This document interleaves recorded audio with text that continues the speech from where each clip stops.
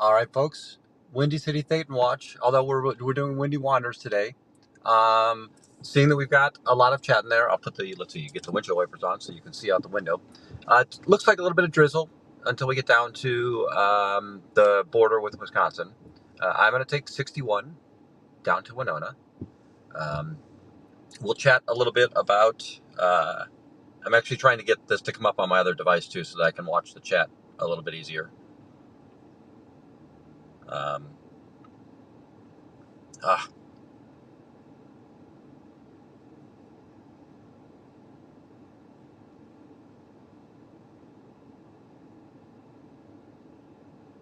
See if we can get to the lives.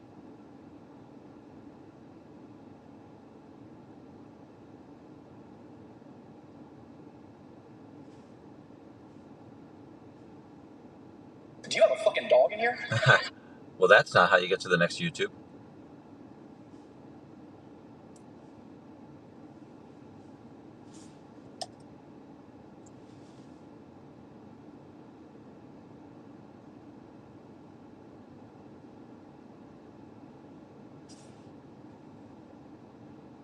Ah.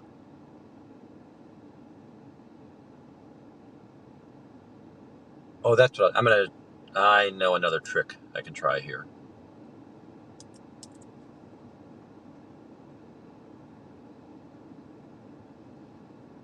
I'd get the shareable link. Go over to here. Let's put that in.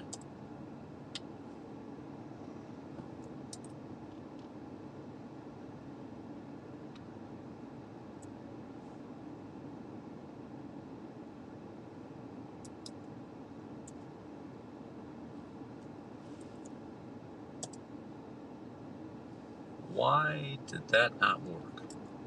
All right, folks, I'm going to drive.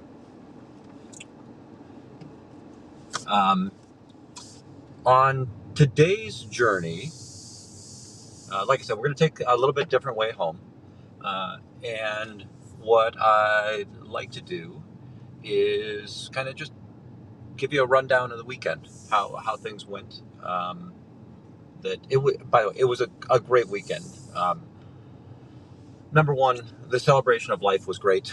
It was awesome to see Natalie surrounded by family, friends, um, us virtual friends from the interwebs, and she was laughing and smiling and just enjoying the time being with those who came to celebrate with her.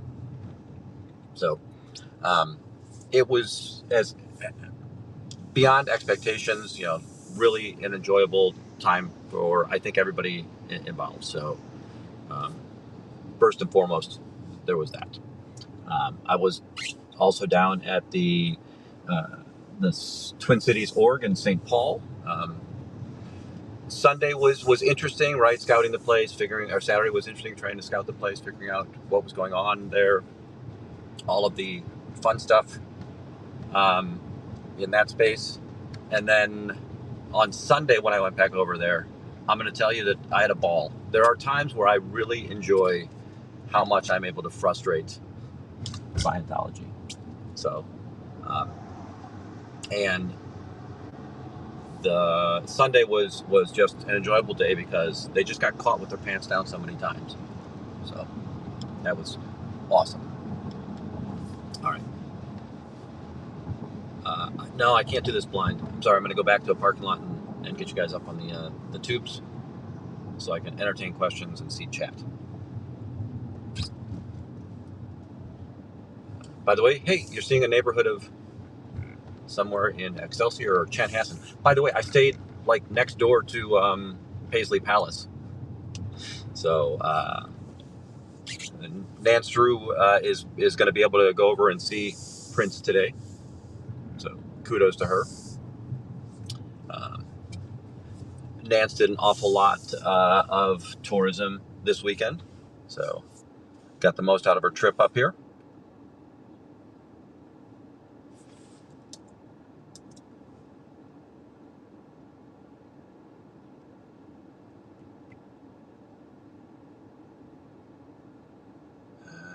Share.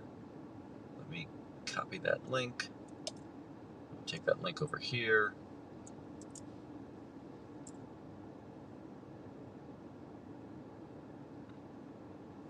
Oh, I remember what I did. I did it as an anonymous, right?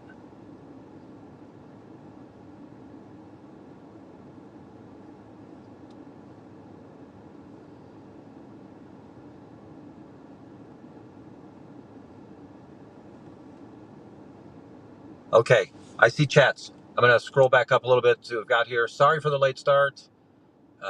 Give me a do-over here. Howdy Never In. Howdy Fuzzy Pink. Nancy, great to see you. Nance, we took Flat Stanley pictures all week so that you could be part of us. Hi Kendra, hi No Face, Lady E, Susan P, me and Taz. Let's see who else we've got in here.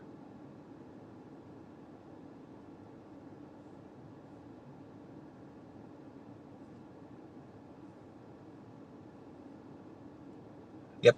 So, Nance, if you can let us know what were some of the neat places that you were able to see up here this weekend. This morning I had breakfast with Nance Drew, Mama Opal, Juanita. So it was really enjoyable to get to know in real life some of the people, right, that we see in our virtual worlds as we go through the anti-Scientology realm. Good morning, poet.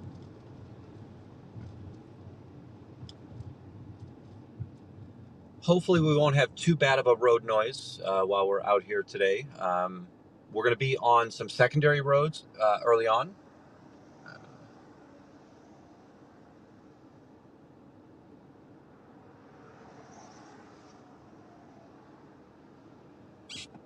And then we'll get to the highway right around the Wisconsin border. So we're going to follow the Mississippi River down to Winona. Actually, it'll be to almost La Crosse. We'll go across it on Alaska. All right.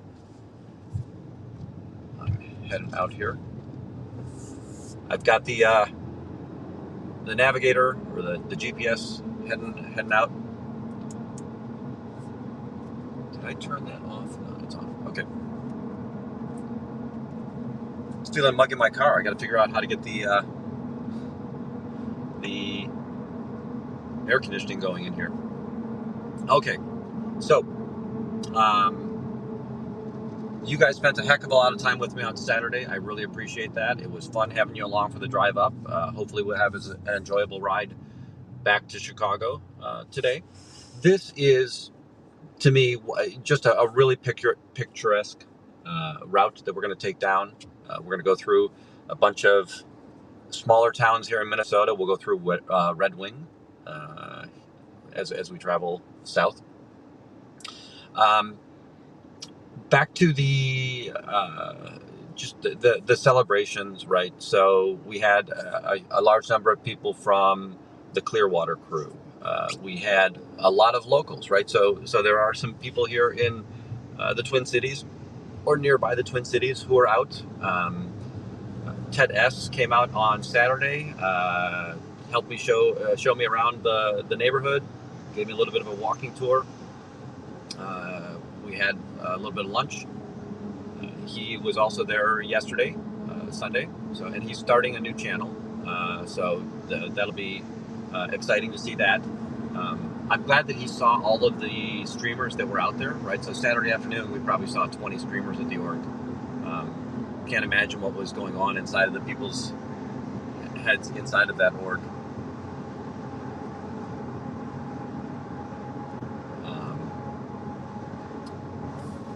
What else did let's see there? A lot of, I'll say, fans, but I don't. That sounds like an arrogant statement. A lot of the people who watched the channels were there, and remember that very few people only watch one channel. Most people are moving from channel to channel, supporting so many of the creators, right? And they find the creators that whose content they connect with, and they tend to just stay there, but they wander around the area as well.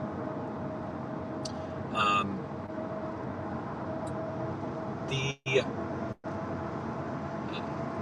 I spent a lot of time with Z News. So Z News is the one who runs. She does the technical side of SPTV.space, right? So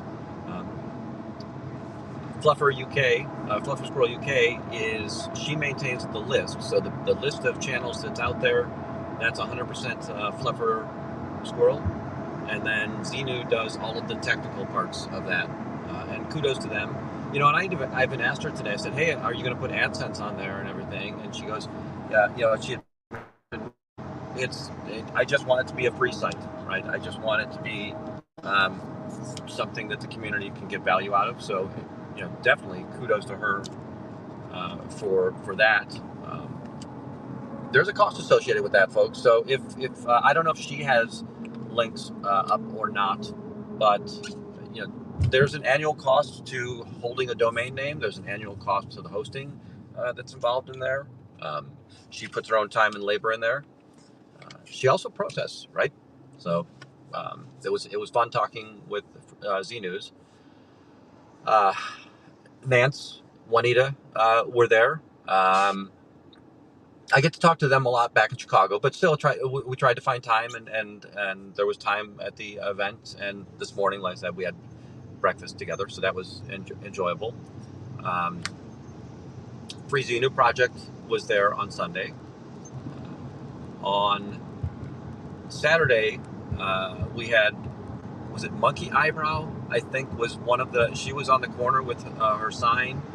There must have been 8 or 10 locals that they weren't streamers. They were just people who wanted to be out protesting, and protest they did. They chalked up that sidewalk very, very well. I think they got a police call. They got a police call for stepping up on the steps. The police came out and said, "Don't step on the steps."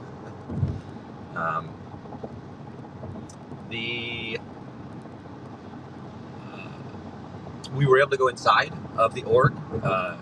Aaron was the first one that said, "Well, F it, I'm going to walk down that ramp and I'm going to go in." And we saw Barb this week, which, by the way, we actually intentionally saw Barb this week. She wasn't accidentally on screen. She was actually supposed to be on screen several times. So it was fun seeing her. She's a force. She has no cares or concerns. She's going to do what she's going to do. And it's so fun to watch. The other thing that all of you should know is that Barb does not know how to shake hands. She only has the hugging ability, and she uses it very freely. That was enjoyable, seeing that. We went inside the org on Saturday, right? We got in the skyway above there. We were able to see some of the rooms. You probably heard Aaron talking about, wow, this must be the largest ideal org. And it's like, oh, Aaron, you've got to come to Chicago, man. You give us no cred down there in the Windy City. But, it is a big org. It's got a big footprint. It's just not as tall. So Chicago's got the 7 floors that they can do, plus a basement, right? At the Chicago org. We saw he was explaining to us that big classroom there, darn it, what did they call it? The academy. And we had asked the question, well, is this a special academy of something? It goes, no, academy is just the name of the course room. So in every single Class 5 org, where the big classroom is at, that is called the academy. So that was interesting to know. We got a little bit more information on, there was a window there inside of the Scientology building, and it looked like a pay window in any, like at a concession stand or any place else. And in that area was the registration course registration was what it was. And the way that works is, excuse me, they maintain the paperwork. So when you take a course, There's kind of a checklist of things you've got to do, and there's some worksheets that you've got to go through, and that's where you get those and turn those back in from that space. So that was something else that we saw.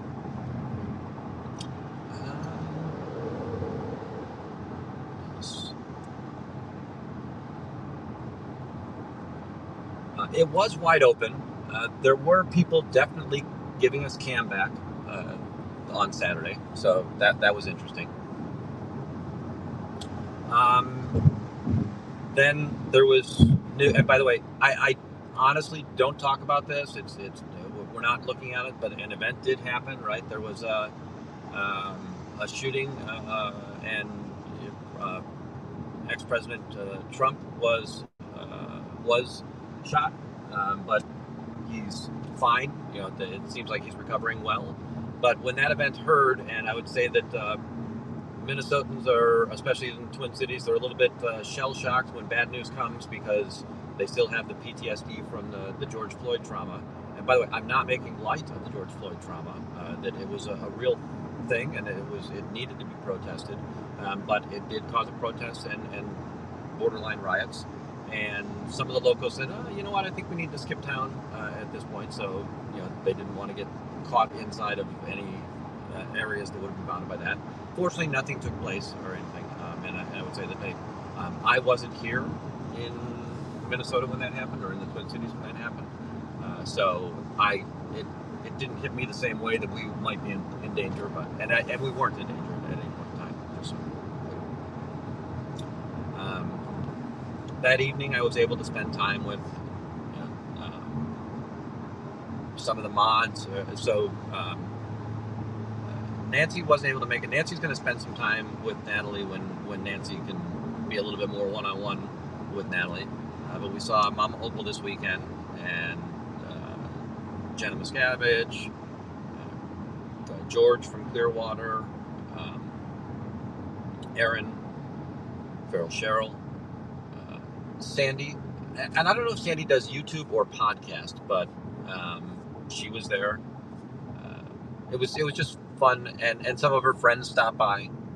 A lot of joking that evening, a lot of telling of stories, laughter, smiles. Like I said, it felt good to see Natalie surrounded and happy about all of the people that were out there. So, sorry, we've got a little traffic. It looks like it's just a short period of traffic here, and I'm guessing this is rush hour heading into the Twin Cities today. I don't think you're going to get thrilling video until we get outside of Minneapolis to down onto Highway 61. So, let's see here. Sunday morning, again, I'm an early riser, and I wanted to take advantage of the opportunity that I was there. I said, you know, I'm going to go down to the org, and what I really wanted to do was just get more clean video of the inside of the org. I didn't think that there would be any action that going really on in Scientology on a Sunday there. It didn't look like it was a very active org there. On Saturday nights, remember, Aaron has an awful lot of people that share information with him, whether it be under the radars or recently outs or people in the know, will share information with him. And he had mentioned that this is definitely one of those orgs that struggles to pay utility bills. So it's not an org that's profitable or making money. So I wanted to go down there, get some clean video of the rooms that we could see from that skyway and everything. And we actually had a lot of interactions on Sunday. So, excuse me. We were on the pedestrian bridge, and there was just a neighborhood citizen who was trying to get to the History Museum, which is what's on in the next building that the bridge connects you to, the Skyway. Sorry. I should be saying Skyway. I got chastised yesterday of the idea it's not a walking bridge, but it's the Skyway. And she was trying to get over to the History Theater. She couldn't get over to the History Theater, so she was kind of talking with it a little bit. And then all of a sudden, one of the Scientology people came out, and she said, "Hey, there's laws in Minneapolis. You can't, or in St. Paul, you can't just linger here on the bridge. You've got to keep moving." And I said, "Oh, I'm moving. Don't worry." And there's nothing that says you have to move in one direction or anything. And by the way, there is no. The cop said you're fine to linger all you want to up there. So she said she was going to call the police. I said, "Great, I'll be waiting right here for the police when they come." And then I turned back to the neighbor, and the neighbor had the funniest reaction. I have a clip on it, and we'll see. I don't know if Natalie's going live today or anything. She definitely gets a little bit of downtime while she's going through the process. But I said, "Hey, do you know these people in here, these Scientologists?" And she goes, "Yeah." And she hissed. She's like, and it cracked me up that the reaction would be you would hiss at the organization and the Scientologists. So that was pretty fun.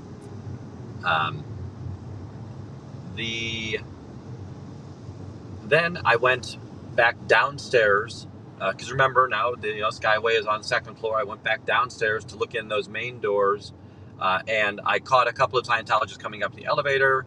I asked them if they had anything good to say about the church, and one of them looked at me like, "Huh? What?" Kind of pretending that I don't know what to talk about with this church. And then he proceeded to walk out of the main lobby there. I don't know if y'all what that was like, but he walked out of the main lobby and then immediately proceeded to the front door of Scientology and walked in, rather than walk in the doors that were right there inside the lobby. So that also makes me giggle when the members and the public are so embarrassed to be seen going into the organization on camera. So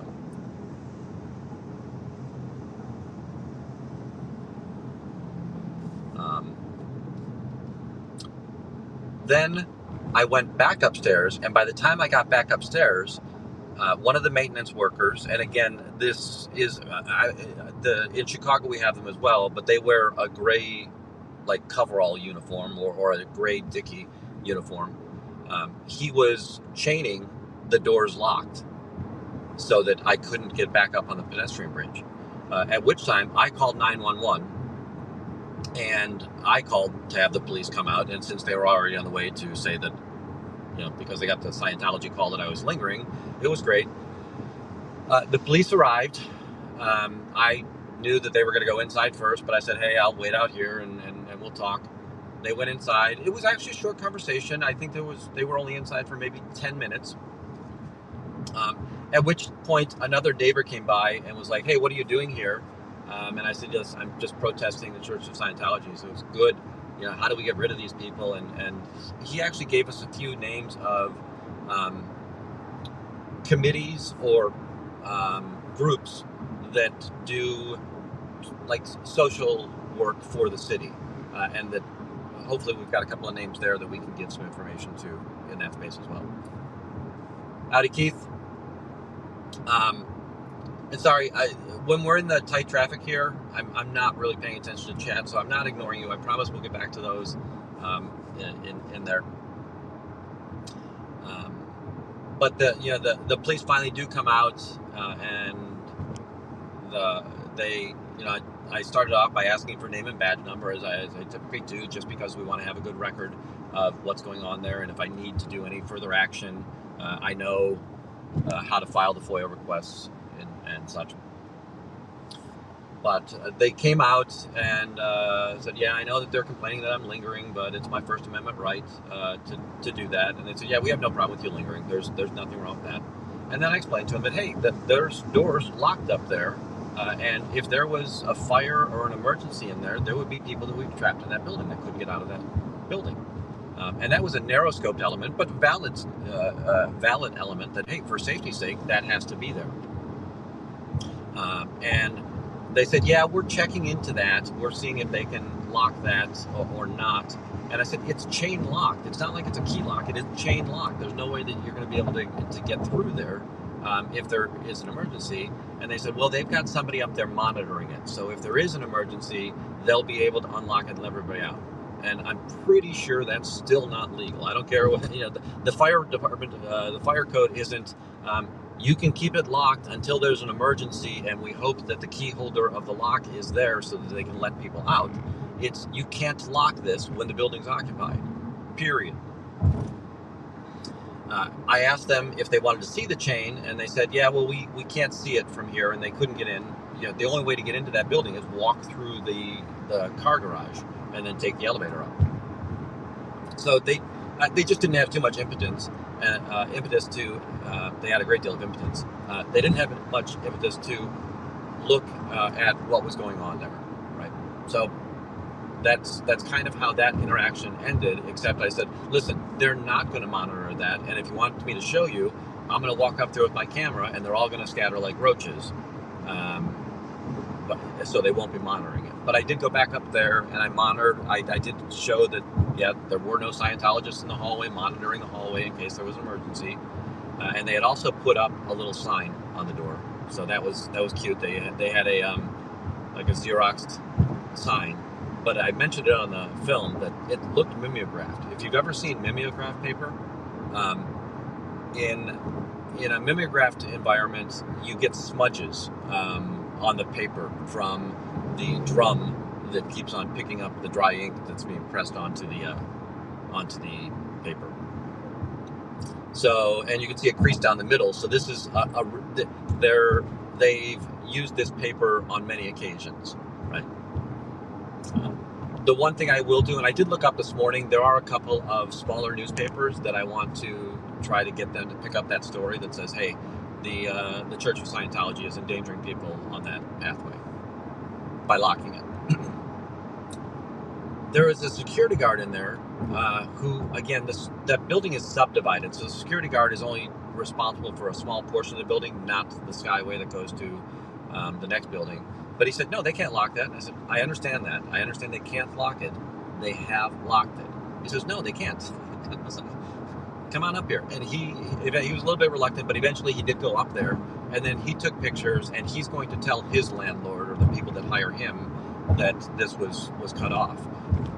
And he was rather pissed more for, there was another use of that bridge that I didn't think about, or skyway that I didn't think about, that on the other side of the History Theater is the commuter tracks, or the public transportation. So there will be many people that take the train to get to the hospital. So you get off the train, you go up the History Theater to get onto the walkway. You walk across the walkway through the Scientology building, and then through the next walkway to the hospital. And this was preventing people from doing that as well. So it's not just the idea that I wasn't able to walk across the bridge, or that it was a safety matter. It also prevented people from the convenience, and their rightful convenience, to be able to walk across there. So there was that. I did a non-emergency call, and again, I know there are going to be people that say, don't worry, or hey, make the emergency call. I just don't like wasting resources like that, so I did make a non-emergency call, and it was probably not effective. I don't know if the police ever came out. MD Media did see that it did go out over the scanner as a low priority, so they did try to dispatch officers, but until the officers get rid of their high priorities, they're not going to come down and look at this low priority issue in that space.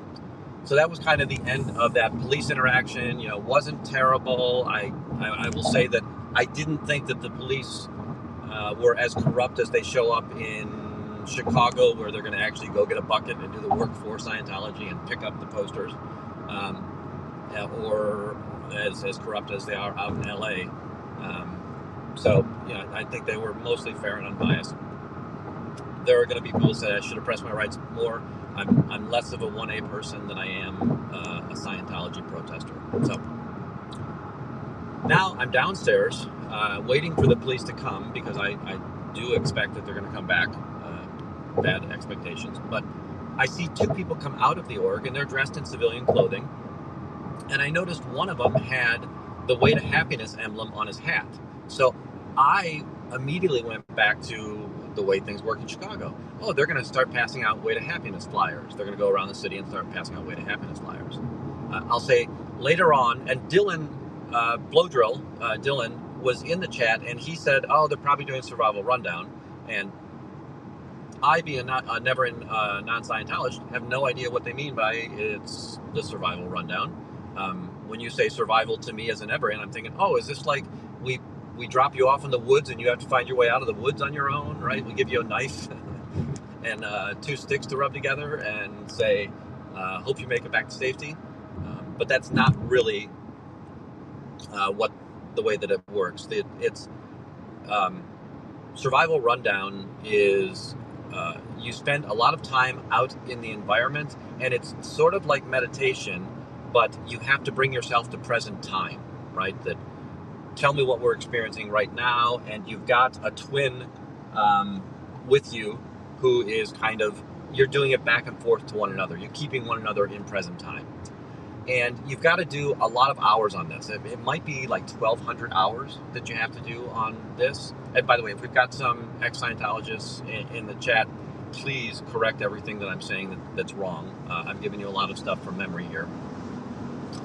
But they have to do this in order to finish that particular course, which is the survival rundown, right? And remember, they've paid money to be on this course. So I engaged them and we talk a little bit, and I always ask that first question of, do you have anything positive to say about the church? And the taller, thin one approaches, and he starts conversing, and he gives you the very general, oh, it's made my life amazing, right? And that generic, the world is magical because I found Scientology.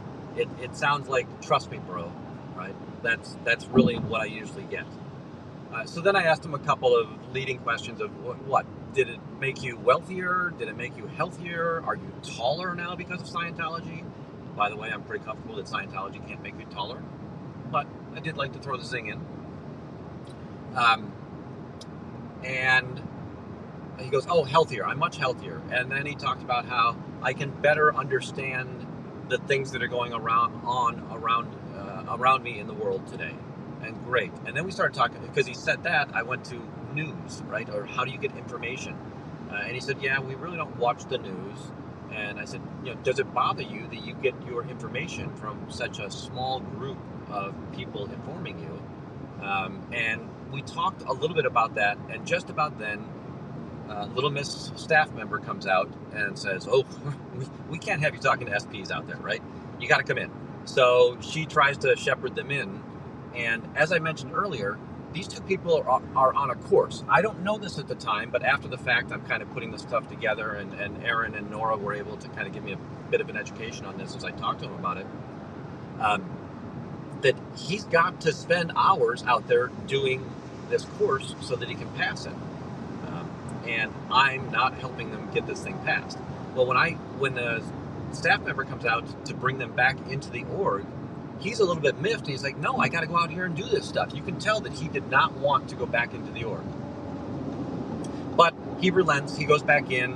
I kind of give them a little bit of ribbing as they go back in, right? Hey, you're being let in here. Scientology won't even let you talk about Scientology. Doesn't that feel a little bit strange? Should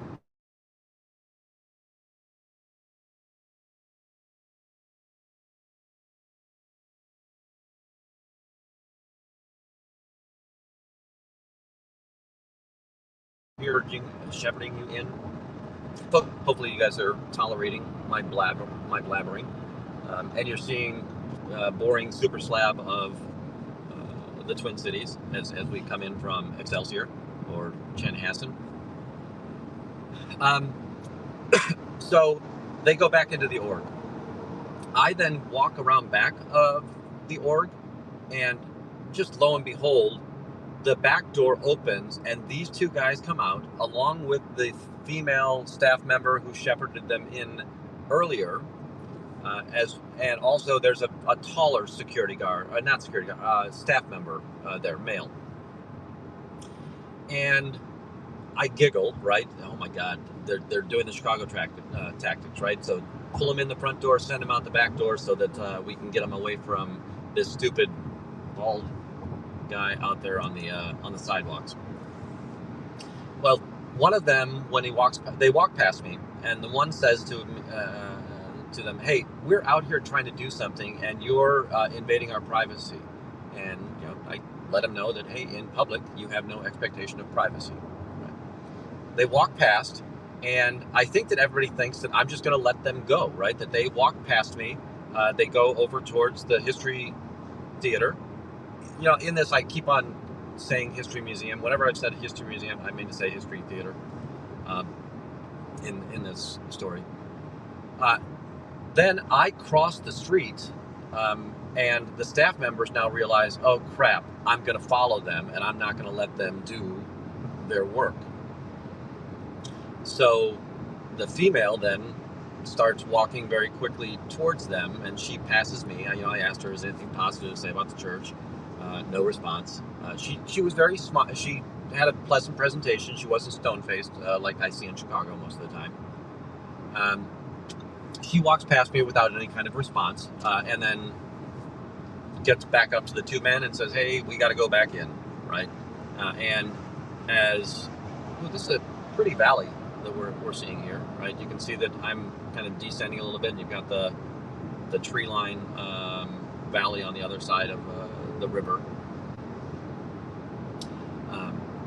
And instead of having the two men turn around and go back to the exit, which they came out, and again, if they did that, they would have had to walk past me. She has them continue on a loop around the History Theater. And I'm there kind of, again, putting a bonnet under a bee under the bonnet of these two men, saying, right, hey, look, she won't let you talk to me. She's making you guys go inside again. Isn't this strange that you can't be out here talking? You have to go back into the church. And she's walking very fast because she wants to get these guys away from me as quickly as possible. So I keep on noticing that she's walking ahead of them. And it's like, are you giving them an exercise TR here? What's going on here, ma'am? So at the end of the day, these two end up heading back in. They've done a lap around the History Theater, and they go back in. And you get to hear another song that I just remember the intro to the TV show Black Sheep Squadron. And it was, we are poor little sheep who have lost our way. And that's what it looked like. It looked like, little Mary or little Bo Peep was bringing her sheep back to the org. Sorry about that. I need to get myself set up for the next turn here.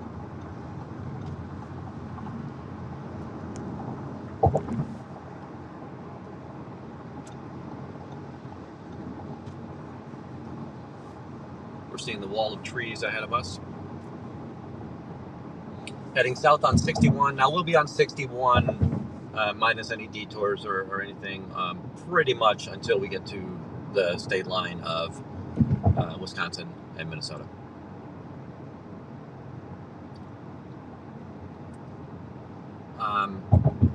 So I sang to him, we're poor little sheep who have lost our way, bah, bah, black sheep. Anyhow, that was kind of that day. But those to me are, they're gratifying days because I know that I have disrupted the Scientology from getting something done that they wanted to get done. But it also gives us the ability to do bad press, right? So we're going to be able to now publicize that, look, this church is so strange that it won't let its members go out in public and talk to people, right? So I thought that was enjoyable. We had the police presentation. I will, when I get home, try to find some reporters for some of those newspapers up there in St. Paul to see if we can get any news or press on them for that. Okay. Anything significant going on in chat? What questions do you have? What should I talk about? What do you want to hear about? I know nothing about the Kennedy assassination.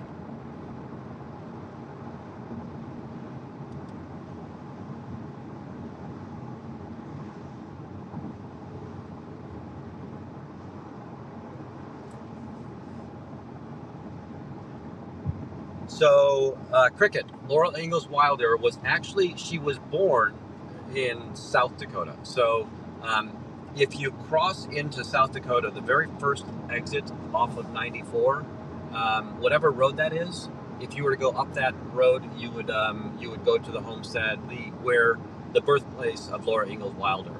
But most of the story does take place here in Minnesota.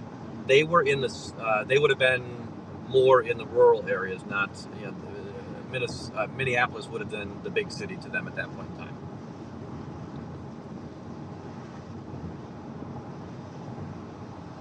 Nancy's got the question, how was the food this weekend? Um, what I didn't know is that St. Paul was mostly an Irish community, and then Minneapolis was a German community. And in German communities, you get all the sauce. Their meat and potatoes and cabbage make up the German diet. And I know that's not a true statement; it's a hasty generalization. And by the way, sometimes I can try to use poetic license. So I did have myself a bratwurst. I did have a pizza there. Somebody mentioned Cossetti's at the Saturday noon watch. So I did try that. Very good pizza. At the event itself, it was mostly noshing food for the most part, right? So salamis, hams, sausages, cheeses, fruit, that type of affair, crackers, and plenty of juice and water for all of the visitors who came. The dinner, though, I got to try what is the seaweed that wraps sushi? Onaki maybe, or whatever that is. So somebody had made the spam rice and Asian seasoning. I assume soy sauce plus in there. So it kind of it appears as sushi, but it's spam on the inside. So that was good. Yeah, and it was charcuterie. Correct, Nancy. What else? There was pulled pork at later on. So that was fun. On Saturday night, Nora got us all barbecue food from a local restaurant. So that was nice. Let's see here. Change lanes for the officer up here ahead. Yeah, Cossetta's Pizza. That's what it was.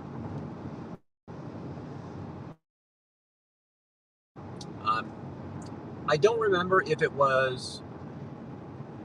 I think it was the early morning. And again, on Saturday, you poor people, you had to see me on camera. Well, you had to hear me on camera all day long because you drove up with me, and then I think I went live 3 times.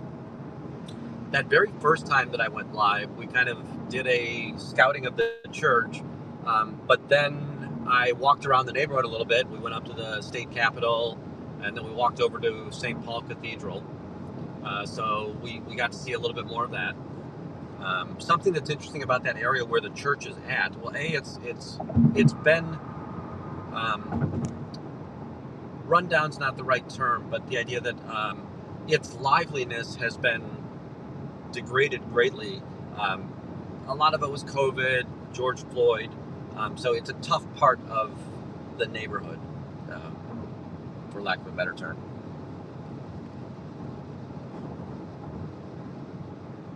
One second.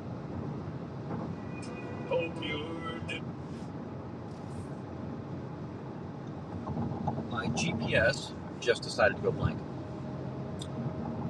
Um, the good news is I know that from here on all the way home, I pretty much know the way. Let's see, we're talking about food area. Oh, the number of churches around that org is pretty astounding, right? Um, the St. Paul Cathedral is a Catholic church, and that's an active church. And then you have the Assumption Catholic Church, which on Sunday morning, um, that we saw that at the opening of it, that church was letting out. There was the St. Louis Church of France was there, as well as a Presbyterian church right there. There was an old um, not covenant, darn it, nunnery, but it's not called nunnery.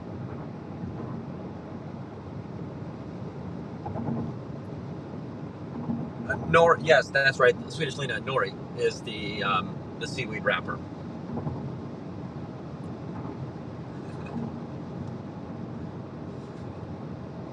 So, um, does anybody know why Hawaiians have such an affinity for spam? Per capita, Hawaii is the by far the largest consumers of spam. But does anybody know why? And I love that I just asked that question, and I'm going to totally forget that you won't hear that question for 20 seconds.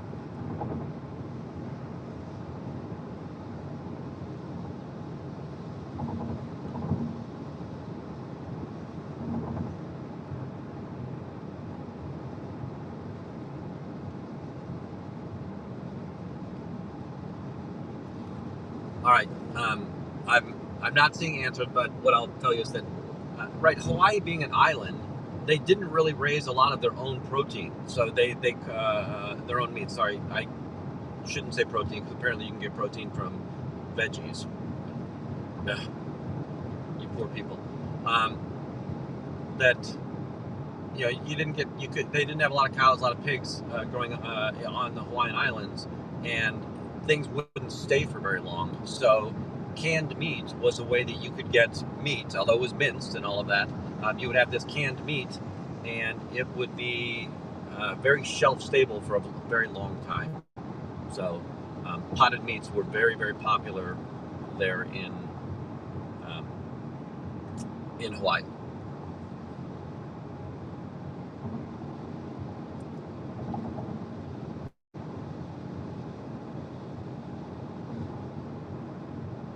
Yep, and that was true too, right? The military folks would always do that as well.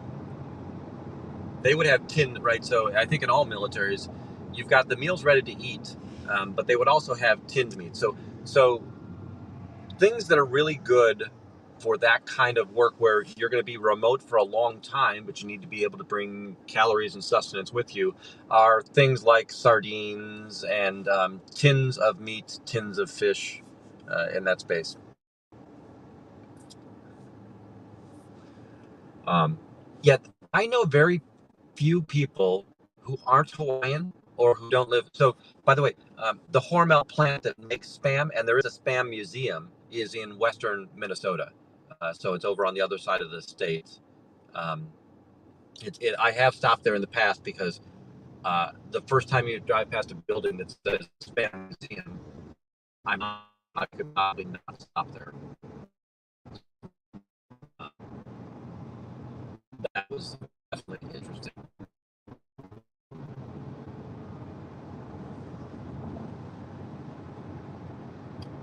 I'm looking.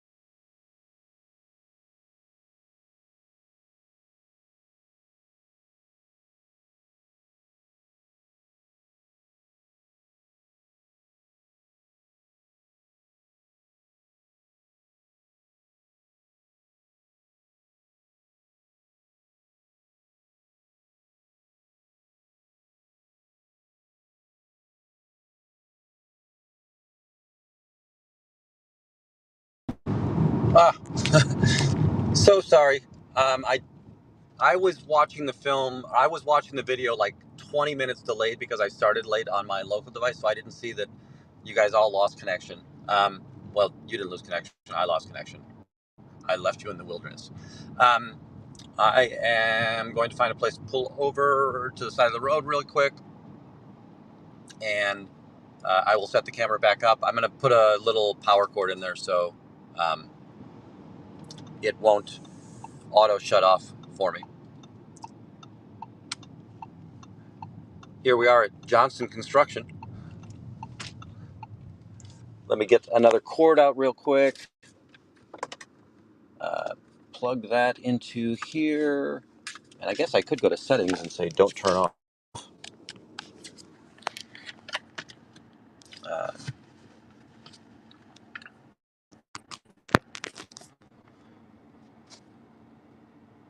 Let me go to settings. Display and brightness. Not display and brightness. Is it screensaver?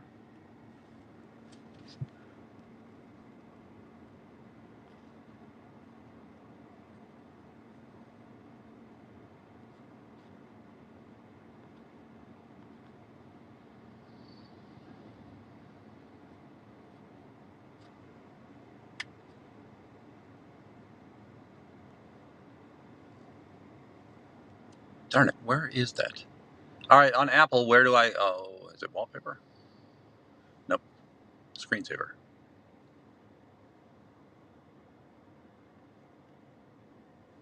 Ah, jerk.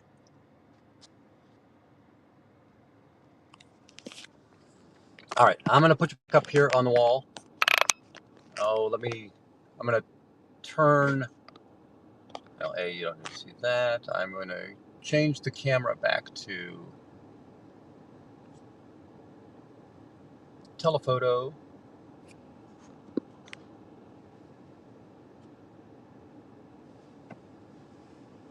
All right, folks, are we back on the road? Back on the air?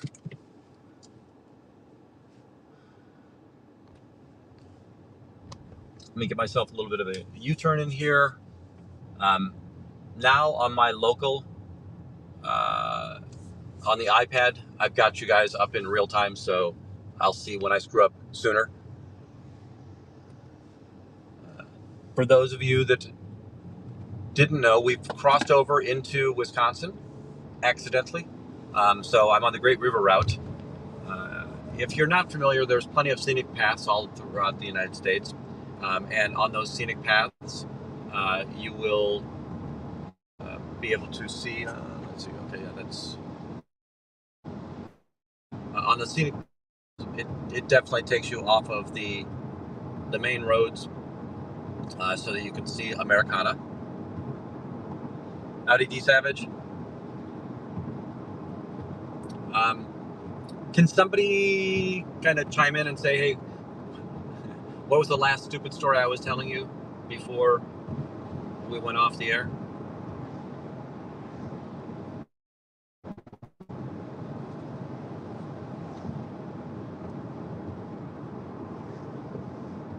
And again, just to me, I like these roads. This is a little bit of a windy, slow, windy road. Motorcycles, this is awesome. You know, you kind of just lean a little bit left, lean a little bit right.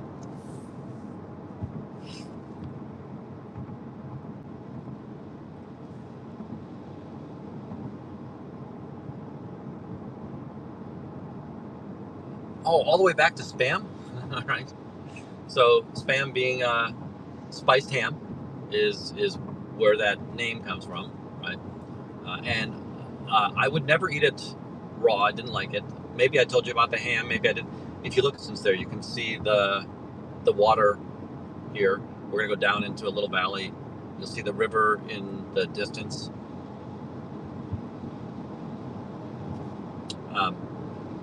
That canned ham used to come with a little jelly around the outside. I don't think people really buy canned ham anymore. Like Krakow used to be one of those brands that would do that.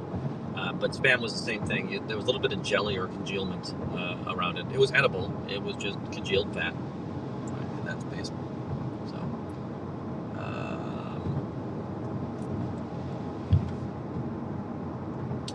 beautiful little wooded area here, and again, house up on the high up on the hill there. It's got to have a beautiful view of the river. The river is to our right now.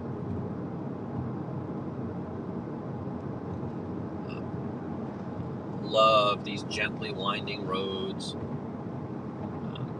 We're on what's called the Great River Road here in Wisconsin. I think that it will push me back over to the other side, and even if it doesn't, I will probably divert back over to 61.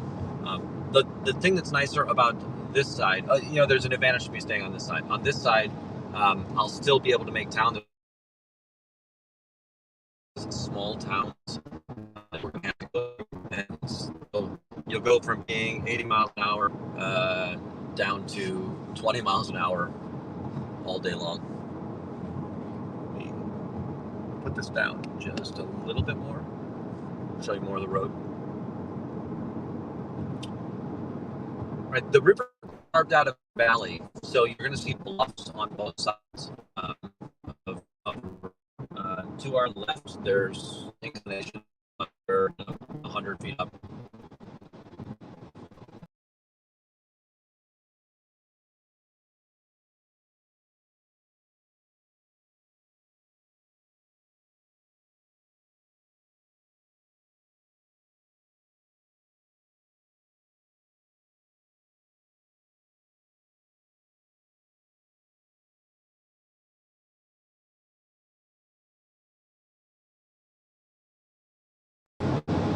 All right, you're going to see the back seat for just a second while I'm, darn it.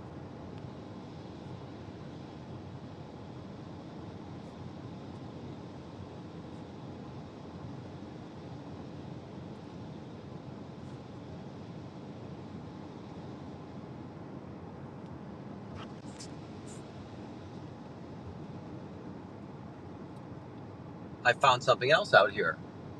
We're out in the hinterlands, so we're going to probably lose cellular service every once in a while.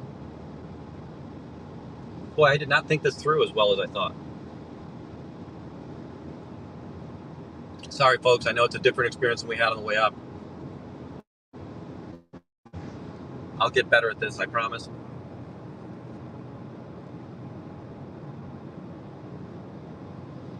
I'm watching myself right now in delayed time, poking at the camera.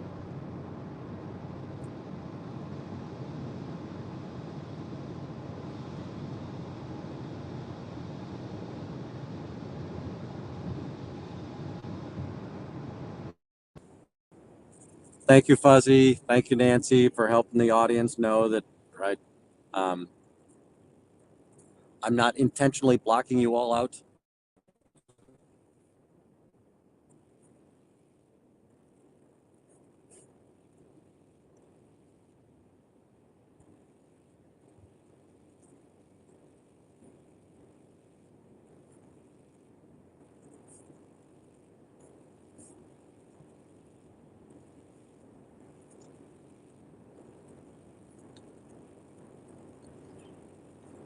Looks like we've got a little bit of road construction just ahead of us.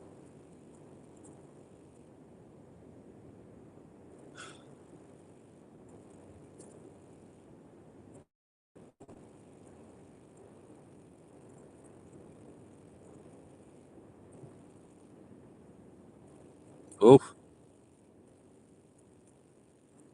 big speed track.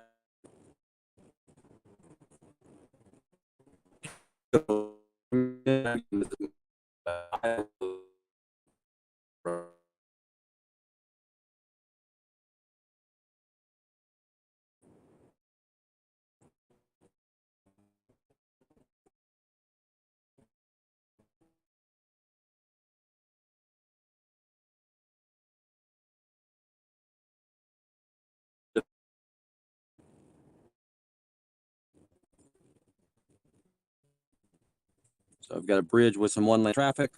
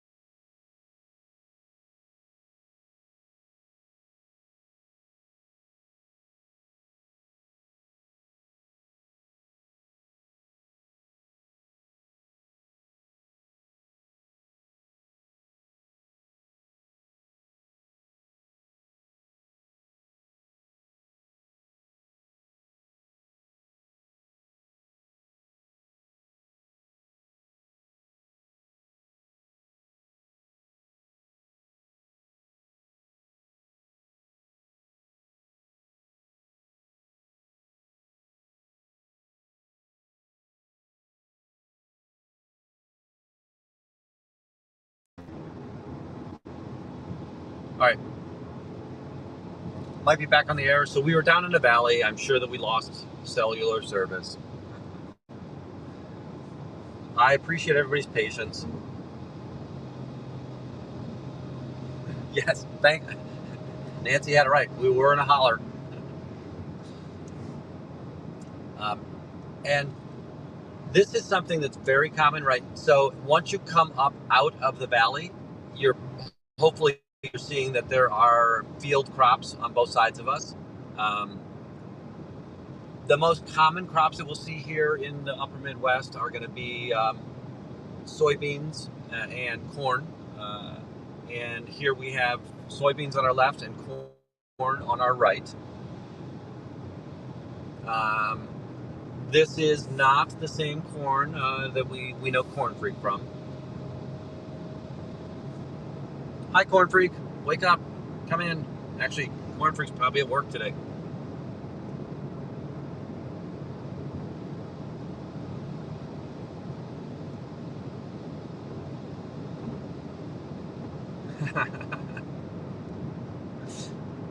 Thanks, Scooter Mom. And yes, so I love that farm. They branded their they sell beef apparently, or meat apparently, and it's big acre beefs or big acre meats.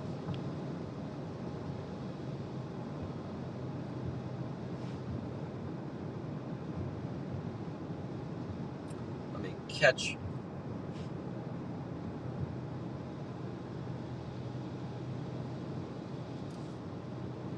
All right, I think I've caught my iPad up to the same time that we're at.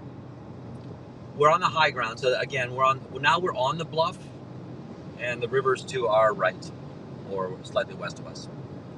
Let me put the camera a little bit further down.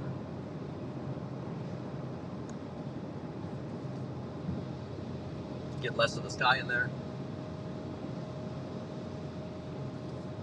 Hey, Amy, I hope you're having safe travels there in New York.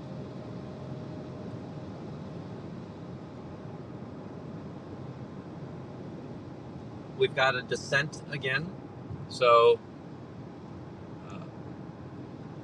hopefully we'll make it through this valley without losing connection.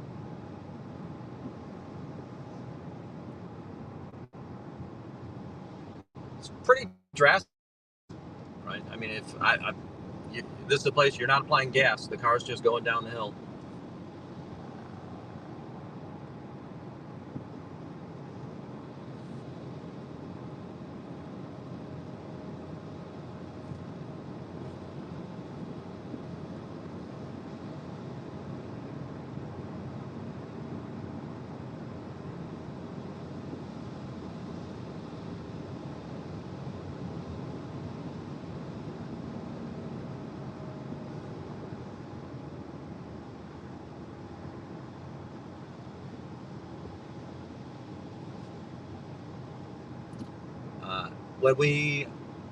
The next curve is going to put us back on the river, and I think that we'll be going down a road where we'll aim right at the river for a little bit, so might get a chance to see the water. Let me see if I can get the schmutz off of the. Oh, I see some fog up ahead of us.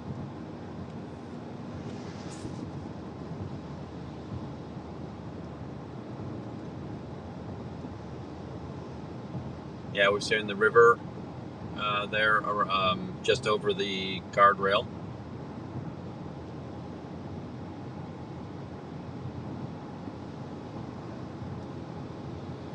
And now we're traveling along the river. And something that I was going through before we have one of our camera doesn't want to work nice without connection. If you're ever traveling, you can tell a lot about where the roads will be and where everything's going to be by where the tree lines are and where the waterways are. That it's expensive to blast holes in mountains. So for the most part, we took advantage of the fact that the river already carved out the land and made this flatter space because water likes the lowest area, and it makes these level areas. So trains follow the river, and right now there's train tracks to our right between us and the river. The trains happen to follow the river, and it's not that we've trained trains to grow near the river. We build them near the river because it's easier it's a lower cost to do that. And then when automobile transportation came along, we basically just leveraged on that same thing. So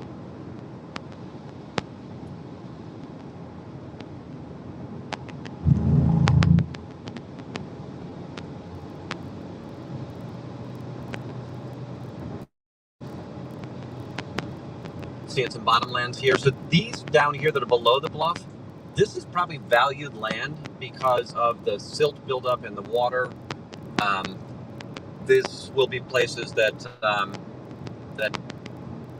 this land is probably incredibly nutrient rich and provides all the time, versus places where if you're high on the bluff, how do you get the water up there? Right, you're expecting the rainfall, much more expensive. It never floods all the way up there. So here you'll get the flood grounds, and it just enriches the soil as it goes through cycles of flooding and not flooding.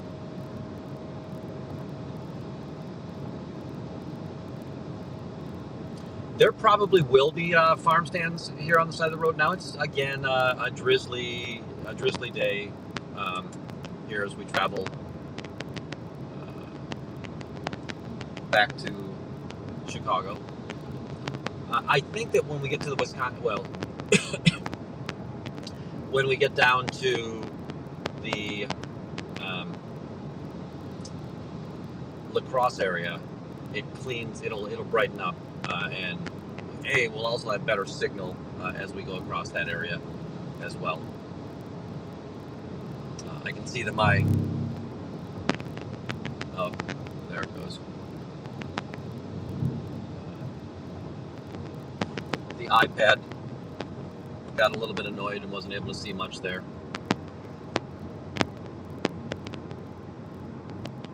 This also happens to have a designation of American Byway. You might have just seen that sign that we passed.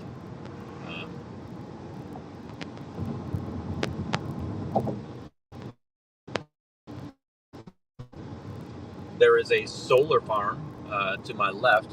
You might have seen the back sides of that. I don't know how much of the side of the street you guys get. So I guess I do know how much. Eventually it shows up on the iPad.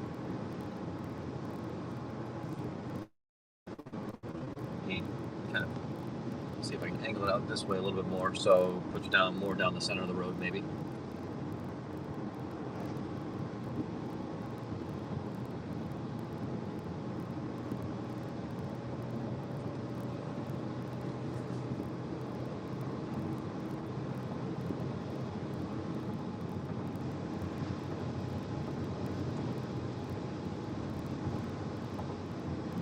There's a slight fog and the truck's giving off a mist, so I don't have a good line of sight to see if I can really get a good pass in there.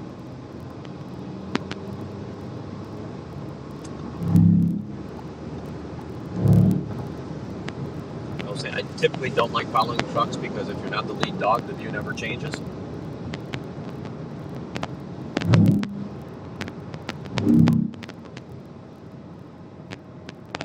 Coming up to a town called Hager City.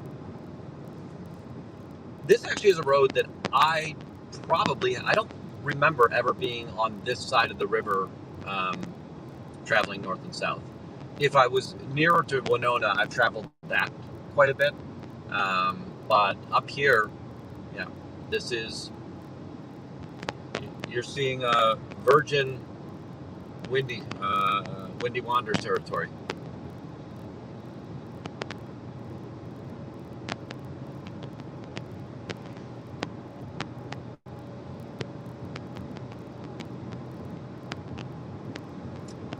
So let me talk a little bit about some of the personalities that we saw this weekend, right? You already heard me talk about Barb. Barb is just a force. Barb is, in Spinal Tap, you hear about the speakers being turned to 11. Barb she's on 27 all the time. Just a spitfire and a riot. Got a little bit of a detour here. We'll see where this takes us.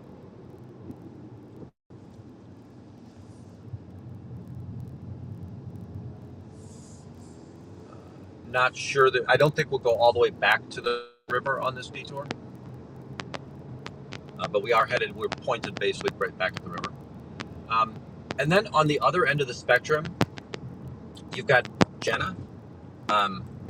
And Jenna is soft-spoken, quiet as a mouse, but such a bright person. Bright. She emits awesomeness, right? In that realm. Very knowledgeable, very, very humble. That she seems genuinely flattered when people come up to her and ask her questions and recognize her and know her. I'll say, Aaron, when you Aaron will have a tendency he'll have a little bit of a good anger streak if he needs to. If he's mad at somebody, you're going to know he's mad at somebody. My guess is you would never know if Jenna was mad at you.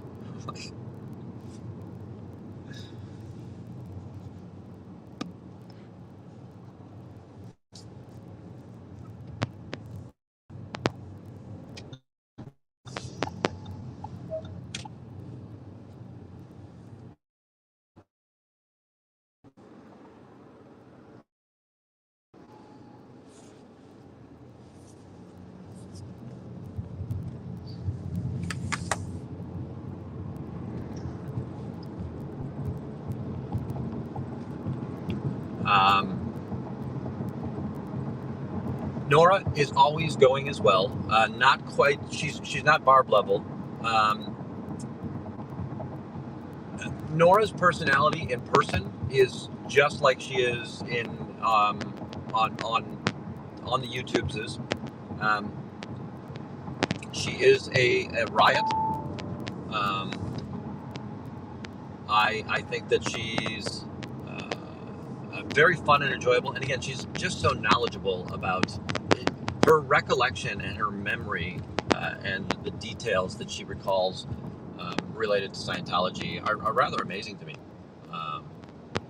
One thing that I forgot, and she reminded me, I'm sure that many of you that watch her more intently, that she actually did have non-Scientology education. She was much older before she joined the Sea Org, and then similar to Mike Rinder, and I'm not comparing the two of them, but they were more in their well-formed years before they went into Sea Org, right? Because I think Mike joined Sea Org somewhere in the high teens, 18, 19, as well.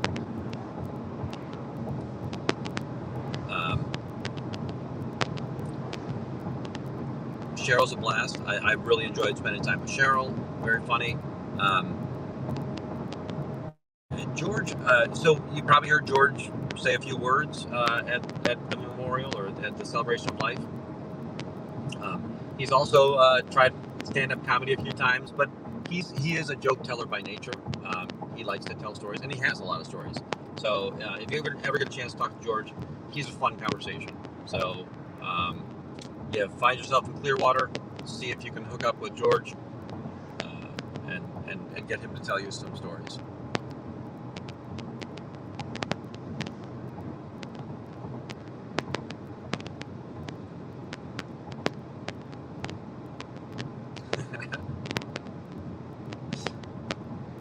That's good around. Maybe she would let me know if she was angry, but again, she just speaks so gently, and you actually you have to lean in when she talks.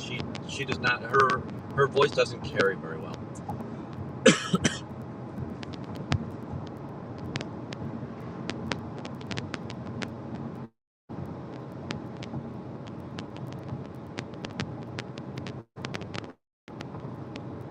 Oh, I didn't see. So I'm seeing me and Taz. I think it was me and Taz. Somebody had mentioned that it looked like Natalie had a stalker I would say that everybody was very well protected on that day because there were so many of us that were out there, and yeah, I didn't notice that.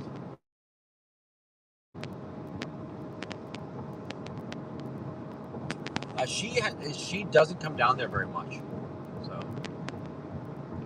Uh, the other one, so there was last night, and I want to interview her. Um, Natalie's daughter um, was actually at this, right? Well, she went to Clearwater to get her training, and then afterwards just decided she didn't want to be in Scientology, and we'll talk about that story maybe sometime later. But when she came up here, and this is very common, when you see Scientologists get together, they look like they genuinely miss one another, and oh, it's good to see you back, and all of that. And that was kind of the experience that she had when she was up here in the Twin Cities, and everybody wanted to show her around the org, and she asked for a tour of the org. But then finally, somebody who was a security member realized who it was and kind of pulled her aside and said, "Hey, you're a suppressive person. We won't be able to give you the tour today." So that was just an experience that she had in this space. But it was fun hearing from her, Shelby, and that her experience was definitely different than her mom's experience, just like everybody's experiences are unique. But I think that you'd all find a lot of interest in her sharing what her story was in Scientology.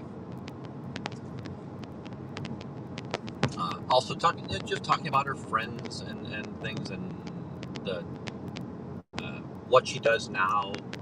She has an activist spirit about her, so that's awesome. Yeah, and I still like.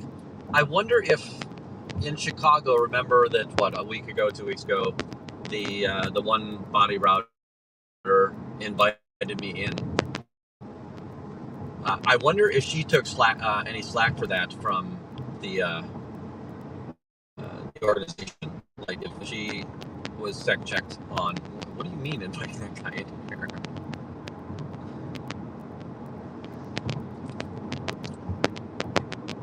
Oh, Haggis Basher, I need some of that coffee. We might do that. Yeah, the next time I see a small town, I might make you guys entertain yourselves. But it turns out I've made you entertain yourselves 1,000 times already on this live. Again, thanks for the patience. And I might dip in for a coffee or a glass of water.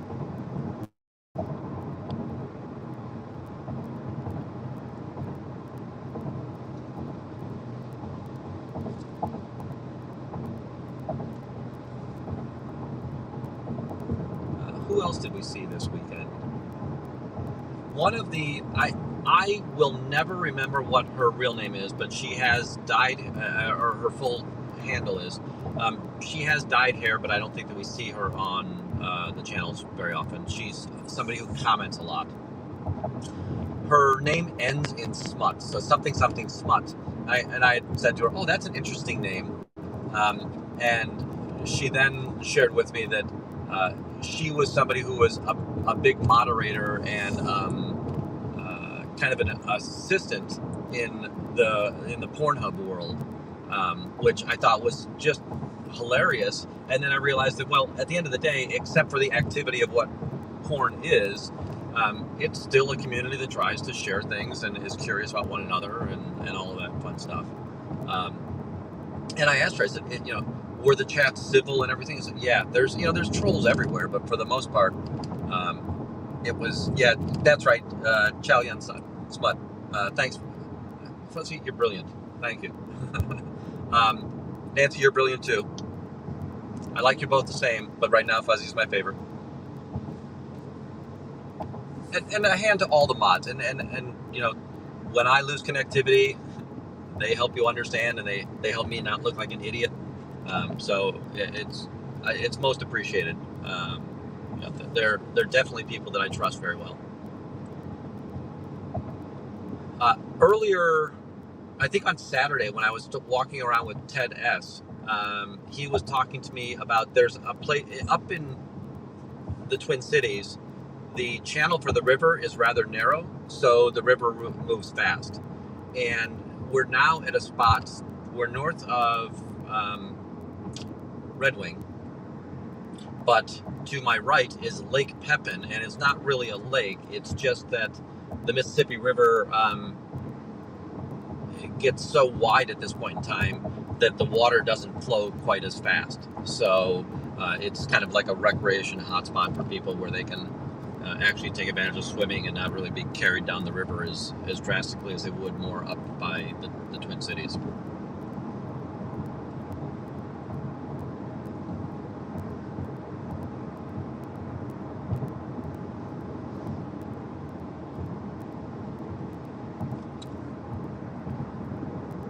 Yeah, I forgot that there's an SPTV cruise, and I was hearing about, oh yeah, she was my bunkmate on the cruise, and I automatically went to like a Freewinds cruise or something.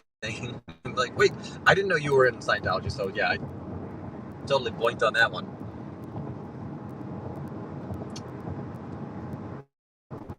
We're heading on a bit of a descent again, going through very lush forest on both sides.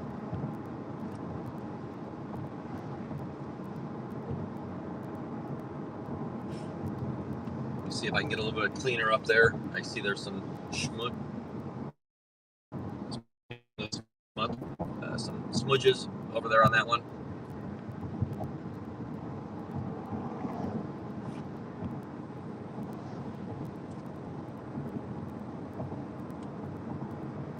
Got a historical marker here.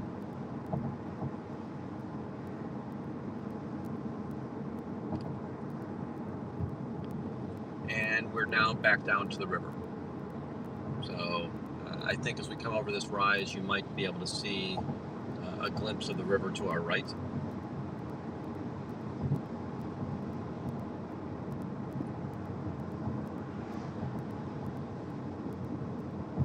The historical marker here is really just designating Lake Pepin.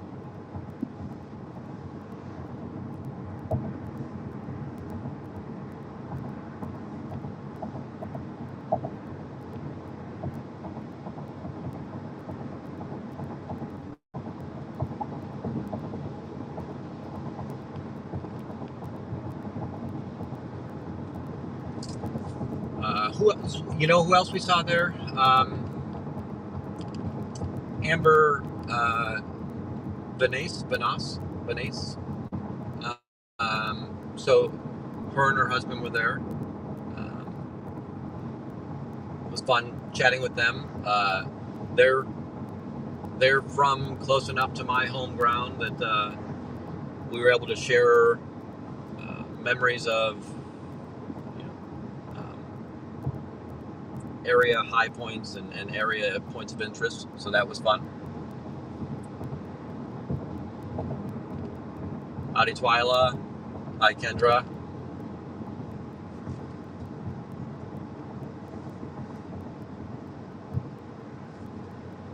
Hey folks, I really appreciate also that people have been commenting and again constructive commenting. I really appreciate the people who are watching this channel. I really love the civility and the sense of community here. Very enjoyable, and I never feel on edge, like oh crap, what's going to go wrong today, except for my equipment. Just thank you all for really supporting everything that I'm trying to do here. Right now, the number one objective really is to make it challenging on the cults to recruit new people, as well as to, when possible, see if I can educate the neighborhood, educate the people that are trying to be recruited, and give information, if possible, to members so that they start thinking twice about, is this really the place for me?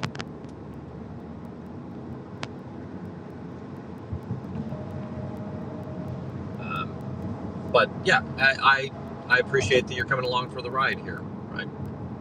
Keeping me company.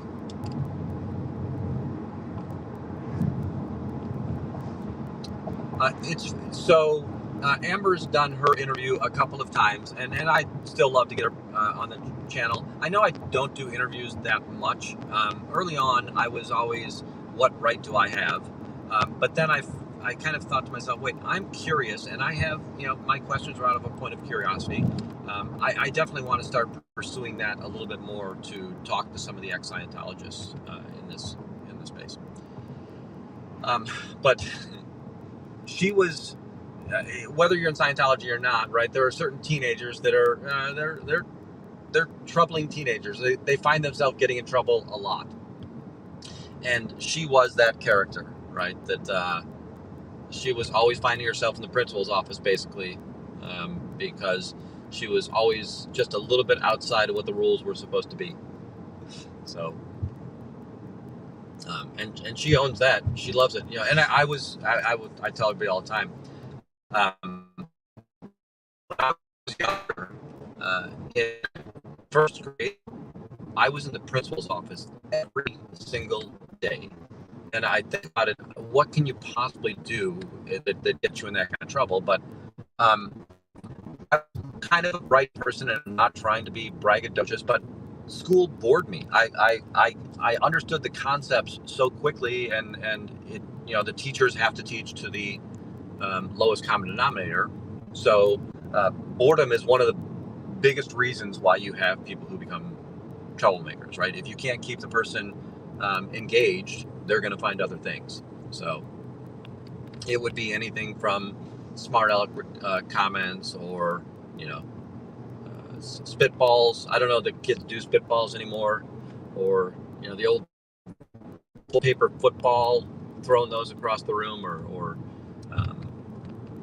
passing notes around the class. Just always getting myself in trouble. I was very fortunate that I grew out of that, and by the time I got to high school, the teachers realized that they could put me in advanced classes and keep me much more engaged.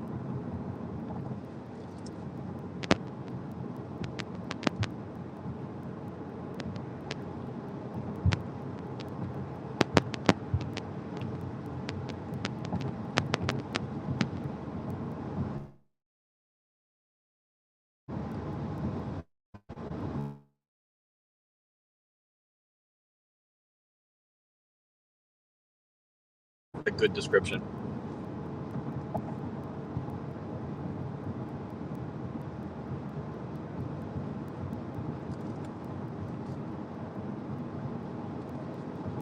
And there are names that I'll see.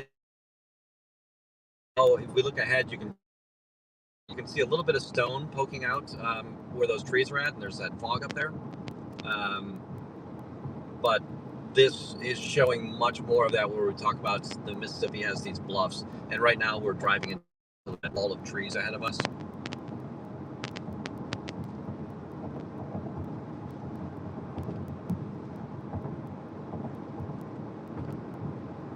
I think I'm broadcasting at about 240 image dimension right now, just because there's probably not bandwidth available to that. It looks like we're continuing to stay alive.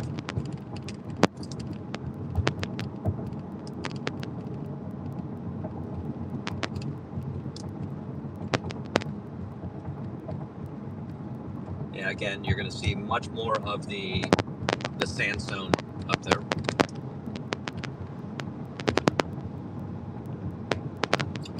With these higher vertical peaks, I get a little bit more.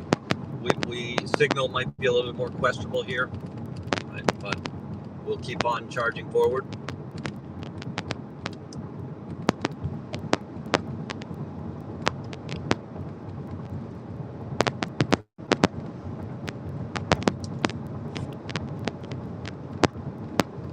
I think you're really just seeing the trees, but just over those trees are is the Mississippi River.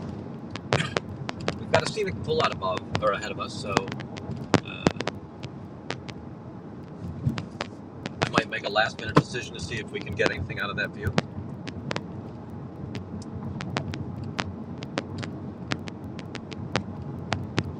Thank you so much, Kathy, and thank you, Marilyn, and all the folks that are headed over from there. We are heading down a little scenic road next to the Mississippi River here. There's a falcon or a hawk above me. Another one there. There's actually might be a fish eagle. You will see bald eagles along here as well. These bluffs are really great for those birds of prey because the bluffs cause the updrafts and the wind scenarios that they can just carry themselves floating on the wind, scouting out their prey here in the river, whether it's the fish in the river or the other.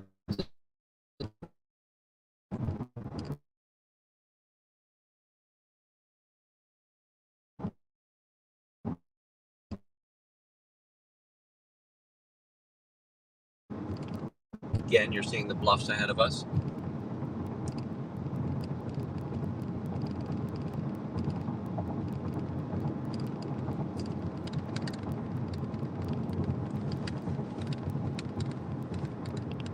The Mississippi would have been a magnet for humanity throughout civilization. So the Native Americans and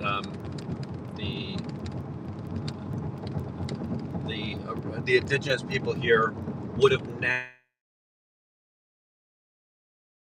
the ability to travel.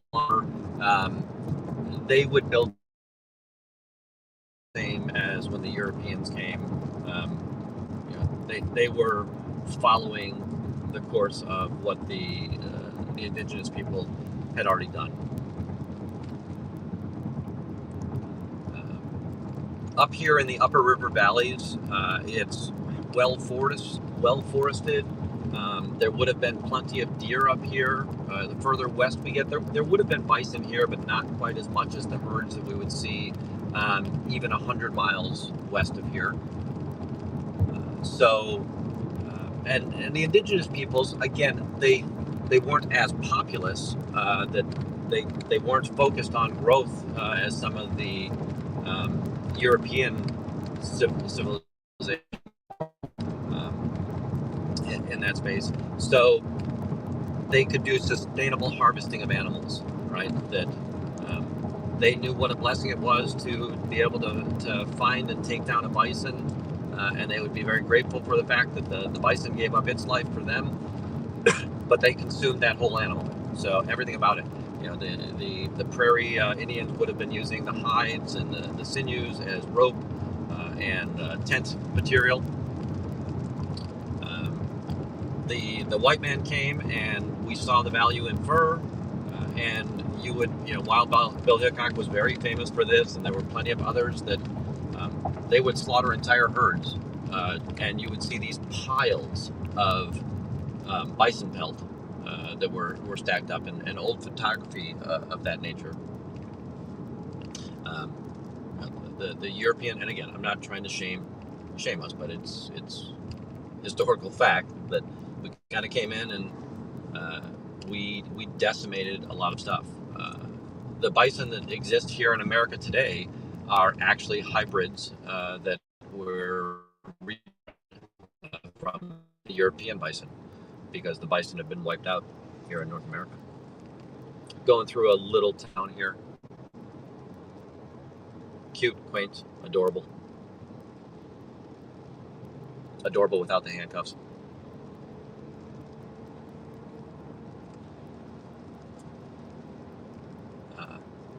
Cool old Ford truck there.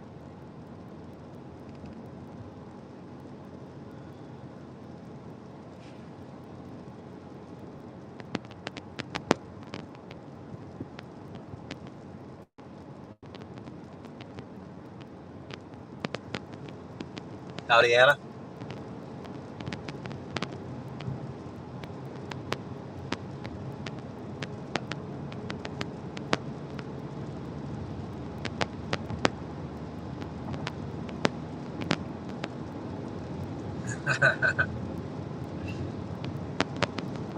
Oh, you know what? I might have had an opportunity in that last town. I don't remember if we saw a coffee shop there or not.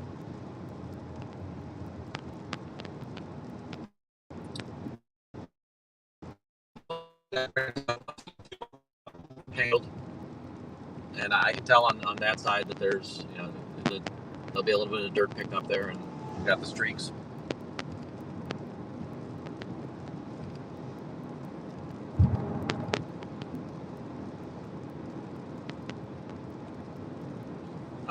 One thing I do not know what the specific tribes of the upper river valleys were. And again, if we think about the upper river valleys, you're talking, upper Mississippi, the Missouri River, as well as the Ohio River on the East Coast.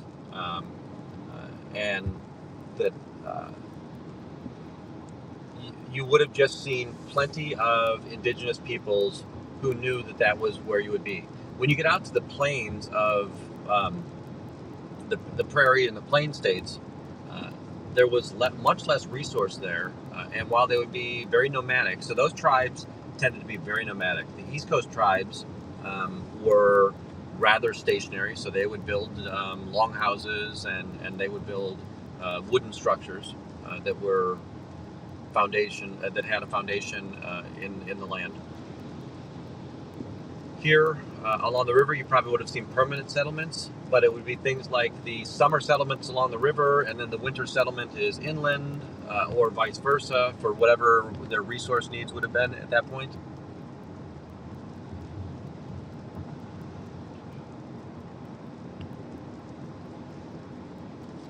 The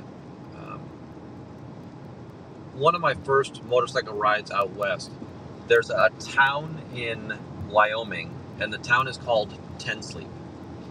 And the reason that the town is named Ten Sleep is because the wintering headquarters were up near Yellowstone. So the indigenous people, and when I say tribes, I don't mean anything nefarious there. Please don't read into it. I'm trying to be insensitive. It's just some of the vocabulary that I'm used to from my past. But they would winter up there, and then they would come down to the hunting grounds, which would be in the lower prairies. And the distance between where their winter camp was and the hunting camp was 20 days. And 10 Sleep, Wyoming was 10 sleeping days, right? You would sleep 10 times between the winter grounds and the hunting grounds on the way to that town. So, and then the name of the town just grew up from there. It's a small town, right? There's nothing there.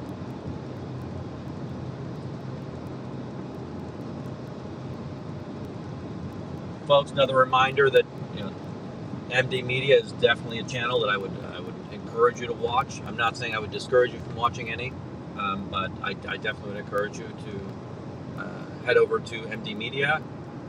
Again, I have a closer affinity just because our styles are so much similar with the likes of, right, we've got Cubs Champion, Boston Audit K, L. Ron Liar, Z News, Free Xenu Project, or is it Xeno Free, right? The other Kansas City Audit, or auditing Scientology, KC, maybe. I'm sure that Fuzzy is fixing all of the things that I'm saying incorrectly. Eric Rader, right? That I love the people that are out so darn consistently, right?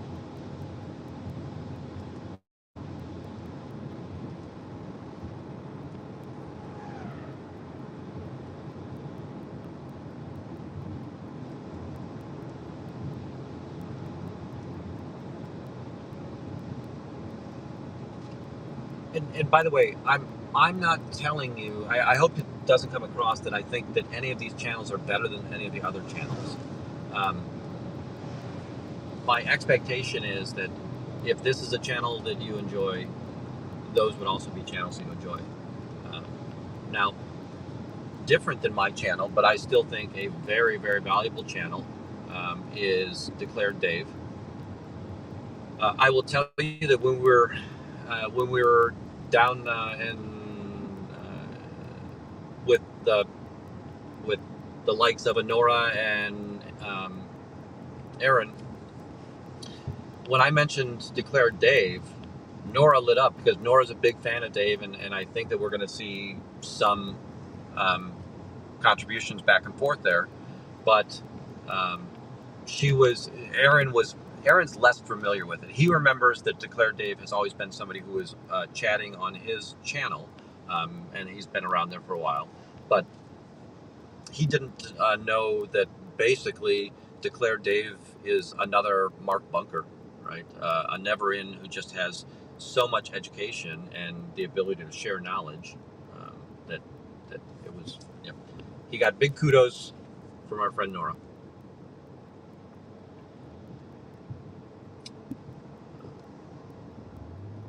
I know that while we were at the celebration of life for Tony, we saw news from Liz Ferris. I was totally unaware that she was even in the hospital, but she was in the hospital. It sounded like things were moving ahead fairly well. She had a stream, and kind of a proof of life stream almost, because apparently everybody thought that something terrible had occurred. But she seemed to be her fierce, badass self, and it was good to see her there.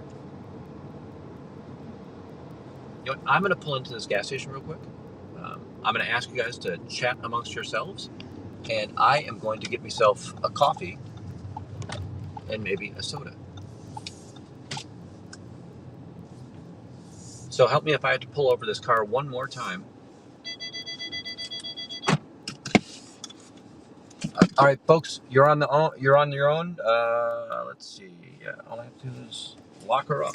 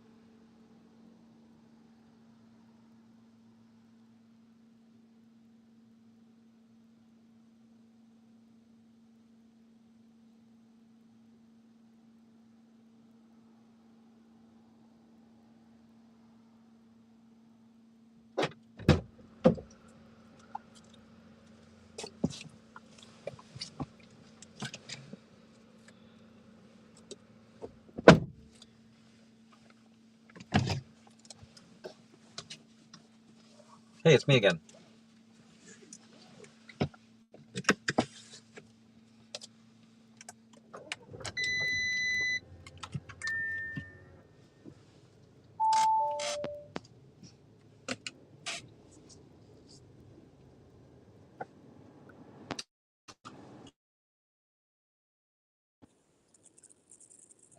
Found me some beverage.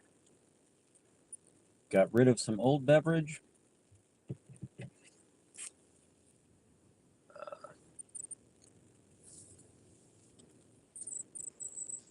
And we're back on the road.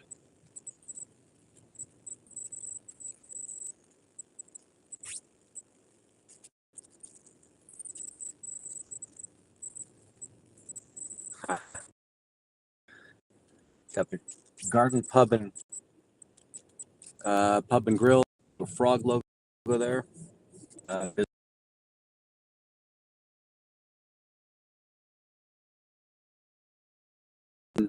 I think that people like to get places fast, so airplane travel's cheaper. We've got mega highways and super slabs, so people don't you see turkeys up here, so with a couple of babies. So got 4 wild turkey there, 5 wild turkey, four babies and the mama.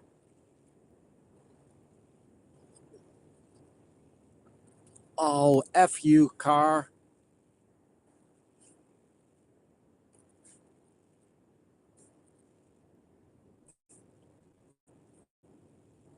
Folks, I am mad as hell right now. When the car turns on, it takes over the phone. We saw this on the way up. We just saw a mama turkey and 4 baby turkeys by the side of the road. So now you have to take my word for it that we saw turkeys. Hopefully we'll see a couple more wild turkeys, but there was a little mama wild turkey and her 4 little, I don't know what they're called, what a baby turkey is.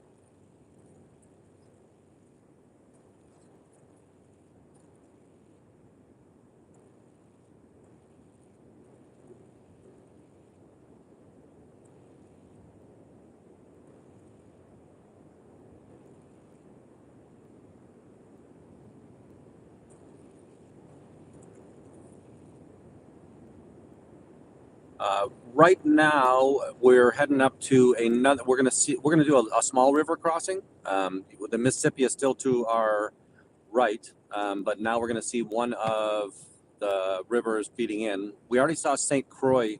I think we already saw St. Croix join in. I think that we're gonna. This might be Chippewa River. I'm not positive. We'll see as we get closer up there.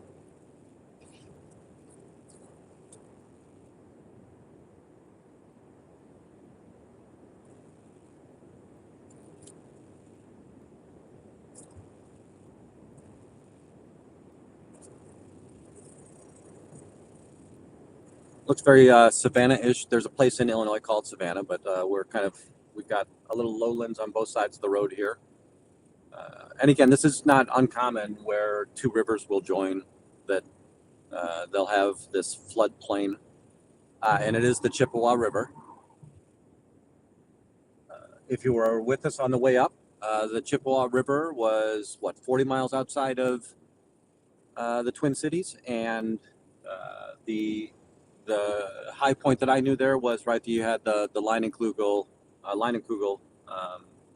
brewery right there.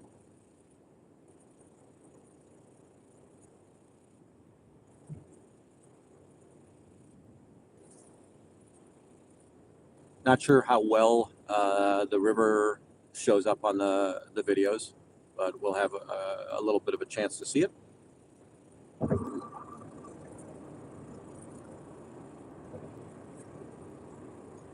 That river looks high, and it makes sense that it would be high. We've had some good storms roll through here, right? You saw the storms on Saturday when I was getting here. You've seen them Sunday. We had a little bit of rain. For the celebration, the power was taken out overnight before the celebration. The the people, and it's called the Guest House, and we one of the proprietors. There's 8 or 9 partners in that particular venture. It's kind of like a bed and breakfast little space. And Kelly, I met Kelly the night before. She was over to Natalie's home, and joined with us as we were just sharing stories with Natalie.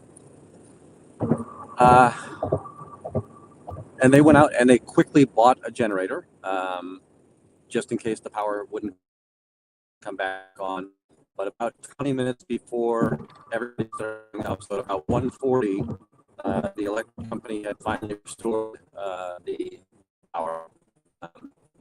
And Kelly had got there that morning. There was a down and the power line was actually in the driveway. So, very dangerous situation. You never want to be near a down power line. But they just put some garbage cans there to kind of keep everybody away from it. And the linemen were out there helping solve that problem. So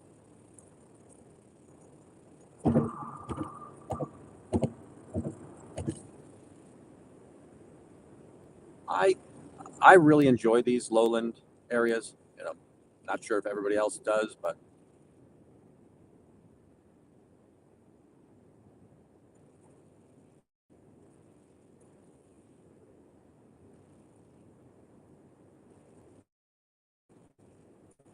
we're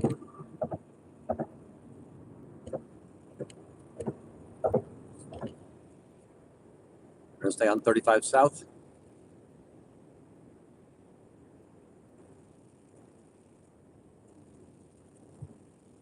Ooh, big bluffs ahead of us.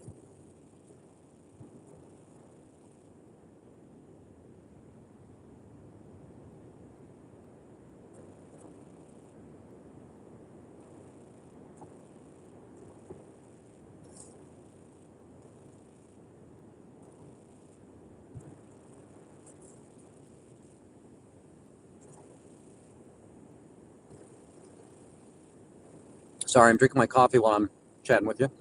We've got some mist rising off of the hills here. Beautiful. Howdy, Amber. We talked a little bit about our conversation today. Well, we had the conversation yesterday, but told the chat what a pleasant time I had conversing with you and your husband, and chatting about some of the local places that we had both seen and been to, and points of interest back there in Illinois.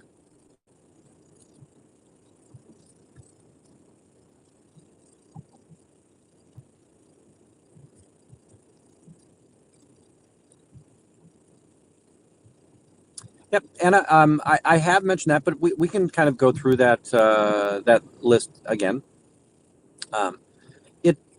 It was there was some things that were really interesting to me, and mostly that, like, people would want to take pictures with me, and that's not a common occurrence in my world.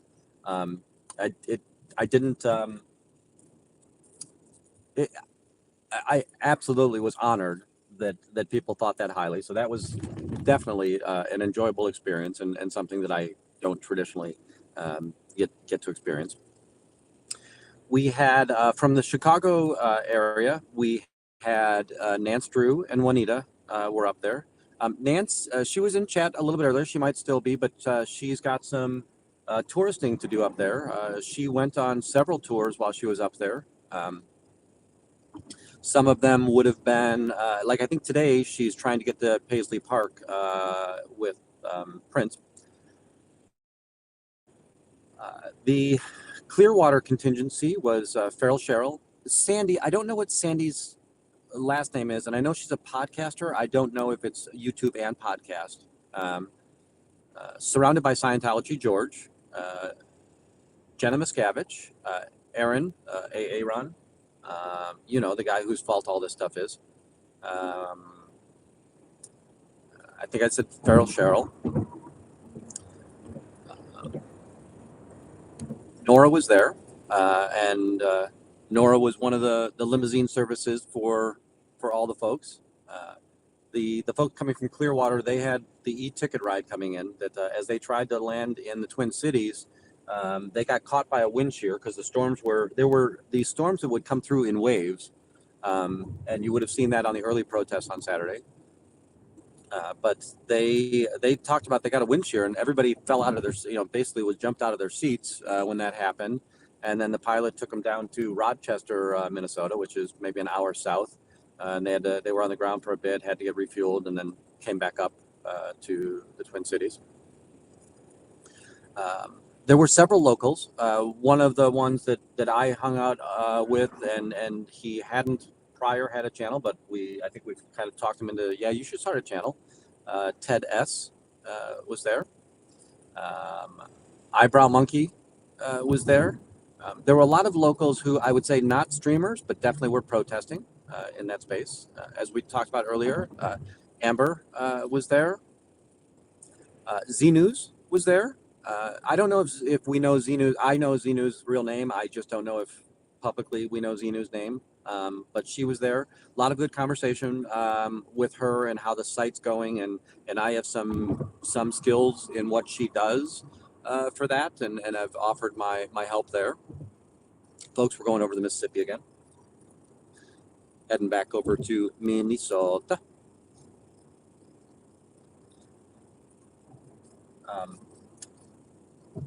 Let's see if I can remember some of that people. Well, we already talked about one of the, and I don't know if darn it, Chow Young Smut is a mod or if she has a channel, but she was there.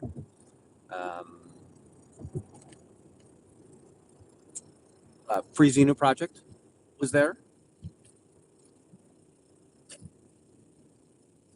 Natalie, naturally, was there. Some of the moderators across the universe were there. We saw Mama Opal. Mama Opal was just a rock star in helping Natalie get everything arranged, and I hope we all understand. Natalie's going through a very big change in life. She's lost her partner, and the stupid details that she doesn't have to worry about that she shouldn't have to worry about were things that everybody around her really stepped up and did. And if you ever see Mama Opal in a chat, make sure to pat her on the back. She did a yeoman's job. And the same thing with the Jenna Miscavige and Aaron are always there to support her. Nora there. Her local friends, right? So she has friends in the community that aren't anti-Scientology, and that she knows through professional practices, or she knows just as neighbors in her community. So they were there as well. Who else do I think we saw? Yeah, Anna, something I'll say that I noticed about Mama Opal. Nothing phases her, or at least I didn't see anything phase her. She is somebody who just wants to give out of kindness. Another one that's very much like that, and by the way, when I say this, doesn't mean other people are mean. I hope it doesn't come across this way. But like Juanita is another one who just in service to others, it always feels like, and I give extra credit to those people that they don't need to be acknowledged for what they did. They just step up and do it. And Juanita's definitely one of those people. And Mama Opal, same thing. Lots of, darn it, like Jersey. Darn it, what was Jersey's? Jersey's got a handle. So we saw a lot of fans of, or fans is such a jerk way of saying it. We saw a lot of people that participate in the in so many channels and chats in the space.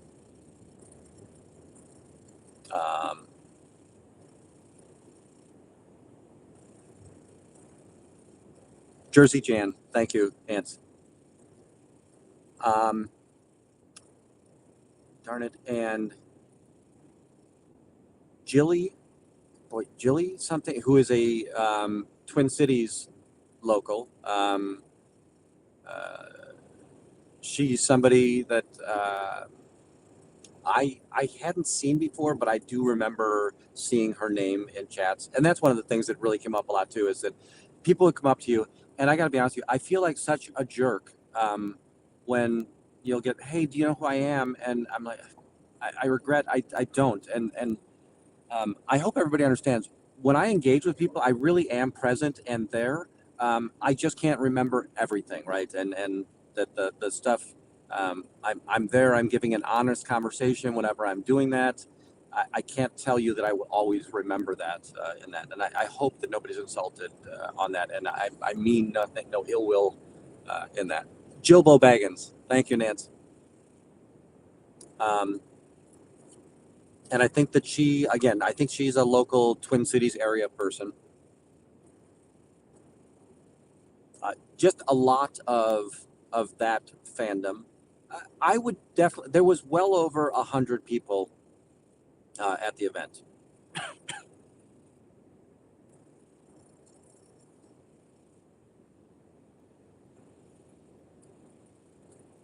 So, folks, now we're back on 61. So we're on the Minnesota side. We will go through Winona in about a half hour. I had friends that went to Winona State. So I was up here a lot when I was in my college years. I did not go to Winona State. I was taking school, or I went to school back in the Chicago Joliet area. Yeah, I would not be surprised if it was over 200. There was there's a house, and the house was full most of the day. There was a massive patio that was full. You would have seen you would have seen in the video, right? You would have seen so many people that were on that patio area, and several people. I took static stream of that. I didn't do live stream. I just, again, the day was for Tony. I didn't want to take away from that. And by the way, that is not shaming anybody that did live stream. We were supposed to live stream for the hula and for that message. But for most part, rest of the day, we were being sensitive to why we were all there for the day. So that was excellent. There was zero drama at the event. It turns out when you take the anonymity away from the people on the internet, that they actually act much more civil. So that's nice. And by the way, I didn't expect that there would be any drama there. That I still think that the vast majority of people who are in this community, and that's from all the way from the ZDT realm on one side to the Jen Miscavige on the other side. In some way, we have a common goal right now. I know that some people they'll maybe take a wide berth of that common goal from time to time, or quite often. But that was awesome.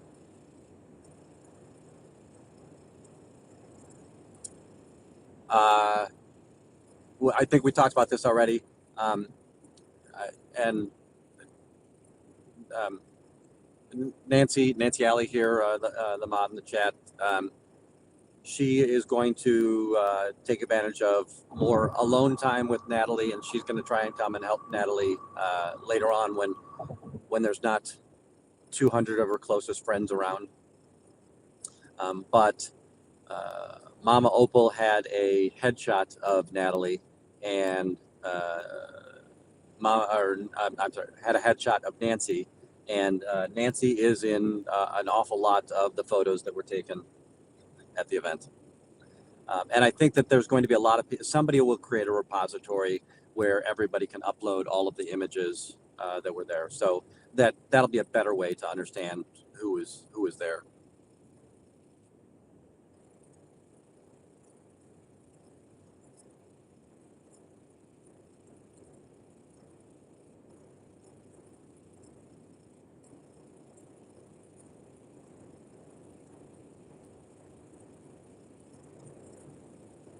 Yeah, Anna, the one of the things that I found, I was very blessed. Natalie and I talk a lot, or talk often, right? And sometimes we talk about YouTube.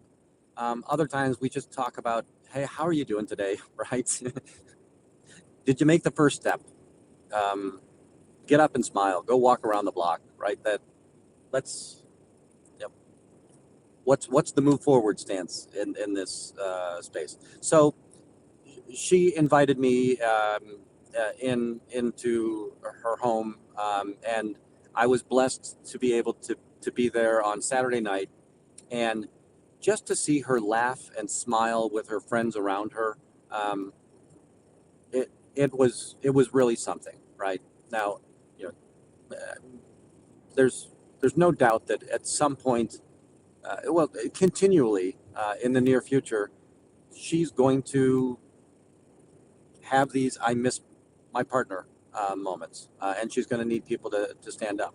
But the idea that when everybody was around, um, you're right, supporting, loving, caring, and you could tell that um, she was surrounded by friends and enjoying herself. So um, it was a blessing and a privilege to be a part of that.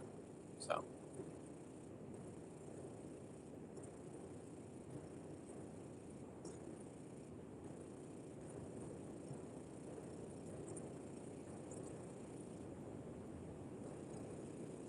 You know, I was a Natalie always talks about on stream. She is very PG and kid friendly and all of that. But off stream, she talks like a sailor. Talks like a drunk sailor. I didn't notice that. I would say that maybe it was just because of what was going on, but I was so expecting that she was just going to be an f-bomb machine the whole time whenever it was um, when we're out of the off the public um, view. But no, none of that none of that occurred. Um, what else was there that was significant? That was it was so enjoyable. Oh, this was something that I mentioned it to a lot of the ex-Scientologists. Um, as people would start to leave the celebration, right? Because again, you came together for the celebration, and you're going home. You would hear so many people say, "I love you," and this was a lot of the family and extended family and friends and so on and so forth. Um, just hearing people say, "I love you," as they were going to leave one another for a period of time, and the idea that there was so much love and caring in that setting, and how foreign that must be to a Scientologist, or well, granted, they were all ex-Scientologists, but the idea that in Scientology, you would never have this kind of a let's get together and feel good about ourselves, right? Process. You could feel good about the organization, but right to concentrate on the love and the memorialization of somebody. Um, I just always imagined that to be such a foreign thing.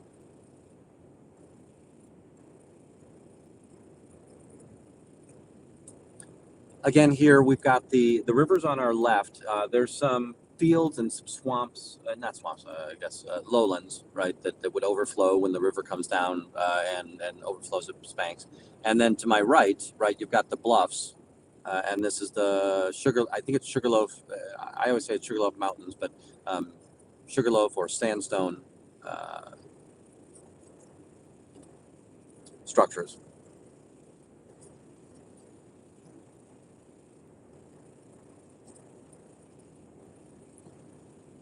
I think one of these is hidden. We should be seeing Hidden Valley pretty soon, or Hidden Valley Ranch on the right hand side, and it has nothing to do with the actual salad dressing. But uh, whenever I was up here, it always made me chuckle to see that.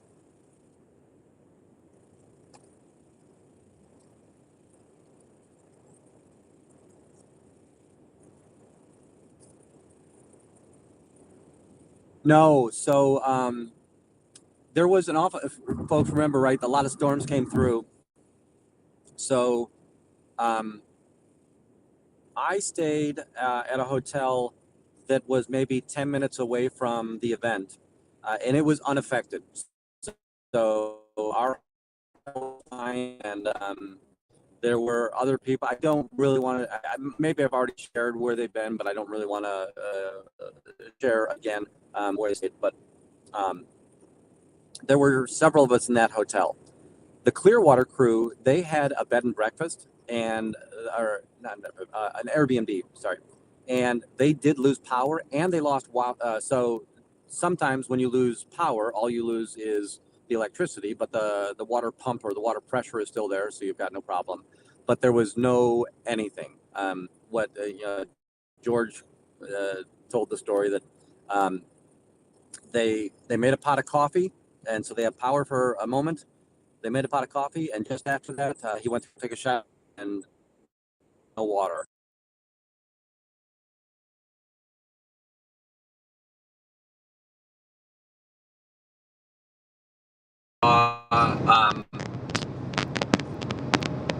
Juanita also, her hotel lost power, but they were able to make it back. Juanita was able to change hotels. So, MD Media, thanks for subscribing. Angus Basher, thanks for being here.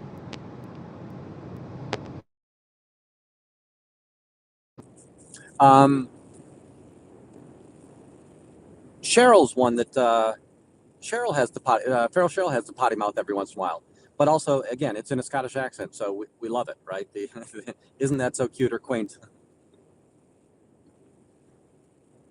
Like I didn't hear Jenna swear, but I always think it's so adorable when somebody who is like that church mouse persona, um, when they do let the F bomb fly or some other expletive. So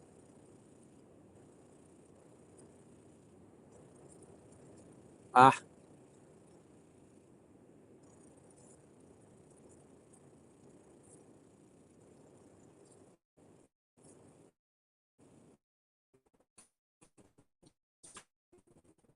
the car was misbehaving, and thank you. I think that was Scooter Mom.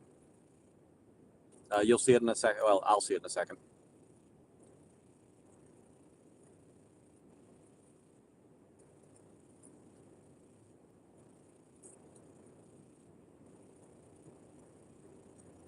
So this car phone is against me, right? We missed because of the stupidness of the phone. We missed the turkeys on the side of the road, and we almost missed Winona. So we're on the northern outskirts of Winona.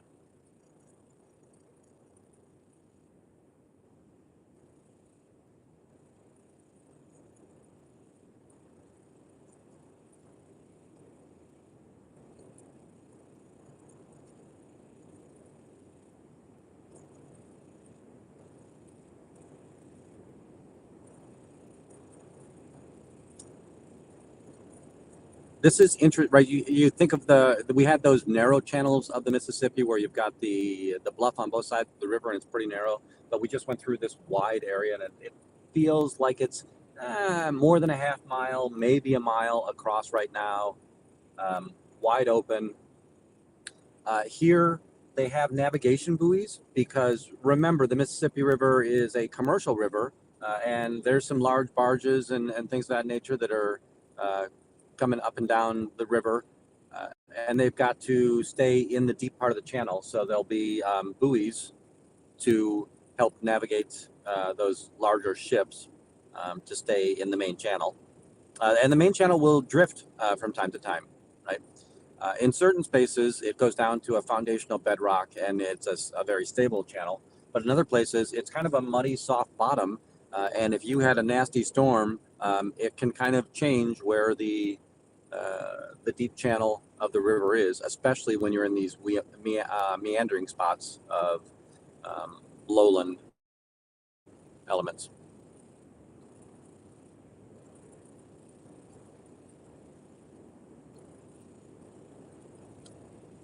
Cheryl is a ton of fun. Um, I enjoyed talking to her.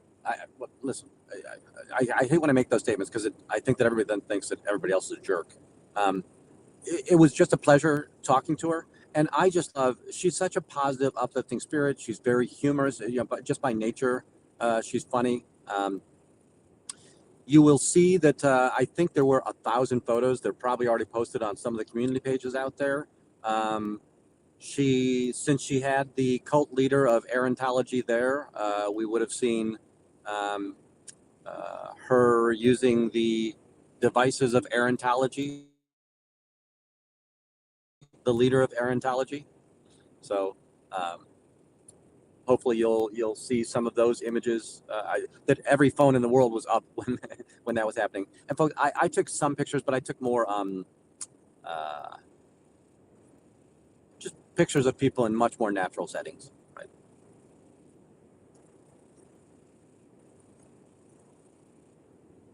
Wanted to make sure that we'll all have a memory of what took place this weekend.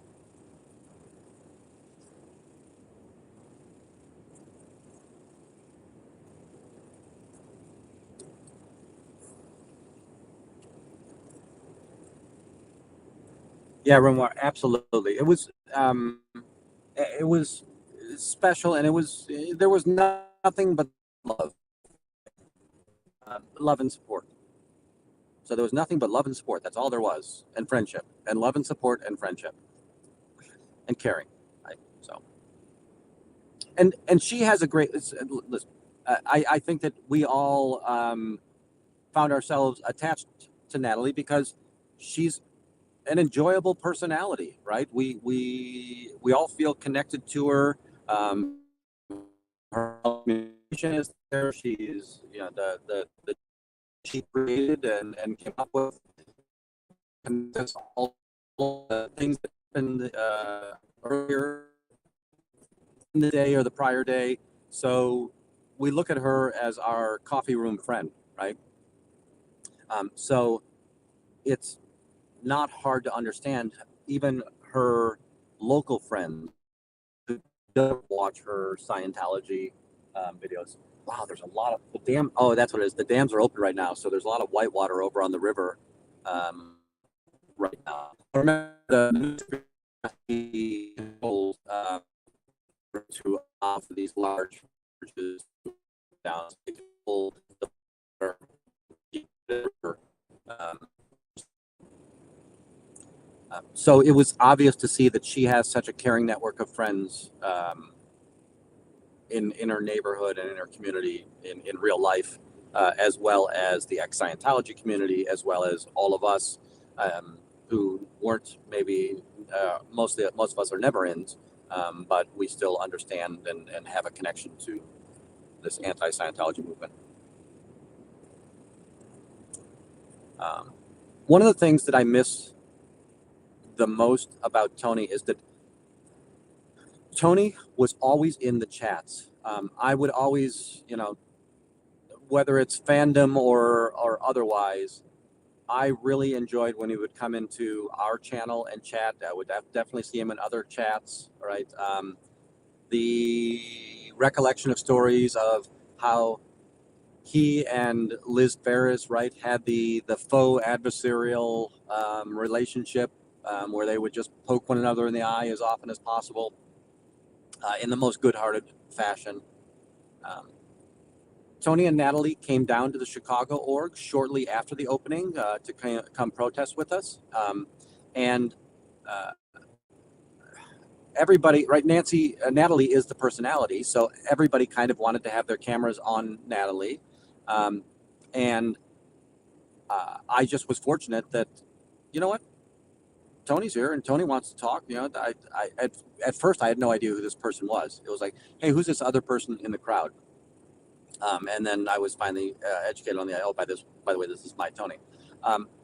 Really smart guy, broad depth of interest. He's I can't imagine a topic that you would come up with you. Kind of a man of the world in that space. And there are things I miss, and I'm naturally sure that those are some of the most genuine things that Natalie's gonna miss. Yeah, when you get the My Tony cameos with the merch. Talking to some of the community members, so just the local community members, and they would talk about it. So Tony used to have a fashion store, right, or a clothing store, and he was a generous person in that space as well. Like his friends would come in and say, "Hey, try this on." Like, "Oh, that looks great. That is you. You should wear that," right? And then kind of the style maker, and the person would say, "Listen, I don't know if I can afford this." He was, "Don't worry, friends and family discount. We can figure this out. Don't worry about it." Just generous to a fault in that way. Yeah, I did hear the story about unfortunately there was a negligent neighbor upstairs who allowed water to overflow, and that kind of came down and ruined all of his store and his inventory and everything, and that kind of said, this is no longer a good financial ongoing concern, so he had to close that. But one of his sons is a fashion nerd now, right? He one of his goals is he thinks he might go to Europe and just be an importer of fashion, kind of taking in his dad's footsteps. So that was an enjoyable story to hear as well. And as the son will tell you, I had no interest in clothing long ago, right? But it's just weird, right? That I think I want to do this. So.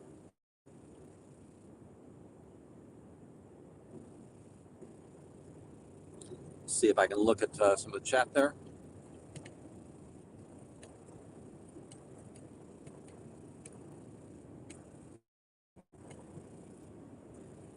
Yeah. So, by the way, you can see Tony's face in the kids so prominently from where they came. So,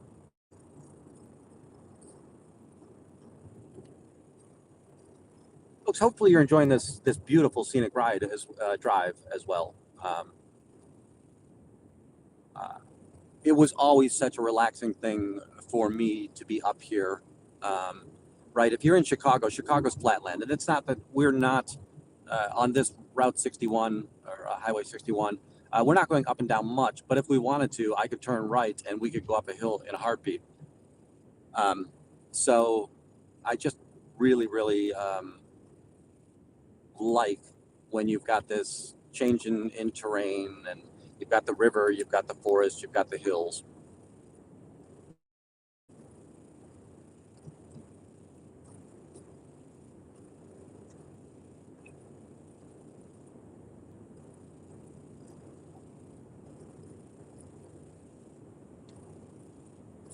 Hey, Ted.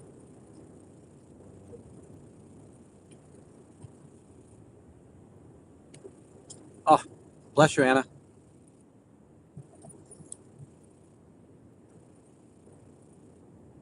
I'll bring that chat up on screen a little bit later. I just don't, it's because of where the phone's at and I'm driving.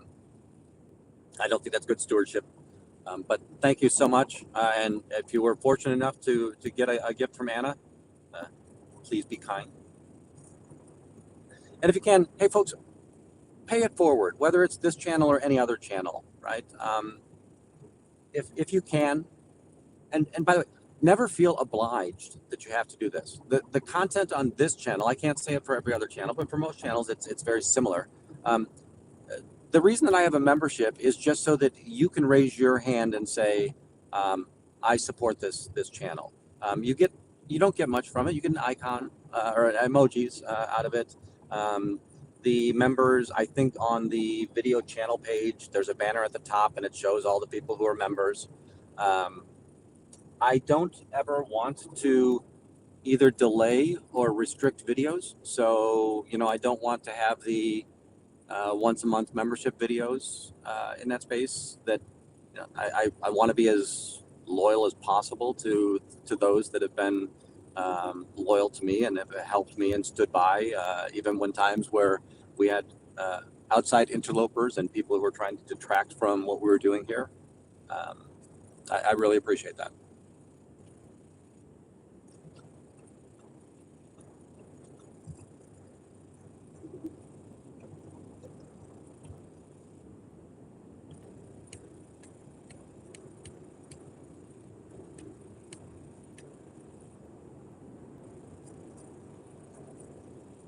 I think if you don't have a membership and you gift memberships, you're automatically the first one, but I don't know that for sure. So,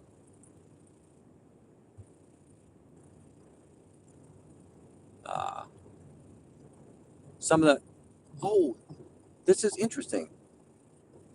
The emoji, oh, I know why. In StreamYard, they don't show up, but I'm watching you guys on the video. So I love when the video or when the emojis actually show up.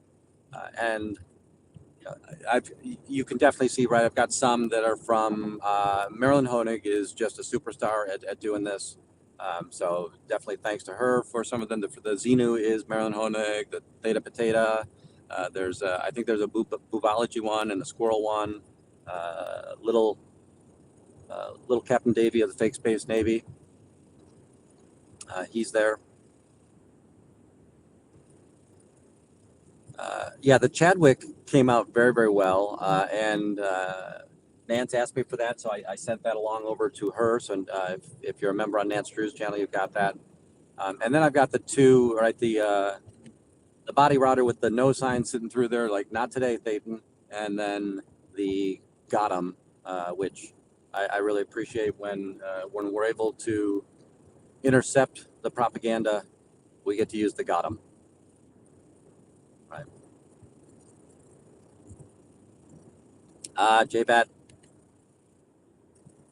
JBat special. She's my first. So when I first was able to monetize the channel, there's two steps of monetization, and the first step is you can get memberships and super chats. And the moment that JBat saw that there was an opportunity to do super chatting, she did it. Love that. So.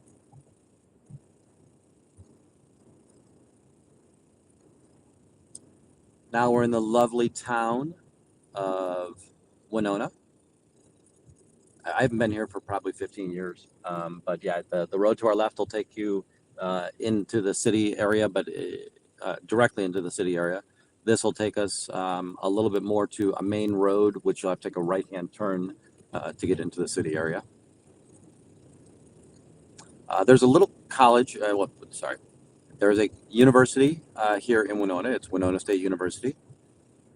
There might be 1,000 dormitory rooms on campus, but many of the students actually just rent houses in the neighborhood. So, almost every house in here is a rental property.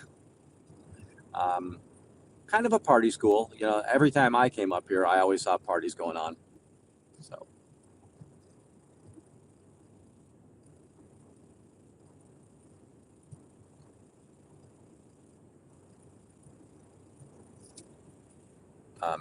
If you were to look at the Googles, boy, I got a late start today.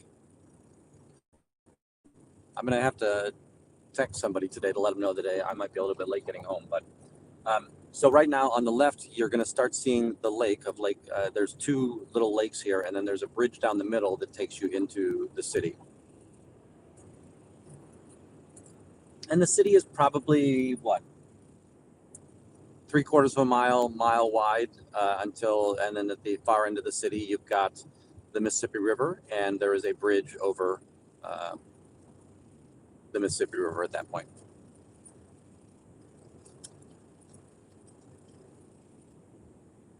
I think this is the Bluffs.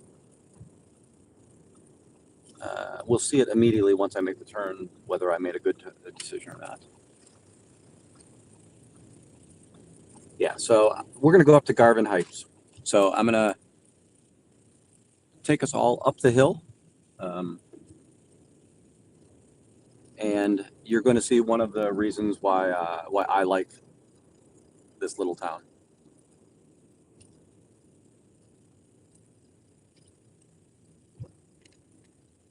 We are going to go up and up and up for a little bit here.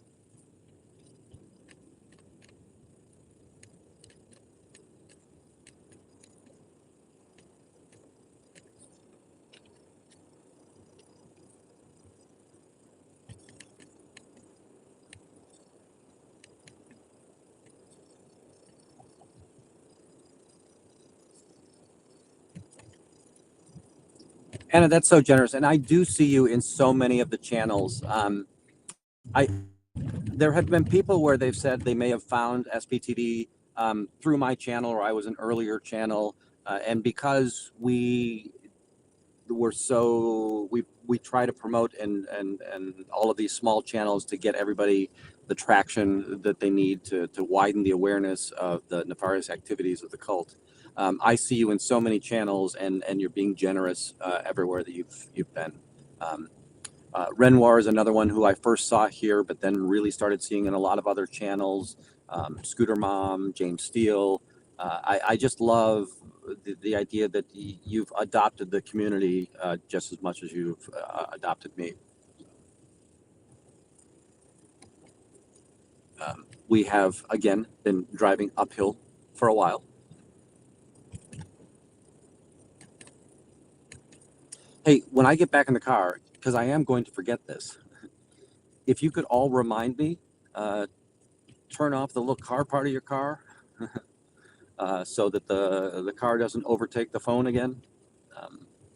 And I drive 10 miles with you guys on blackout. So that must be a local, but we're going to head on up to the overlook.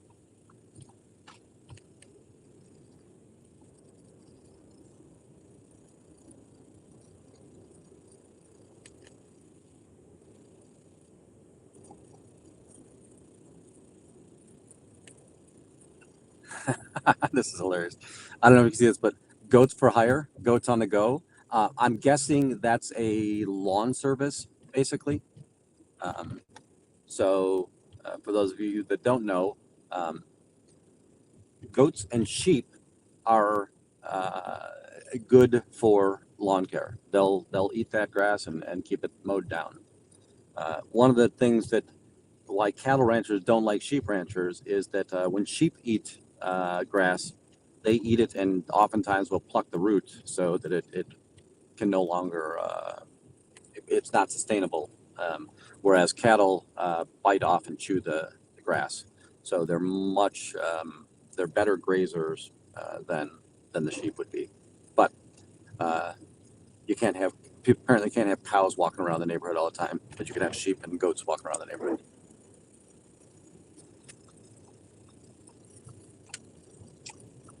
I will tell you, in my running days, running up here, it is beast mode.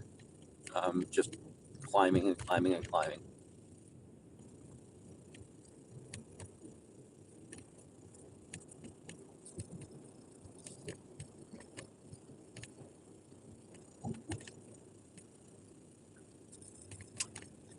Looks like we're going to get it all to ourselves today.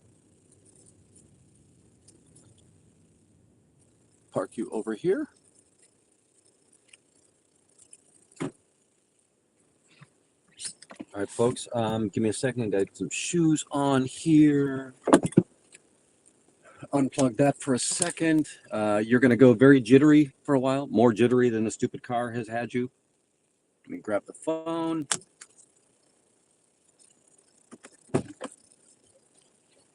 Heading out.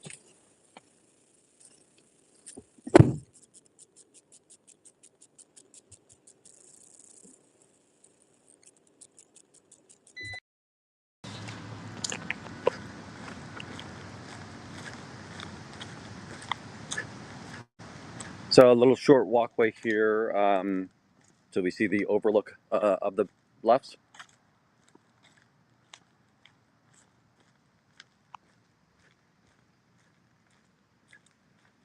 This first one here, we're going to go to the further one out, but this first one gives you a very narrow view, right, of the city, and you don't see much. Oh, sorry. I'll try to go vertical, see if that helps a little bit. you see a little bit of the river beyond the trees and the church steeple, and then beyond it you can see again flatlands or lowlands for fields and farms. And on the far side of the river, right, you've got the bluffs on the Wisconsin side. I'm sorry you're getting so much windy wanders here, but windy is wandering um, to uh, to and from an anti-Scientology celebration.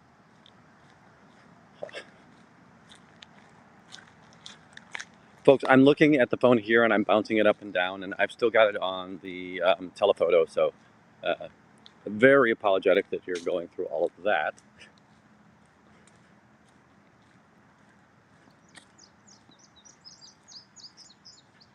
This is really why I bought a gimbal, because I didn't want this experience for everybody. Now, I will say that I think that it's so easy to be a streamer these days because all you do need a phone. All you do need is a phone, and you need just to hold it, and you'll find that your audience is very patient and forgiving of the idea that you're bouncing it up and down the whole time.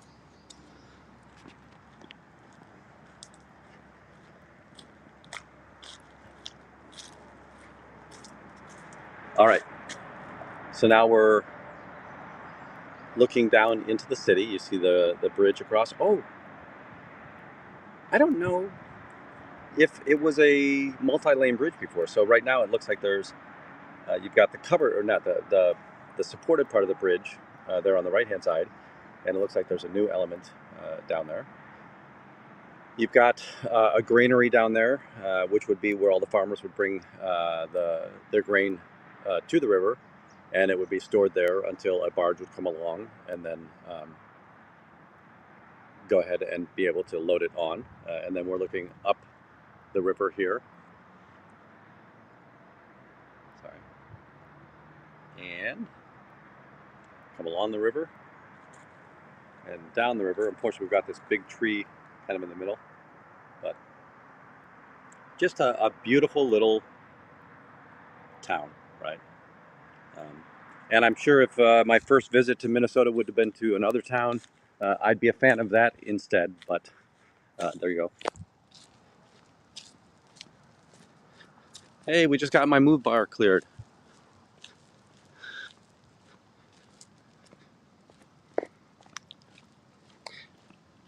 Because I just came out into the sun, I'm actually having a hard time seeing the phone right now. So I'll read the comments when I get back to the car. Oh, there we go. Absolutely, Ted.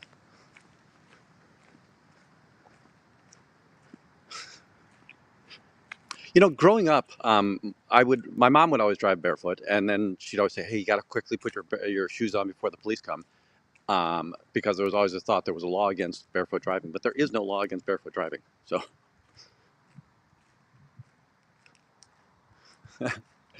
yeah, Jay, I agree, and I again, I do think that if you're just being the news reporter and not the video reporter, it's not so bad, right? Like Streets LA, his phone's in his pocket more often than not, and you're just listening to him talk about the scene. And when something happens, if you're standing still, you can keep it much more balanced. But right, I'm walking, so it's bouncing like crazy and making you all seasick.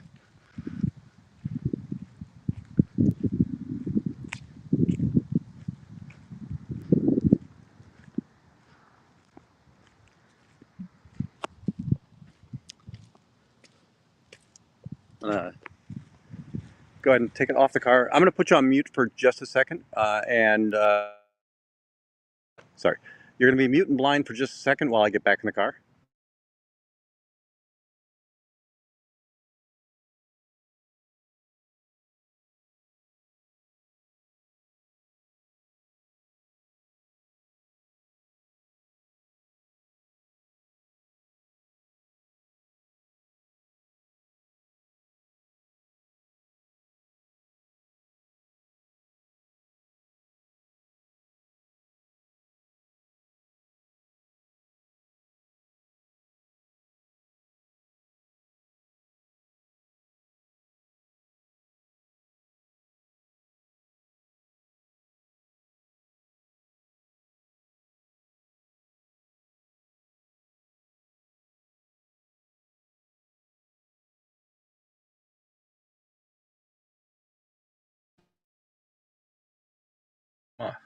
All right. Get you back up there in your resting place. Let me give.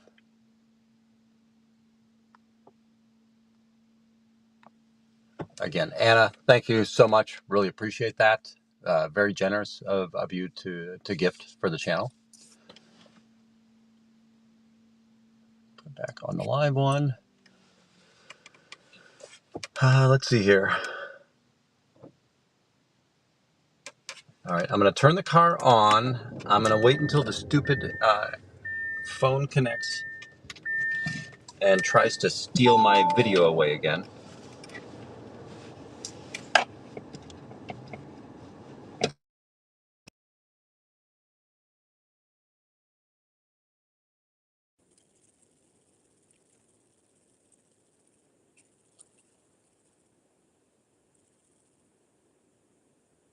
All right. I think you would have been blind for a second, but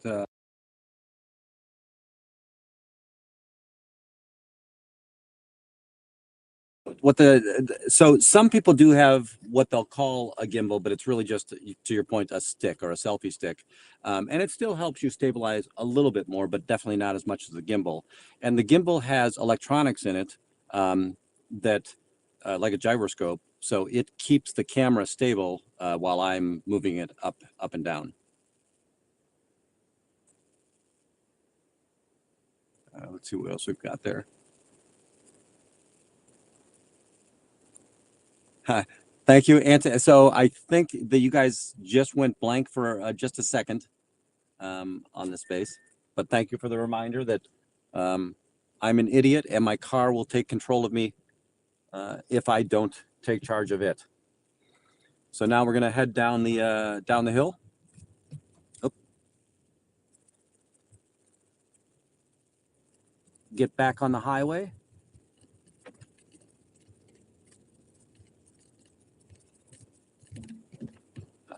And this next section is still, it's beautiful in the car. And again, I can move my head left to right.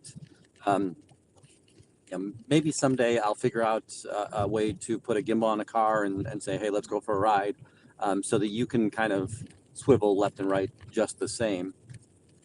But just so we're clear, today is not that day. You will all look straight forward. Keep your hands folded neatly as we travel back to Chicago. Oh, I see that I've got you all looking at the sky. So let me re-aim the phone a little bit.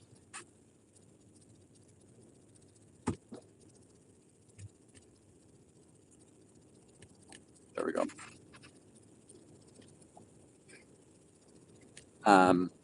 Hopefully that's a better angle.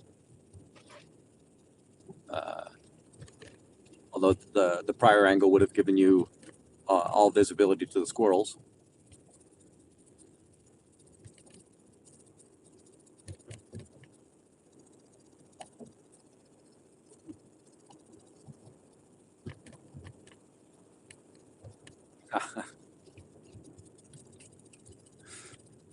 So Elron, is that the trick? If you walk away, that's the way that you get gifted subscriptions. That's awesome. Life hack.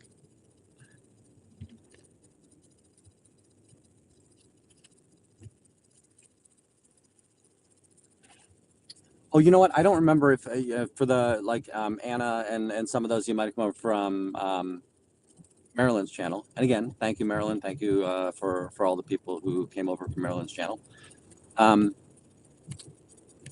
Free Xenu Project was there as well, and Z News. Now Z News has a channel, right? And typically she is protesting on Thursdays. Now she runs her own business, so she needs to be able to pay the bills and all, and she protests when she can, like many of us. But she also runs sptv.space. And the way that sptv space is set up is it's kind of a collaboration, it is a collaboration between Fluffer Scroll UK and Z News. And Z News does most of the programming. That's what her skill set is. That's what she does for business, and she has great skill and acumen in that. So she does all of the behind the scenes work to make the site work the way it's supposed to do, and find all the live channels when they're live and all of that fun stuff. And then Fluffer Scroll UK, she controls the list. So if you want to be on the list, or if you don't want to be on the list, you as the channel owner have to let Fluffer UK know that.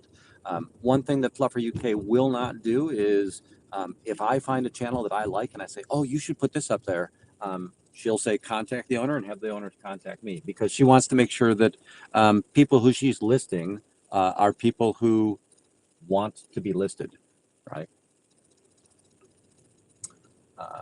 The other one, and I don't know if Z News has monetization elements, like if she's got a link tree or anything of that nature. But Z News, I said, hey, why don't you put ads on there, and that way you can get a little bit of revenue, and it'll pay for itself. And I don't think that ads that are on the side, because that particular page, you really are looking down the middle of that page when you're looking at stuff. And if you were to put ads on the wings of that page, I think it would be fine.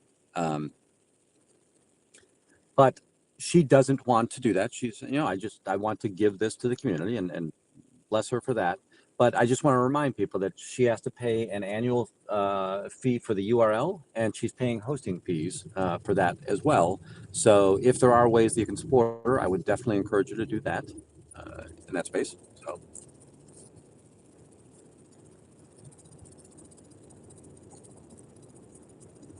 Yeah, Fluffer, the way that Z News was telling me is that Fluffer is just getting inundated with new channels, right? With all the number of growing channels that are out there, and the communications and comms have been high level. You know what? There's a third person new to the community. Maybe Nancy or Fuzzy knows who it is. I will say it is somebody who's based in Europe, and they're fluent in like French, German, Dutch. That I think that maybe she was in the Netherlands. I'm not positive. But that person is going to be the one that really is controlling the resources element, and the rationale being that many of us are in English-based English language countries, or we're watching English language channels, but there is definitely foreign language need for anti-Scientology, and that was the reason that that person was selected. But I don't remember what their handle was.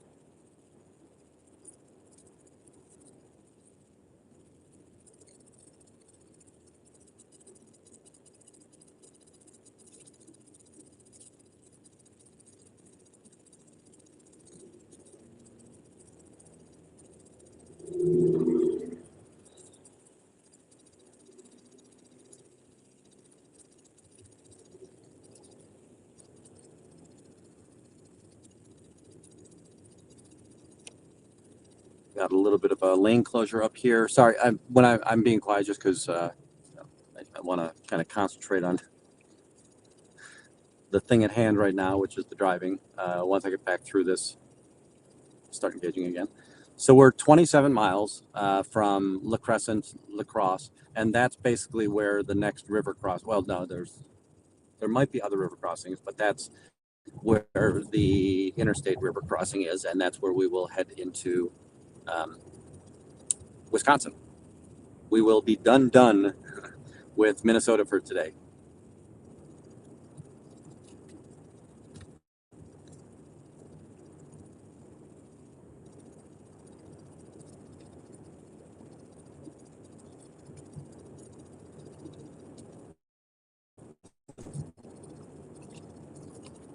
Another one I want to encourage in regards to sptv.space. If you are going to send information to them, try to make sure that you're sending information both to Z News and to Fluffer Squirrel, just to make sure that information is being shared correctly. Because again, one or the other might be inundated with work or emails or activity, regardless of what it is. And it's just it's a nicer thing if you could possibly send it to both of them.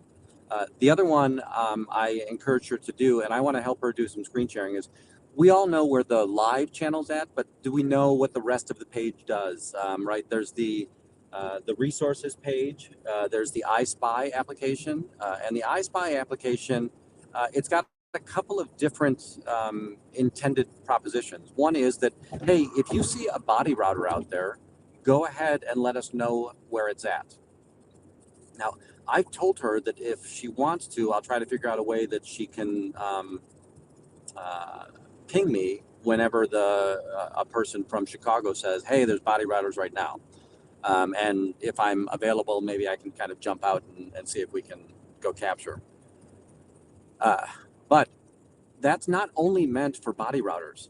If you see a Eventbrite or a meetup or any kind of social advertisement for a Scientology or a Scientology front group, you should put it in there, right? We saw the folks in Kansas City that were out at that food truck festival and captured almost 100 pieces of propaganda from the cult.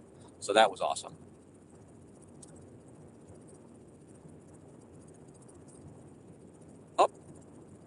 Do we have Lara?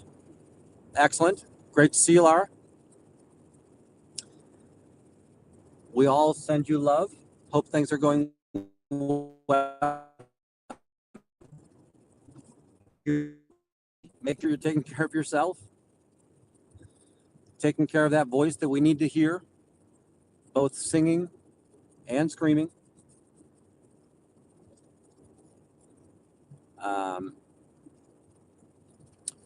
But if you see things like Scientology saying, we're going to be at Larry's festival tomorrow, definitely put that on there, right? And we'll see if we can, I've encouraged her to say, maybe we can run a banner at the top that's, if something's happening in the next week, we could run a banner at the top that would let people know that those kinds of activities are taking place.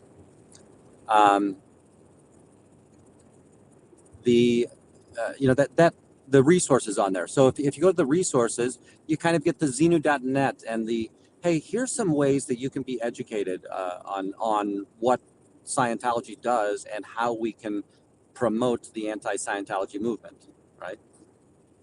Something I want to remind people of is that when you'll hear Aaron say his main objective is that he hates the idea of family disconnection. I hope that people, when they hear that he doesn't like family disconnection, he's not saying, but I love that they're human traffickers and I love that they're people who abuse children. No, he hates all of that too. But the thing that really affected him the most, right, was the idea of family disconnection because it disconnected his family. You've got Serge and Lara who are, child abuse is a huge element of why they're out there, right? They were impacted personally by the child abuse activities that occur inside of this cult. Tori Magoo is one who I love that her stance is I'm against it, or the reason that I woke up was I didn't want to stand in free speech, right? That doesn't mean that she's against free speech, but she's okay with human trafficking. She's against all of it. It's the reason that caused her to stand up. And I hope that we all get to that point where we realize that because somebody says, here's my reason, and I've often said, I want to block people from joining Scientology. That doesn't mean that I won't do something to try to help get a member out or to help educate or make aware a member of Scientology or a public of Scientology some of the atrocities that are there and help them get that information, right? So I'm going to do that stuff too, but the thing that I feel best or most capable of doing is the body routing, right? Or to stop the body routing. And if we think about this as a community, there are so many parts that are needed. I don't know what to say to these Scientologists when I don't have the coachability from AA, Ron, Lara, Serge, um, uh, saw these things and are able to educate us. Like yesterday, Dylan, right? If you don't know, Dylan is blow drill. When I was out at the org, and I thought the routing, Dylan was able to help me understand that what they're doing is survival rundown. Now, I won't tell you that I knew at that point what survival rundown was. Last night, I was able to talk to Nora and Aaron, and they kind of educated me on it. What it is it's two people going out into the environment and bringing everybody back to the here and now, right? Or to be present or present time elements. So the idea of we're not worrying about yesterday, we're not worrying about lives, we're not thinking about what's coming up. We're here right now. Oh, look at the butterfly right now in front of us. Look at that mark on that building right now in front of us. And the two kind of play off of one another for that whole time. But that's a course. They paid for that course and they're doing something. I'm not going to say it's useful, but they're doing something. And they have to put in X hours. I think that it's 1,200 hours. I don't know if there's next Scientologist that can help us out with that. It would be awesome. But you have to do a certain amount of time on that. And that I didn't know at the time, but when the staff member came out and pulled them back in and pulled them away from me, I could tell that one of those people was upset. Like, no, I've got to go do this, right? I didn't realize the time. I paid for this. I need to go put my time in. But no, they were drawn back into the org. But again, if you heard me talk about it this morning, I was able to capture them at the back door and follow them around the building as well. And the staff member came out again to get them off of the street. So.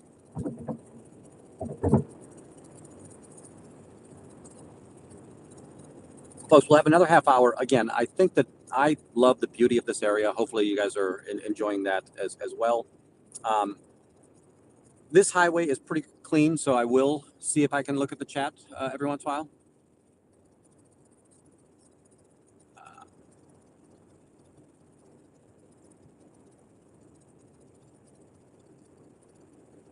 Oh, thank you. So, voila, El Voila. And my understanding is she's kind of a polyglot, right? Is polyglot math or language? She knows a lot of languages, so I won't try to use big words.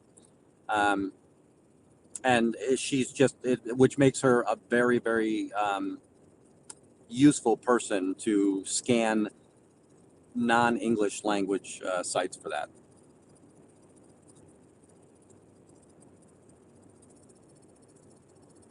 Yeah, declared Dave, right? That they're also helping coach us up on, hey, what's going on here, right?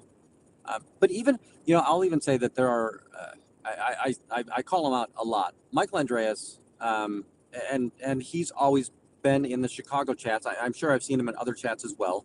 But he's always been in the Chicago chats, and I don't know if he's the best Googler in the world or if he just has that kind of a memory. But every time that we have a question on the street, and remember, on the street, we just don't have enough assets to we can't do a search in real time. We're trying to pay attention to the stream, but they're able to find these answers for us and help us out. Like, hey, what were the questions that Nora told us to ask, right?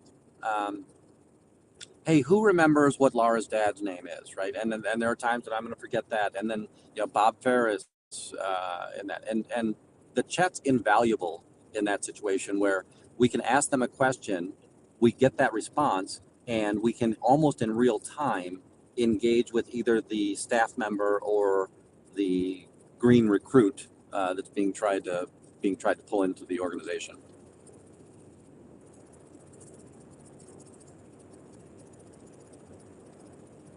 Ahead of us, you're probably hopefully you're seeing some half dome structures. So what happened is the river was able to pull away some of the hillside, but not quite the whole thing. So you see that little green lawn up there, a little tree in there. I hope you do. I don't know if the resolution is going to give you that or not. I'm showing you a bunch of the highway. Let's see if I go too high. Sorry. Yeah, it's just out of sight up there. Sorry.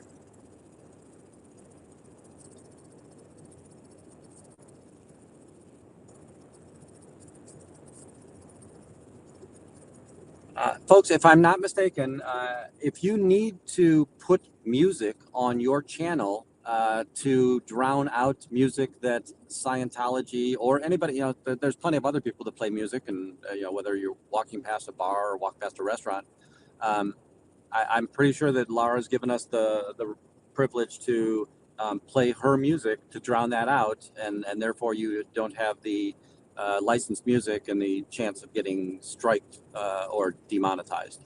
So, and bless you for that, Laura.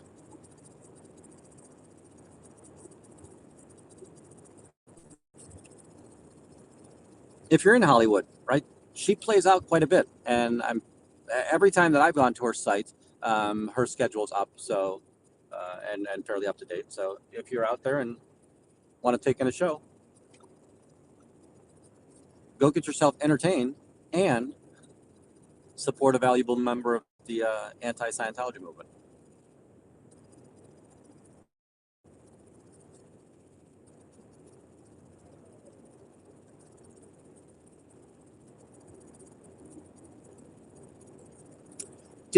So sometimes you'll get the copyright warning, but it'll say it doesn't matter. So did you get demonetized when you got the copyright warning?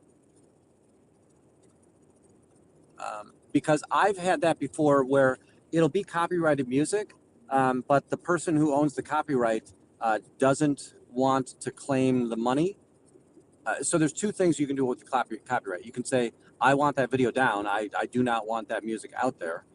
Or you can lay claim to a share of the revenue that comes in on that particular stream.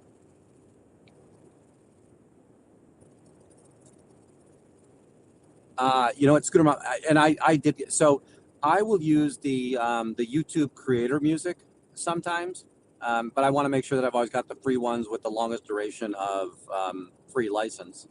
And that one, you'll get a copyright notification, but it'll say, but you don't need to do anything. Have a nice day. We just wanted to scare the bejesus out of you. Definitely be sensitive to those copyright elements and pay attention to them if you're starting your streaming. That refute them as quickly as possible, contest them as quickly as possible, or go through the course as quickly as possible. You never want to let those things stack up. Once you do get a severe penalty like demonetization, that it sometimes takes as much as 90 days to get that reset, and it might be that you have to be 90 days clear, not 90 days from the time that you're notified on that process.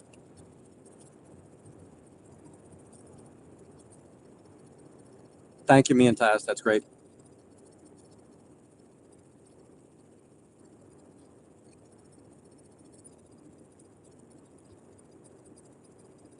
Yeah, so, and I think you've all heard me talk about this before. I love storytelling music, and the story,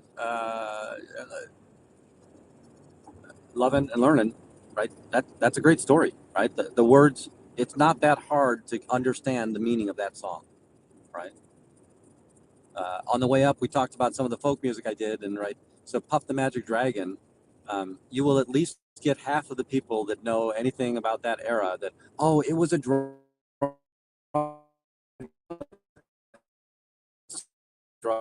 song about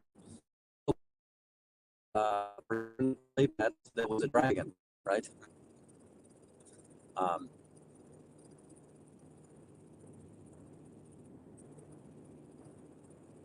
Sorry, I'm trying to got a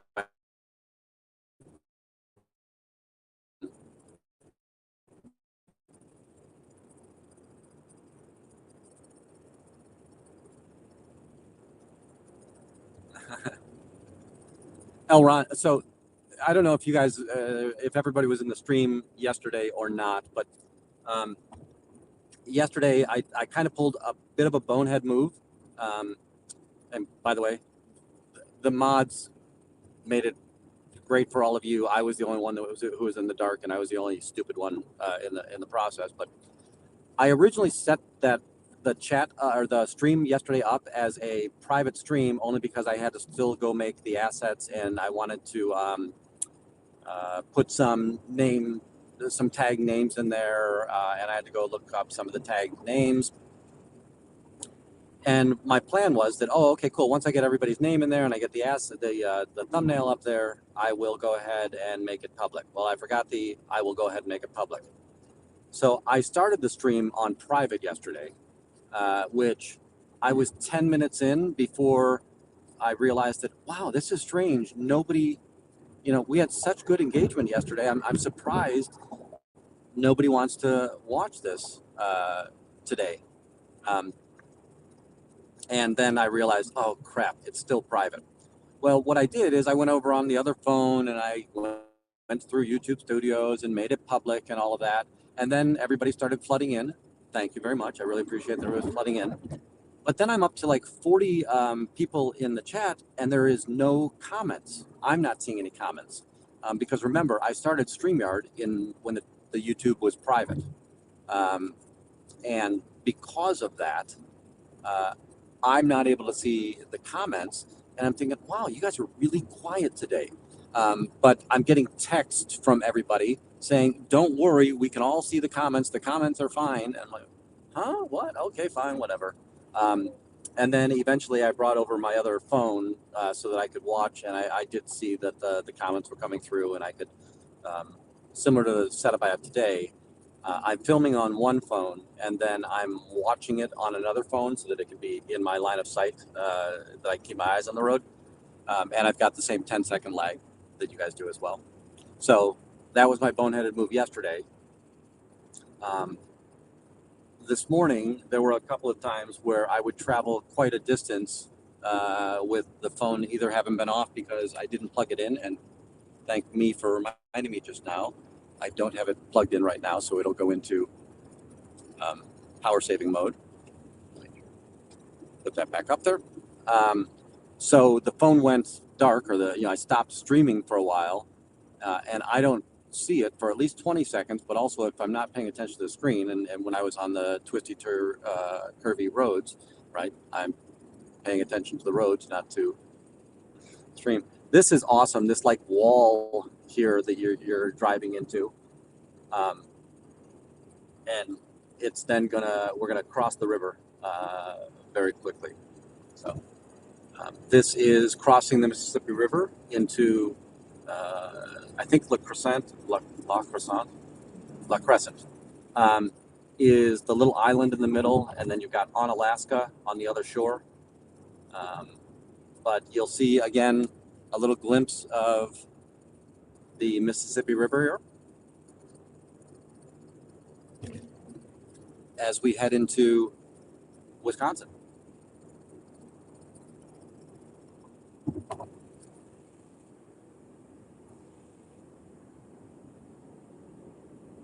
Now there's an island, so in the middle here. So we're over the Mississippi right now. We're going over the island, and then we'll see another channel of the Mississippi pop up. So right now we're over the Mississippi again. You're seeing the exits for Onalaska and La Crosse.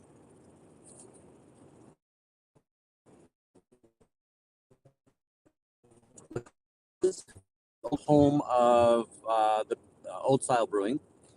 Old Style then, I'm pretty sure, moved over to Milwaukee, kind of to join the Miller Beverage family, and they started making Old Style over there, but they still have a great Oktoberfest here in La Crosse, Wisconsin.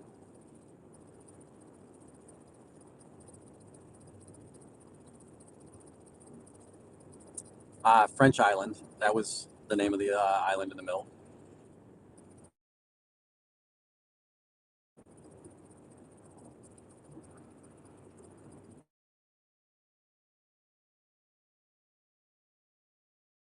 I don't know if you saw the sign of the road. There's a digital sign, and it's the speed limit, and that's in reference to the fact that it's been so hot here in Midwest. We've been in the 90s quite a bit. It was actually rather pleasant at the celebration of life for my Tony. It was muggy, but if you were able to get in the shade, usually you could definitely get a benefit from that. I don't know that it went up to the expected 95 that was there.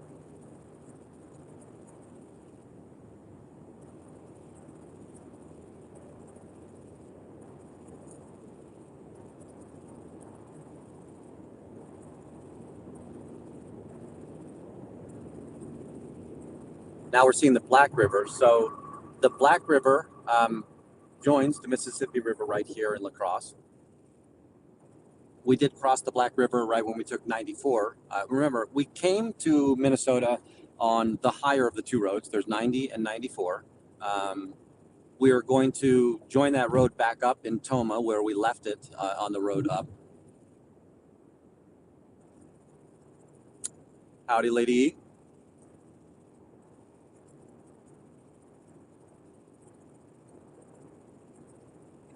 Howdy, Queen Suki.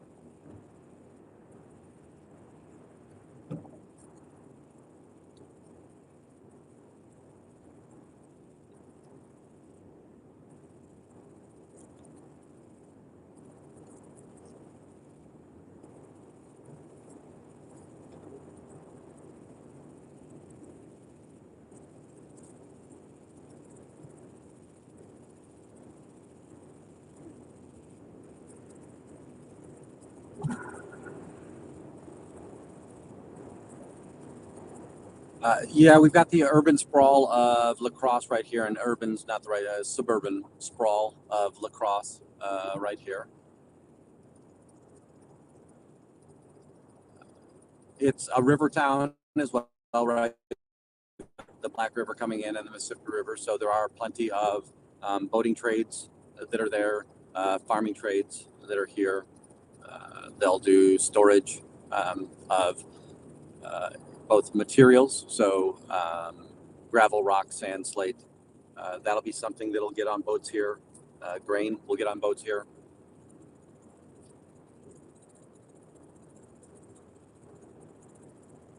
Got a sunny day, and the sun should be, well, it's probably overhead right now. It's almost 1 o'clock here in the central time zone.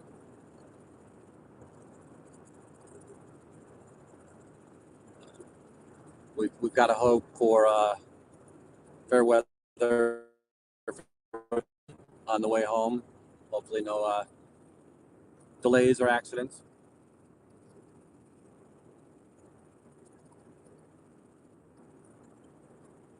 Yeah. John Denver, again, I loved his music. There are certain people when they come on, I've got to listen to them. I was a big Gordon Lightfoot fan, and I'm not just saying that for Nance, so she'll get all excited about my my Canadian fandom. But the record of Evan Fitzgerald, Sundown, just I like the mellowness and the.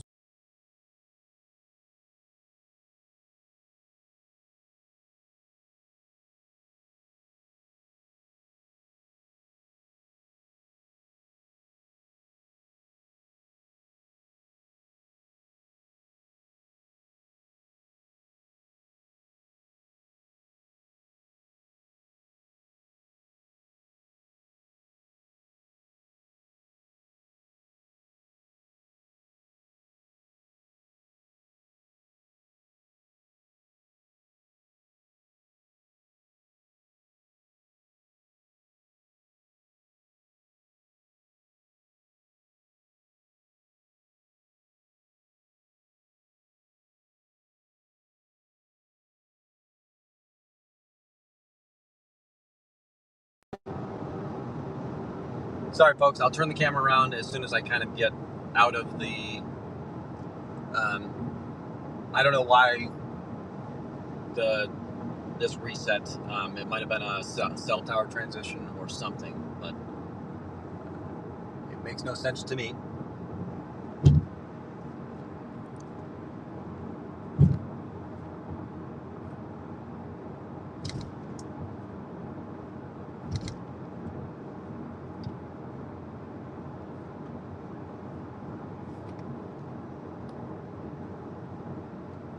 think I've got you sitting back there.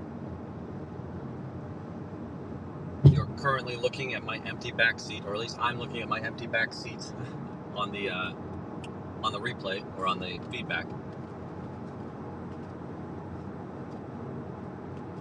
And now you're seeing me play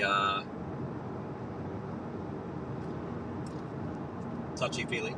Oh, I got a beautiful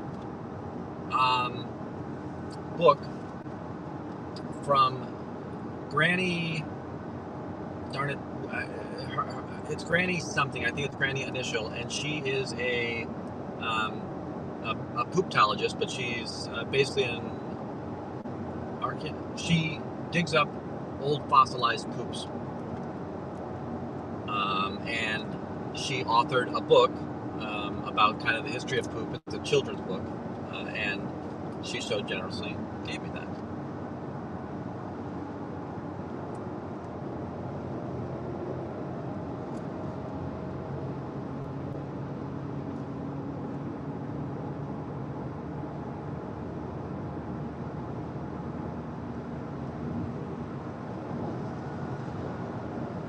Yeah, if you could read my mind, you know, a couple more that I just really loved. Jim Croce, right? So Don Williams, he had a mellow voice. I thought he was kind of the velvet voice of country. That my Rickroll is, Lord, I hope this day is good. And you know, Lord, I hope this day is good. I'm feeling happy and I'm understood. Oh, sorry, I've got you guys looking at the sky. Hey, why didn't somebody say that they're we're looking at the clouds? I see Kendra there. Thank you. I caught it a little bit late. Will, you're about 20. Well, we're 20 seconds behind on the replay.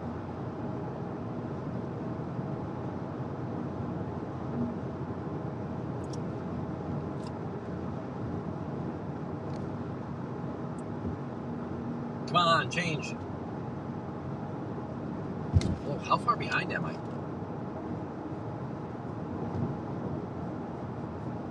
There we go. All right, now it's on the replay, and do this a little bit too. Get you a little bit closer to the center of the road.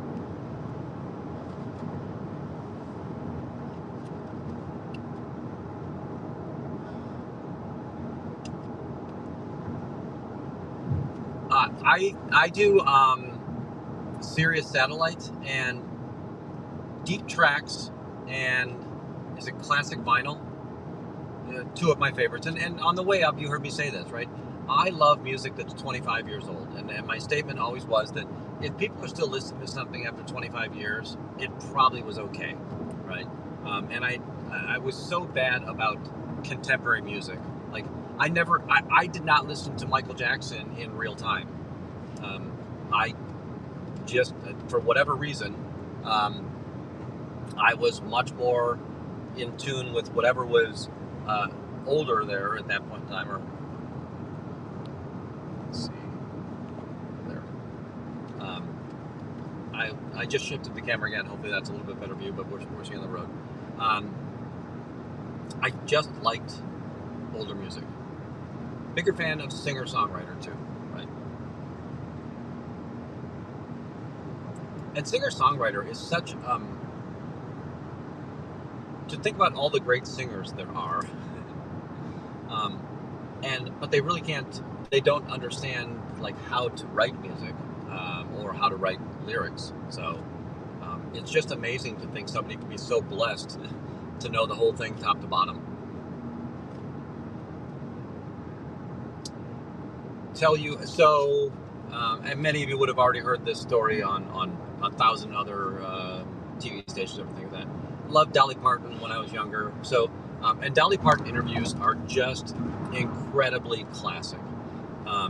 So most of her songs are about the things that she actually experienced, right? Like Coat of Many Colors. Her mom in the winter would scrounge together fabric and sew a coat out of all kinds of pieces of fabric, and that's why she had the coat of many colors in that story. So she sung from her life, or from she took from her life to write some of the songs. Always loved that story. She also said in the holler where she lived, there was a woman who she was a woman of the night. She always made herself all gussied up and very painted face, and Dolly loved that. So Dolly always wanted to look like the floozy because she, as a child, that was her image of beauty. So it's fun to hear her tell those stories as well. One that I love, and it involved Elvis. Elvis wanted to do, Whitney Houston, I Will Always Love You. Elvis wanted to do I Will Love You. And Dolly said, sure, that sounds great. And then the Colonel said, but Elvis will only do it if you give him a writing credit. And Dolly said, but he didn't write it. And the Colonel said, well, he ain't going to sing it. And Dolly said, well, fine. Because she was so good with business, and she had a business head in that space, and she wasn't going to be taken advantage of. Even if, again, at that time, you wanted Elvis, he was the king, right? Period. Point blank, end of discussion. You wanted to be famous, you wanted to write a song for Elvis. But she passed on that, and then she went #1 with it, and Whitney Houston went #1 with it as well. So, kudos to Dolly.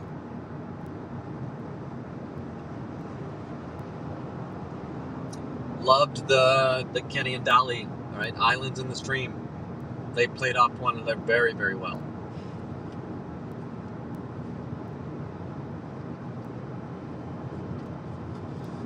And I think Dolly showed up in one of the Kenny Rogers movies too.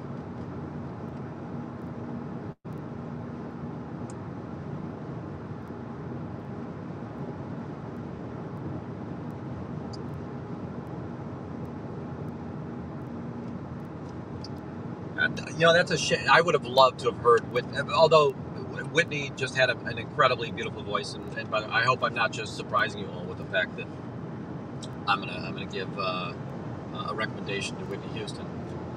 Maybe she could survive she could have survived without me promoting her. And different than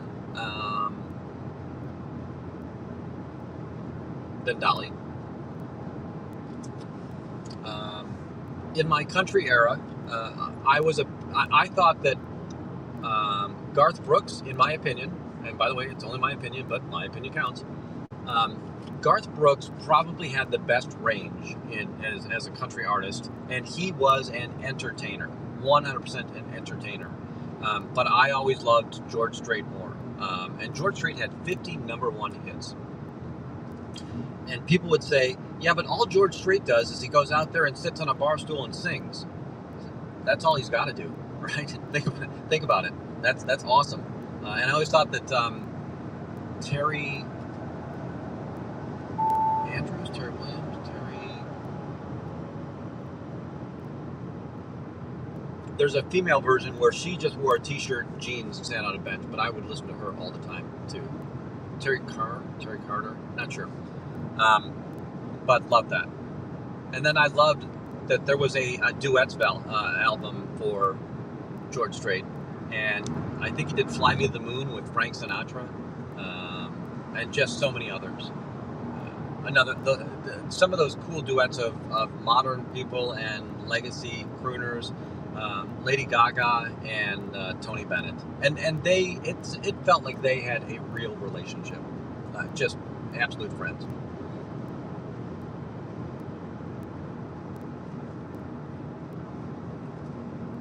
All right, folks, I'm going to have to do a gas run sometime soon. What other questions, comments, concerns? Give me some topics. Terry Clark, thank you. Yes, Elron Liar.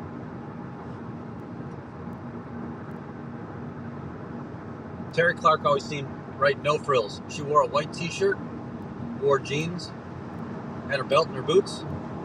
She had her flat top guitar, and she sat on a bench on stage and said, "I'm gonna sing for you."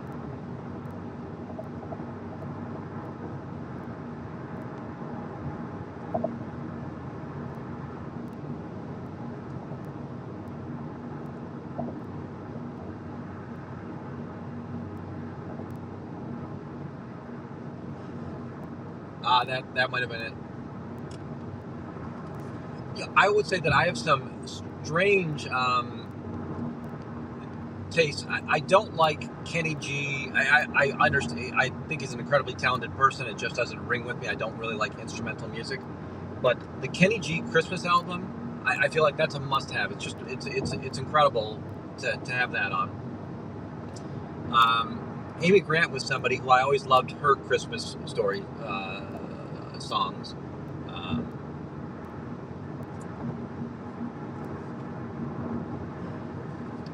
Who else did we see in that era?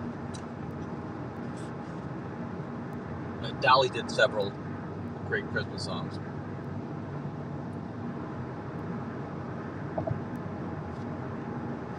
So right now, we're in Wisconsin. There's still an awful lot of forestry here in the western part of Wisconsin. The northern part of Wisconsin, entirely wooded area.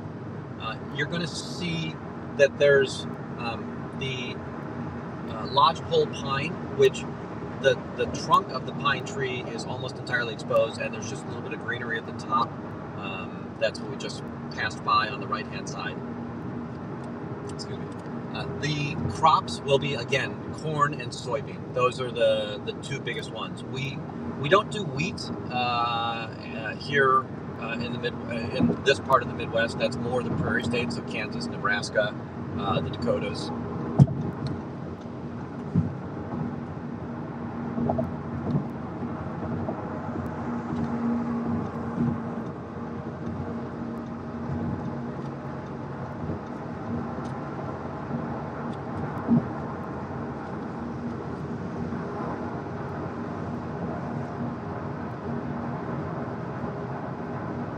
So what's left of the Columbian Expedition? Actually, a great deal is left. So the midway of that festival is still a greenway park, and it runs right through the University of Chicago. The University of Chicago actually built up most of its campus around the area where that exhibition was. So we've got that. Not a lot of the great buildings that were created in that era are still around, but you can definitely see remnants of, there are granite carvings down in that area. So this is going to be approximately 55th Street South, 57th Street South, somewhere in there. And it would go all the way out to the lake in there. Now, Burnham was active at that point in time. Daniel Burnham is kind of considered the designer of Chicago. And the things that his plan for the city was unveiled there, but the city didn't look like what he wanted it to yet at that point. Let's see if I can jump up on that other car that's traveling a little. Oh, it doesn't really matter. I'm going to have to pull over anyhow for gas. Hey folks, I am going to pull over for gas, and I'm going to forget that I'm going to play stupid tricks with stupid car things, and the car is going to take over my phone again. Please remind me when I get back to the car.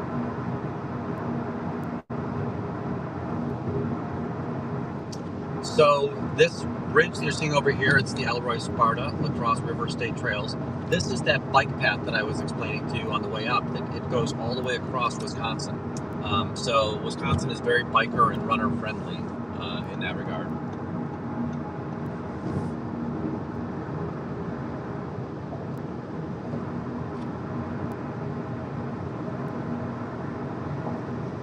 Yeah, I'm a big fan of Devil in the White City.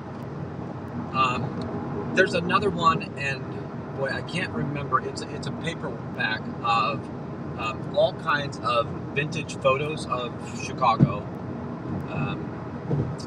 When I get home, Fuzzy, can you email me to look up my paperback book of Chicago, and I'll present that on Whitney Wanders.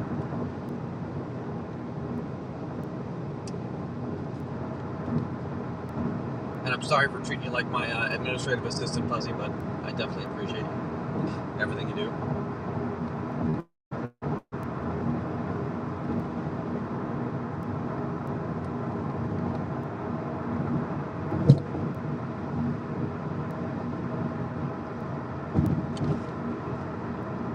So I'll say that, well, you're right, great book is interesting. It's a book that every Chicagoan enjoys because of what it is. I'm not saying that we are pro serial killer in this realm. That's always, I love, hey, we're going to do the 5K race for cancer. And I'm like, we're not pro cancer, are we?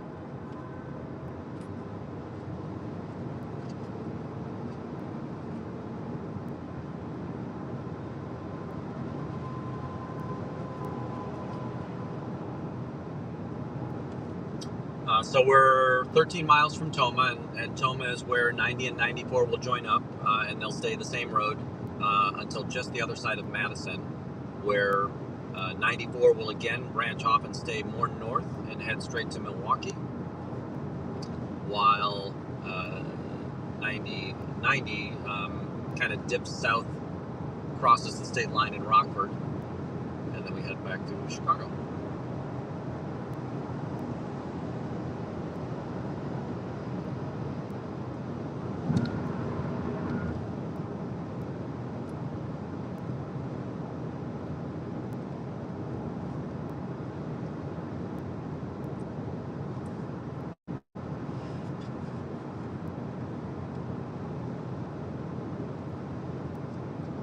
Again, we're staying in it's very, very well wooded up here. We talked about it before, right? Both conifers and deciduous. This again is another in the fall. It's interesting. The evergreens, almost by their name, they remain evergreen. And then you've got the deciduous, which will turn colors here. So you'll have greens as well as the oranges, reds, and yellows.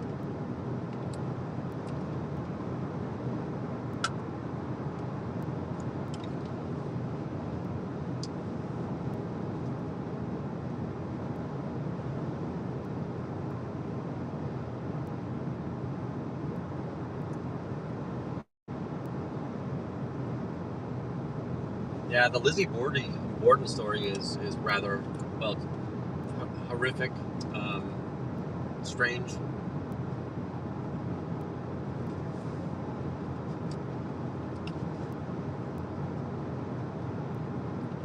The roads, and you'll oftentimes see this in a lot of these Midwestern states where they actually had an awful lot of land, that the right-of-way for the highway is rather broad, and there is a median in the middle. And the reason for that is, A, they could do it, and oftentimes you'll see trees growing in there. But it also helps with the idea that at nighttime, you don't have headlights in one another's eyes through here.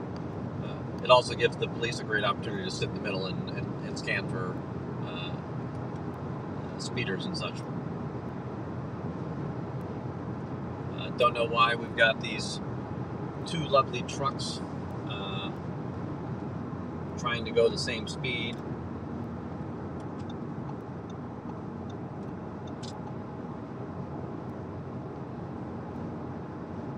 He's going to let us come by.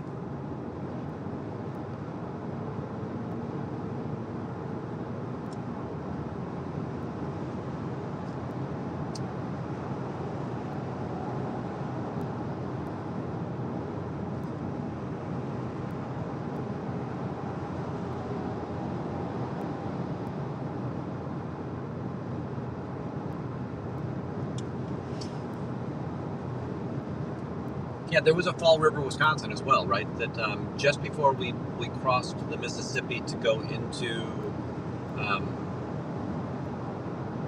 Minnesota, that last town in Wisconsin is Fall River, Wisconsin.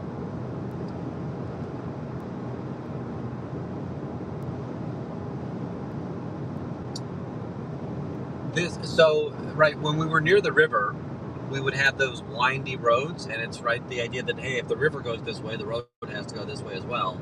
Now we're between waterways, so there's nothing that's going to interrupt this. So this is just a straight, if you look at the GPS, it's a straight line, but even if you look forward ahead of us, it's a straight line. And for the most part, all the way until we get to Toma, we're just going to be on this course. Right? You could almost set your cruise control to it.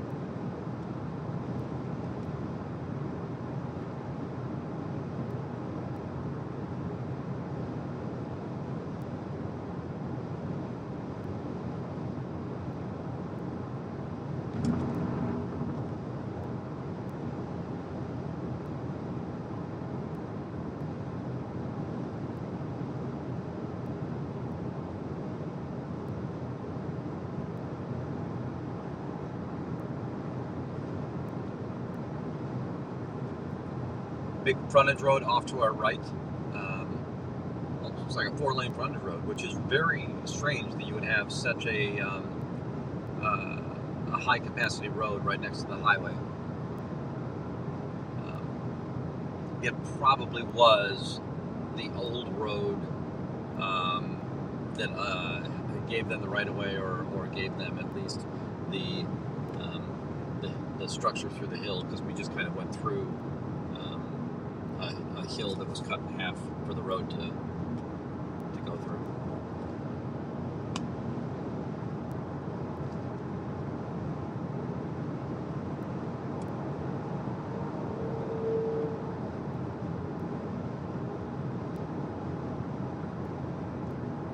Oh, the Lizzie Borden home is a bed and breakfast?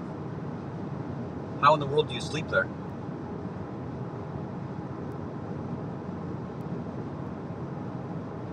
Hey, Marfta, I can make up information on any subject. Until anybody fact checks me, you guys all think I'm right.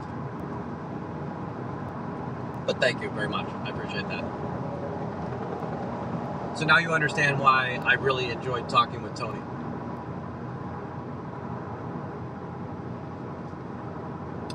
I'm somebody who, I love conversations, and especially from my great-grandfather was, in every aspect, a genius. There is no way that you couldn't classify him as a genius.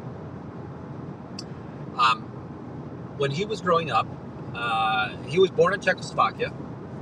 He came to the States as a very young boy. He might have been 4 years old. And his family settled here in Chicago. Didn't really go to high school. Kind of a dropout of school. And about the age of 19, he just decided, you know what, I want to go to college. And he had went to the school and said, hey, I'd love to go to college, but I don't have a high school degree. And they said, well, we'll give you an aptitude test and see if you qualify. And he took the test, and he went in, and he had a successful time there. Came out as a civil engineer and an architect. So shortly after that, he went out to Indiana, and he found a property on a lake, and he decided he was going to buy that property, and he built a house for his mother, my great-great-grandmother. And his father was no longer in the picture. His mother had remarried. The husband was a degenerate gambler. So unfortunately, that house was lost in a poker game. So being the industrious young lad that he was, he then, there were 7 plots. He then went to the other plot at the other end. He built another house, and he said, Mom, you can live here, but I'm going to hold title to this one. And that homestead is still a place where my family, it's kind of the place where we go for summer retreats and everything. So love that. when he passed away, he had 3 world records in architecture.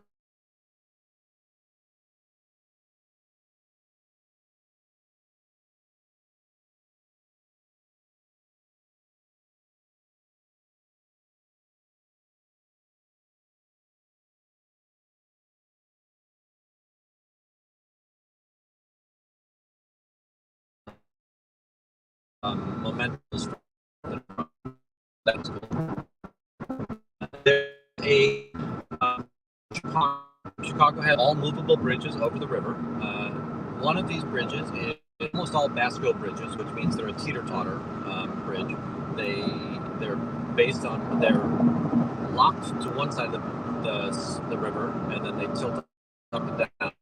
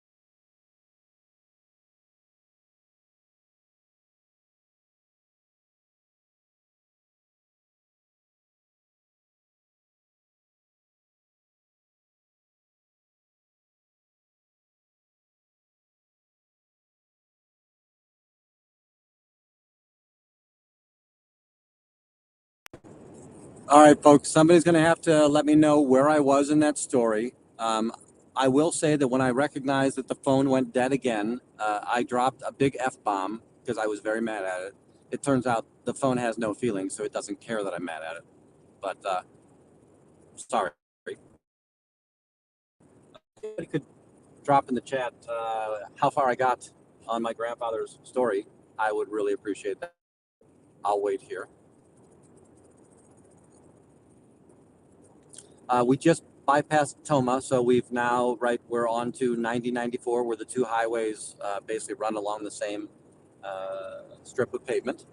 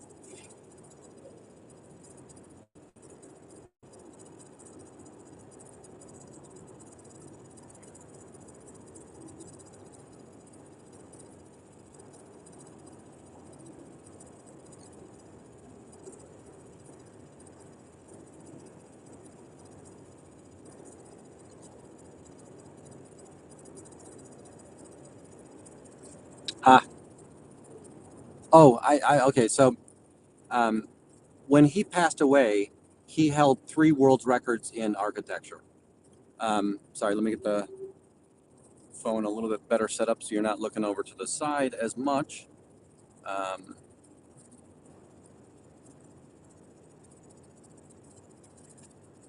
And give you a little bit more of the road.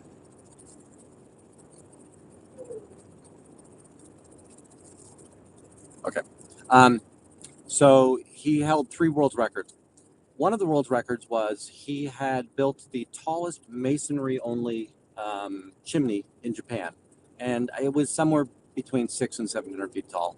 The amazing feat there, right, is that Japan, being prone to earthquakes, not a place where you would build a lot of tall, thin structures. The second world record, the next 2 have to do with moving. In Chicago, we have movable bridges. All of the bridges over the river are movable, and by that, they raise up and down to allow commercial traffic through, because the rivers have the right of way. You can't block traffic for commercial rivers. And one of these bridges, they're bascule, well, most of them are bascule bridges. A bascule bridge is one that it's anchored on one side with a counterweight, and then it tilts up and down to lift itself up and detach from the far side of the river to do whatever, to allow for the boats to pass underneath. But he moved the largest bascule bridge about 700 feet. No, it was a quarter mile. He moved it a mile down the river.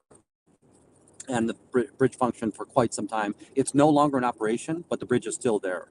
And at one point, I lived in an apartment that had a great view. I loved the connection of that part. The next feat that or record that he had, there used to be a building at the corner of Roosevelt and Michigan Avenue called the Dowry Building. It was about a 14-story building. The property had been sold, but they wanted to preserve the building. So he moved this building several blocks without disturbing the plumbing or electricity. So when they got to the new location, they basically just plugged it back in. The amazing feat on this was it was done by horse. So what they did is they jacked the building up, and they used poles and strategically placed these poles whatever angle necessary in order to navigate around turns and corners and such until they were able to get it to its new location. And it was just pulled forward by horses. So I'm going to go with I stand by. The man was a genius. Remarkable feats. When he was at his 97th birthday, he lived to be about 99. I think he lived to be 99. On his 97th birthday, he was telling jokes in 5 different languages. So to have that mental acuity at that age, just really, really awesome. What else?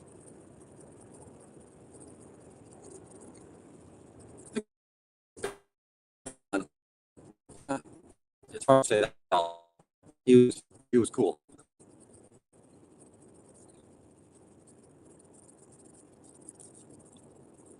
No, so he didn't architect the bridge. He merely moved the bridge. So the bridge will have the original architect's name on it.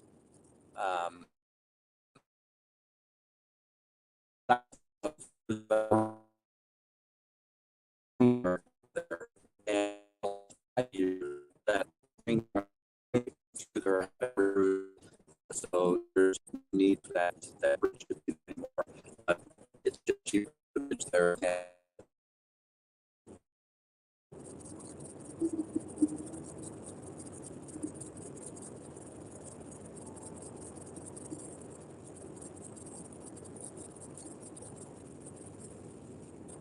I think we're near Camp Volk again, or we should be coming up on Camp Volk soon.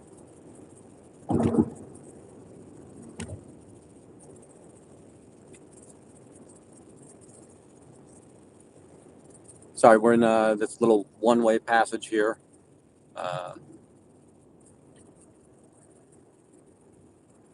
There there is road construction going on the other side.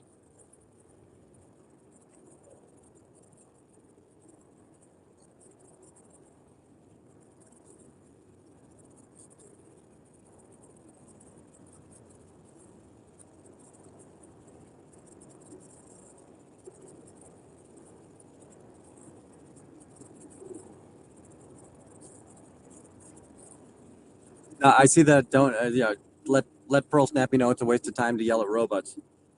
I don't know if you know this, but on Streets LA, his Film the Police, I think it's his Film the Police channel. It might even be a third channel that we don't know about. But before he was an anti-Scientology protester, before Scientology pulled them in, he would always have these stupid debates and discussions with the robots that would travel around LA. And I think they were like food delivery robots and product delivery robots. But it was just whatever. It was a novel thing of how you could deliver stuff. But he would have these antagonistic fights with them, and it would be hilarious to watch that.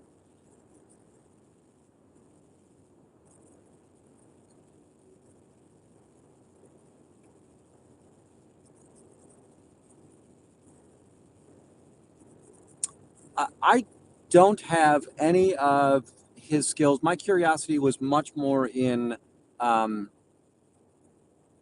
I'm going to recant that a little bit. When I was a child, and I loved, back in the day, when I was a child, toys didn't come with instructions. You got Legos, or you got Lincoln Logs, or you got an erector set, and you creatively built stuff. Like I'm somebody who will very snarkily say, when you get the Millennium Falcon Lego set, it's like, wait, you build the Millennium Falcon because you have the Legos to do that. You don't buy a set with the instructions on how to build a Millennium Falcon. And I thought that was much better for children in that day to say, be creative, build what you want to out of these things. There are no rules, right? And I think that served me very well. But then as I got into my my professional years, I was just more interested in computers. And you know, in his day, there was no such thing as computers. He would have been I have no doubt he would have been an incredible computer engineer.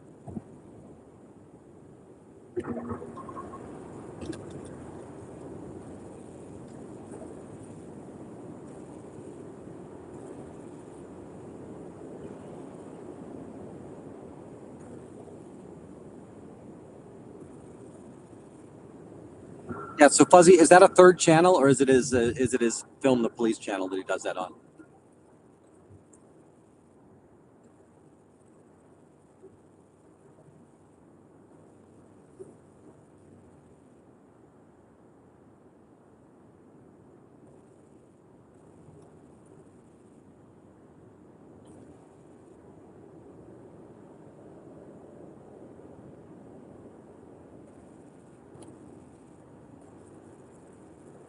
Ah, cool. Thank you.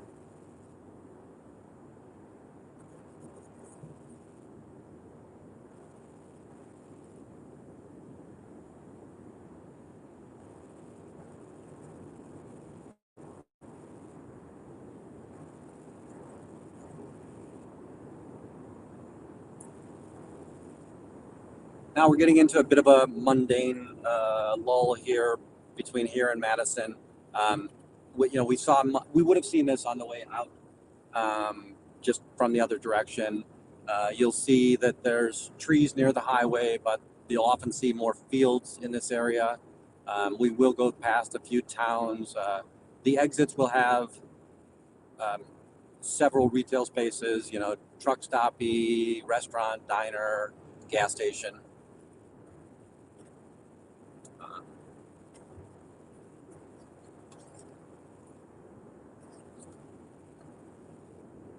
Seeing a sign for Tommy Bartlett here again.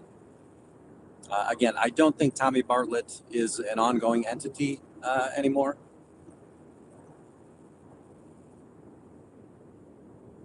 But it's definitely a memory of anybody here who grew up in Chicago, Wisconsin, Illinois.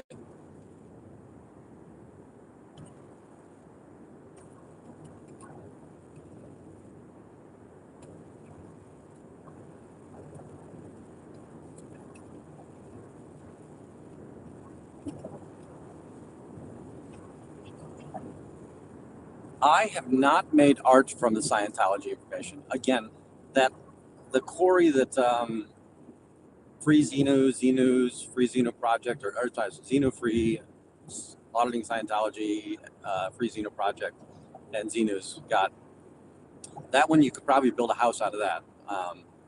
But yeah, I have not. I did. I kept one each of, well, two each. One for me, and then one for my buddy, Declared Dave. And then I handed off to Aaron a lot of the propaganda, as that was something that he was looking for. Not sure if Free Xenu Project also handed off all of the material they collected over in Kansas City about a week and a half ago. Let's see, miles to home. We have 200 miles or 3.5 hours. By the way, it doesn't all has to stay with me. And I really appreciate all the time that you have spent with me. It does make it much more enjoyable. I could listen to the musics. I could listen to the talk radios. But here, I get to try and entertain you folks. And you get to keep me company.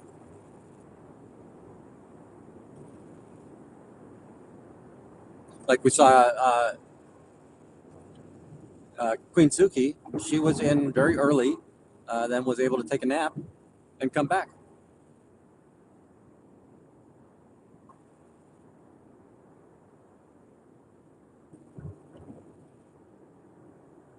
So we did take, the route home was marginally longer distance-wise, so it was maybe another extra 50 miles, which should equate to about an hour. But the because of the route we took, we weren't traveling at supersonic speeds on those roads as we were following the Mississippi River. As I had mentioned, kind of on the way to Minnesota, we took the straightest shot possible, and we stayed on the super slab all the way. And we'll be super slab all the way home from here. I do have an appointment to keep, and it's going to be close, whether or not I can. I need to make one more. I need to make a fuel stop soon, and that'll definitely get me all the way home. Then I just have to hope that we don't have. You can get ugly traffic. Now it's going to be on a weekday, so hopefully that'll protect us a bit.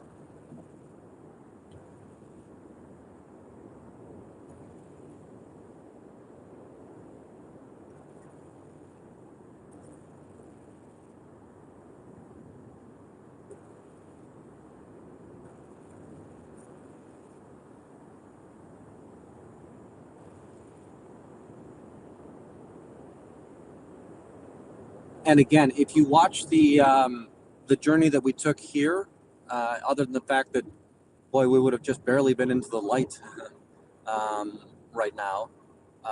If you watch that journey backwards, you'll be able to see all the stuff we're going to see coming up. Yeah, how about it, me? I appreciate it. All right, next topic.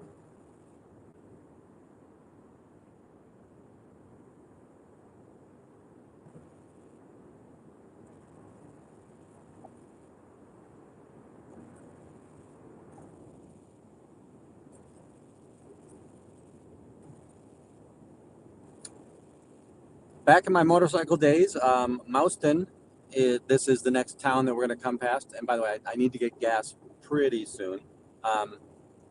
Might go ahead and do it in Mouston. That they had advertised a Harley shop, but it was really like some guy's garage who used to work on motorcycles. Most Harley shops are, they're sort of like, they went through like an ideal or mechanism where they revamped all of the Harley shops to be much more retail friendly, female friendly, a lot more apparel, not as much motorcycle, near the highway, all of that stuff.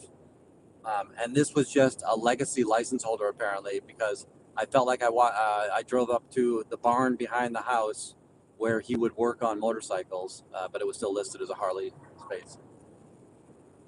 And back then, what me and my buddies would do is we would buy. They're called dip dots, and a dip dot is it's for your oil reserve dipstick on the motorcycle, and the dip dots are usually branded to the location. So that was our record of where we had been. We would show people our dip dots. The dip dot was maybe anywhere from $1 to $3 at a time. Now there were some outlets that they were so hoity-toity that unless you bought a motorcycle from them, they wouldn't sell you a dip dot. We like to call them jerks.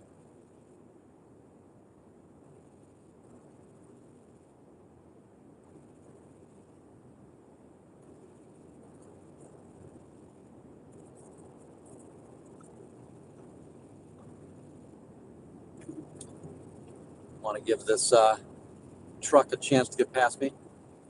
I can tell that he was chomping at the bit to jump all over it.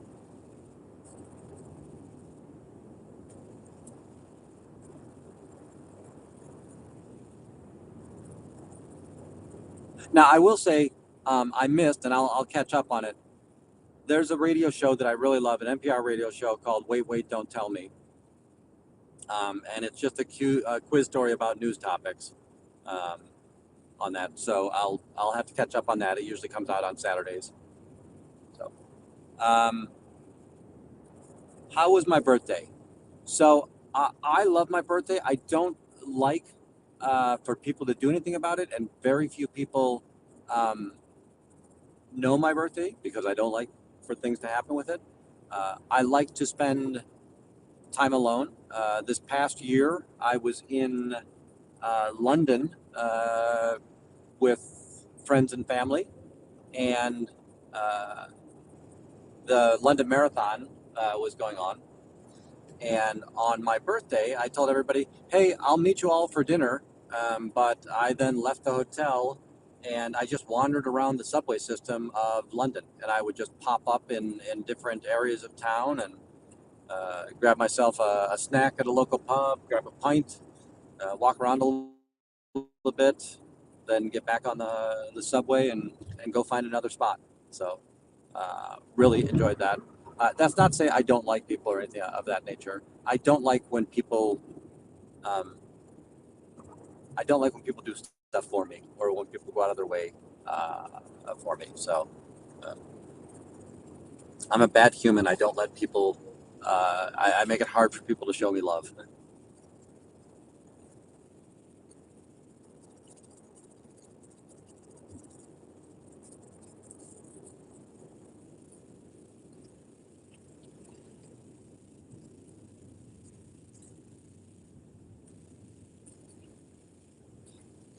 Here we are in Mouston. We'll go hit this quick trip real quick, get us some gasolines,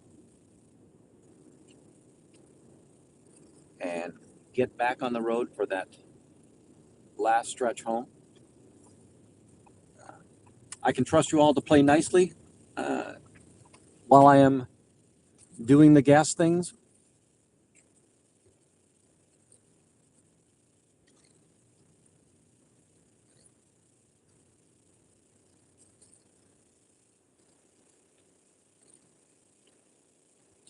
Fuzzy, you're in charge. Let's park the car. We'll turn the car off. I'm going to go ahead and put you on the mute.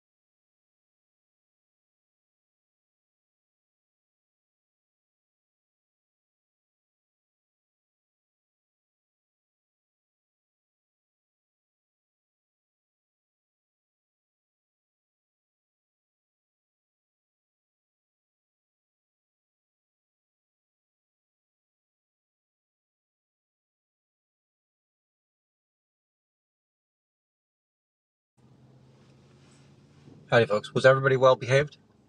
Let me see here. And I did take you through the car wash.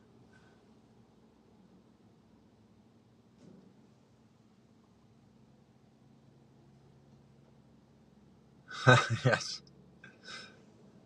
Yeah, the singing. I'm kind of going through the comments here real quick. I'm going to turn the car on because it's really warm. And let me try to tell this video player to shut the F up when the car connects.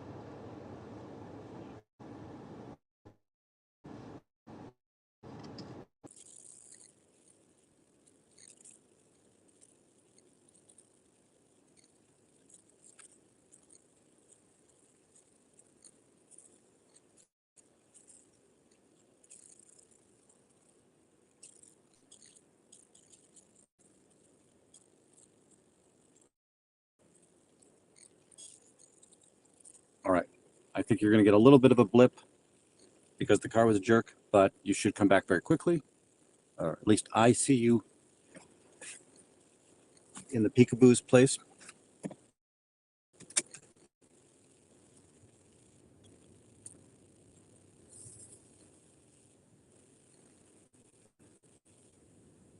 Head down here because I think that I need to go across the light to get out of here.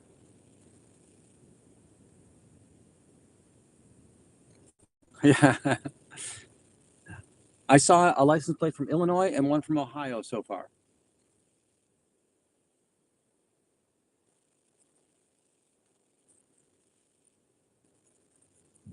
Oh, yeah. Wait, does Elron get them for Xenus or does he get them for free Xenu? The peanut butter cups.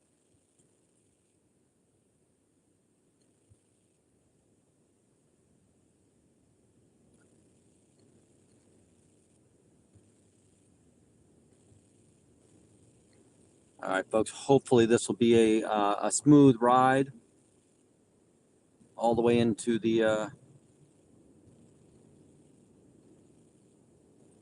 big city of Chicago. I just saw the screen go blank on my iPad, so I assume that's the little part in the gas station when the car took over my phone. Jerk car. Nobody likes cars.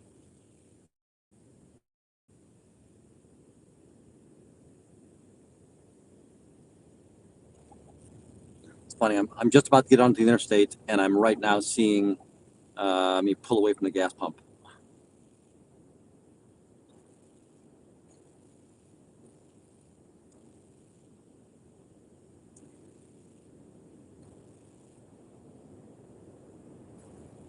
All right, now I got to get the car up into warp speed.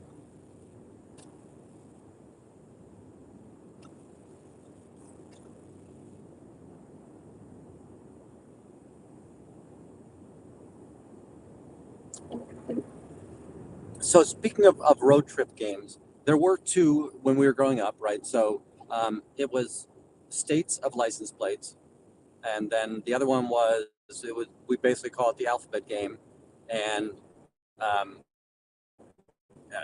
you would have found the letters on the you kept track of your own score in there. But if anybody called you, like, I saw a Q. Oh yeah, where'd you see the Q? Right.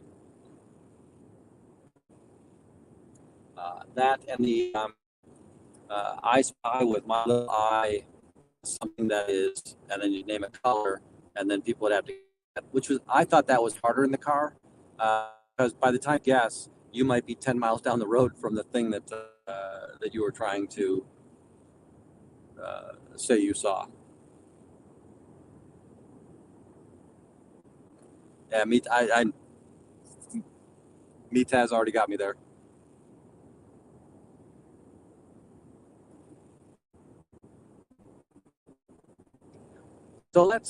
So I see 5 fun facts about Chicago. No particular order, not the only 5 fun facts, and they're not the top 5 fun facts. Let's go with the idea that it has the highest population of different ethnic groups, ethnic or national groups from outside of the country. So one thing that we always hear is that it's the highest population of Polish people outside of Warsaw. There is a high Ukrainian presence here as well. So you've got that. It's less true that be our first, that there's concentration of several non Native American, I guess, or foreign nationalities. It's funny. How are you? My heritage on my father's side is Swedish, but how long do I get to claim I'm Swedish? Right. I love that it's not as much as it used to be, but there used to be such a distinct lineage of distinct population in the neighborhoods of Chicago, right? If you went to Taylor Street, you were probably going to see 100% Italians in any of the residential spaces. If you went to Pilsen, you were going to see, well, long ago you would have seen Polish people in Pilsen. They all moved further north. And then you would have seen, now you see Hispanic or Latino, Latinx population there in Pilsen. The Chinatown, it still is Chinatown. And Pilsen is still very heavily Hispanic or Latinx. But you don't see much more than that. Historically, it was the crossroads of America and the stockyards. Let's see, the stockyards caused it to be the food capital of the world, or the cow capital. I can't remember. Darn it, there was a nickname for that.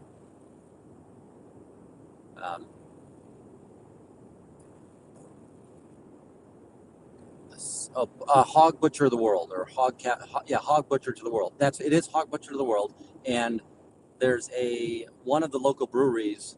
One of their beers is called the Hop Butcher of the world, or Hop Butcher to the world. Now, it's very common for immigrants to have really. There's high immigration populations on the East Coast, but then they would have dispersed from there, right, in that space.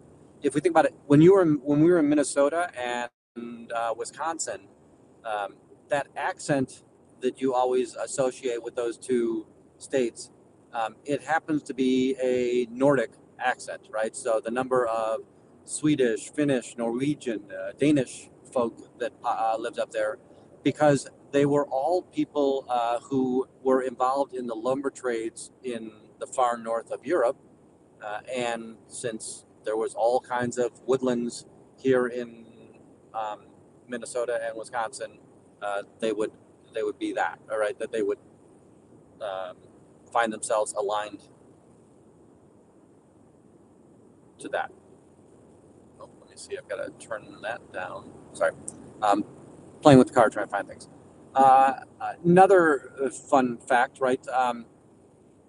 It was the primary destination for people escaping slavery, and not as much slavery, but right, we've got the Emancipation Proclamation takes place in '64, and then you're to the point where all the slaves are presumably free, but we know that they aren't really free, and that the laws are still very much pointed against them, and the police are still protecting the rights of property owners much more than they are actually enforcing laws. But there was a great migration to Chicago as an urban center, and it was a train center. Right? Detroit also had an incredibly high influence of, but that was with the auto industry pulling people north. Chicago had a much more diverse industry and didn't need, you didn't need a high education to work in most of those factories, right? That was going on there. So while you will see Detroit had Motown, in Chicago we had Chess Records, and it was a powerhouse of black publications. So Jet, Ebony, All of those men, that publisher was a Chicagoan, and their headquarters was on South Michigan Avenue. Sticking with the automotive theme, not that we had an automotive theme, but I just said automotive. If you go south of 22nd Street on Michigan Avenue, so 22nd Street is basically where McCormick Place is, and it's probably the defined northern boundary of Bronzeville. But on Michigan Avenue, if you go south of 22nd Street, you're in what's called Auto Row, or Motor Row, sorry. And in Motor Row, the reason that got its name is when cars were brand new, not a lot of people had cars, so it wasn't ubiquitous that there'd be gas stations everywhere. It wasn't ubiquitous that there would be garage repair shops everywhere, right? That so few people had them, and there was a high concentration of the people that could repair cars. And remember, different brands of cars needed different things, even back in that day. So Motor Row was a place where you would see a high density of mechanics, car sales, those types of things down there.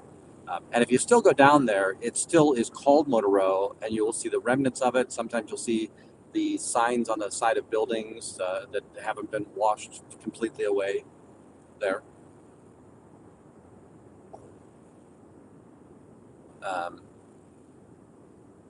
So that I think is an interesting element.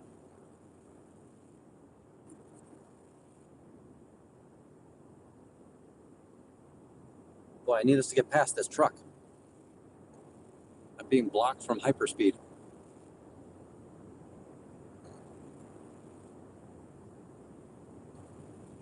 Yeah, DTS, that's 100%. The idea that if you have a taste for something, you're going to find it in Chicago, and you're going to probably find a very authentic version of it.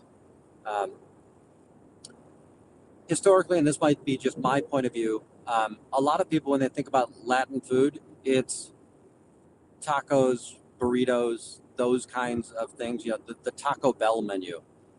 That's really a Texicana. So it's more of the borderland of Texas and Mexico, where those would be the primary foods. The further south, first of all, Mexico is a huge country, and it's got a presence on both the Atlantic coast, well, the Gulf of Mexico and the Atlantic coast, and the Pacific coast. So if you're near the coast, by the way, fish is a big deal there, right? They were, they grew they grew and ate cattle. Mole, the agave era. So if you're in southern Mexico, all of the moles and the long steamed sauces that are built there. But in Chicago, you can get that too. But more often than not, like when you go to King Burrito or King Taco, you're getting the Americanized version of any kind of Latin food there. Chicken and waffles claims to have been invented in Chicago, and there are at least 12 different restaurants in Chicago that claim to have been the first. Not positive how you can all be the first, but bless them all. See you, Lady E. Thank you.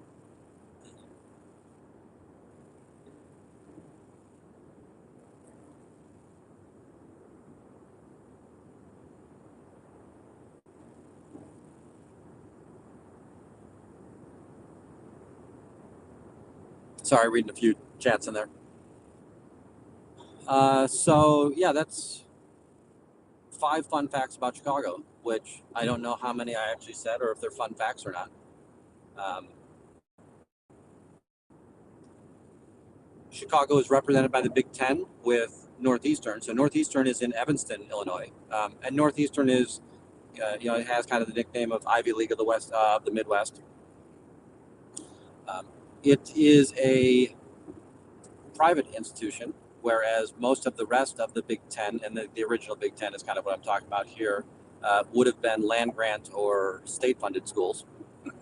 University of Illinois, University of Indiana, Michigan State,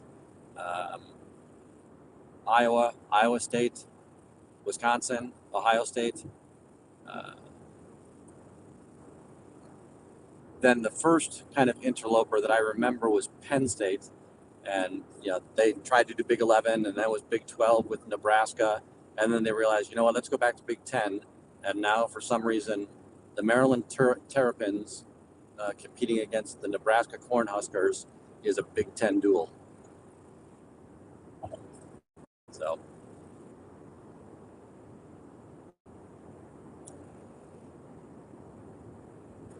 what else do we have?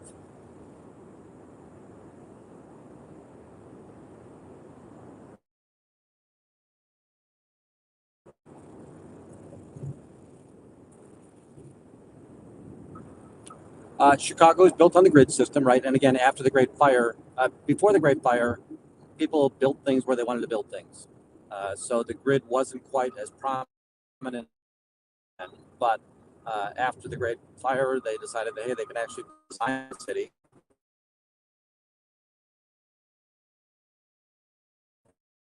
It's not a great way of Boston is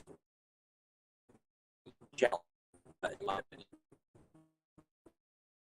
Has a unique element that they have a street called Washington Street, but they knew that since George Washington was going to be such a important figure in our history, right, that he was the general that got us through, he was the first president and all of that fun stuff, that every town in America was going to have a Washington Street, and they needed something to be unique about their Washington Street. And on their Washington Street, a lot of the streets that cross Washington, they change names as they cross Washington. So like Spring Street will turn into Summer Street. They do that, and it's like, yeah, that's very cute. If you're not from Boston and trying to get directions, it's a pain in the butt. Howdy, Jovi girl.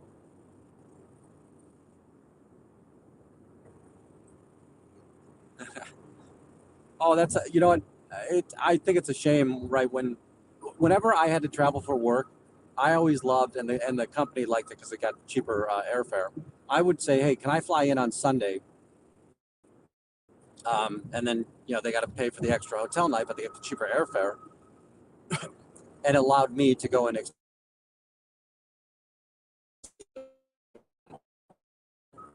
Yeah, that's common that people will say in Chicago, but I've been to right.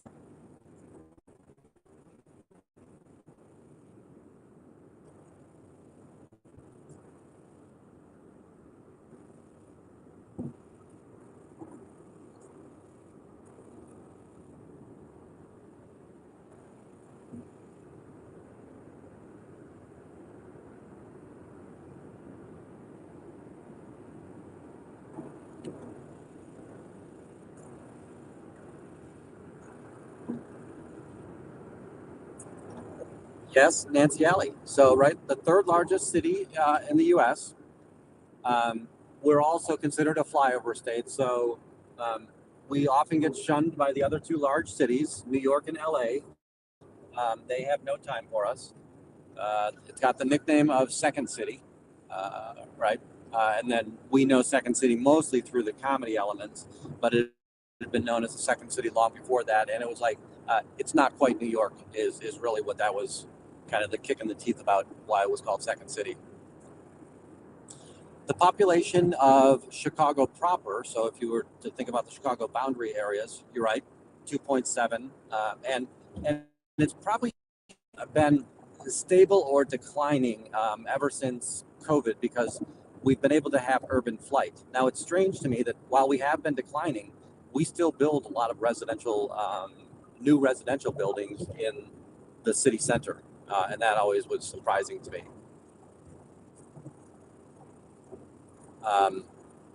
If you then bring in the collar counties, and there's two of them, right? Lake County, Lake County, Page County, Old County.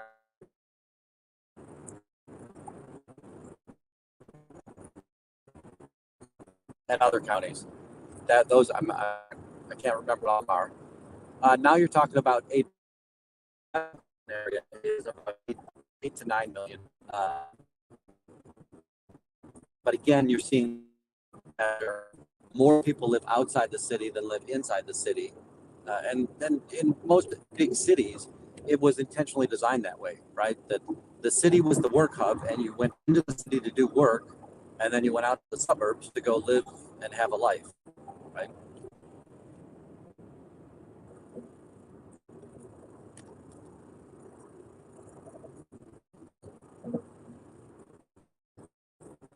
It's called Windy City. What?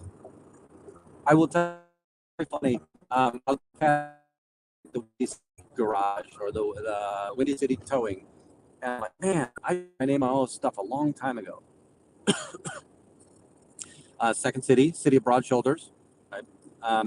And that also harsh weather here, but we still, right? We had the rail community, the stockyard community. Stuff got done here in Chicago, right? We're going back through the Dells, right? The water capital of the world, water park capital of the world. Got the Great Wolf Lodge here. We'll see Kalahari at the next exit. The city that works, yes.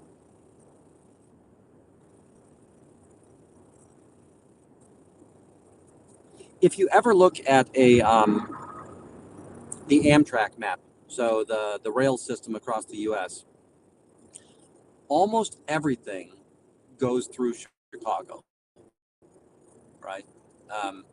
That if you're coming from the East Coast and you need to go to the West Coast, you're probably going to stop in Chicago. I don't even think they have lines really that go across the southern United States, that it's still coming out of Chicago, then to St. Louis, and then deep south to the Texas or otherwise.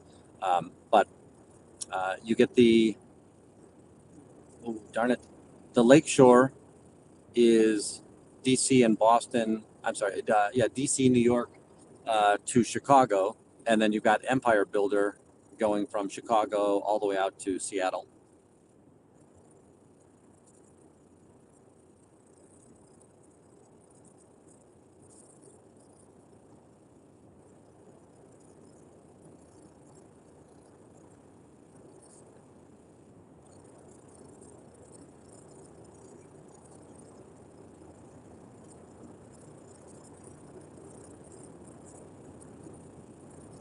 Yeah, El Sarmento, I would encourage anybody that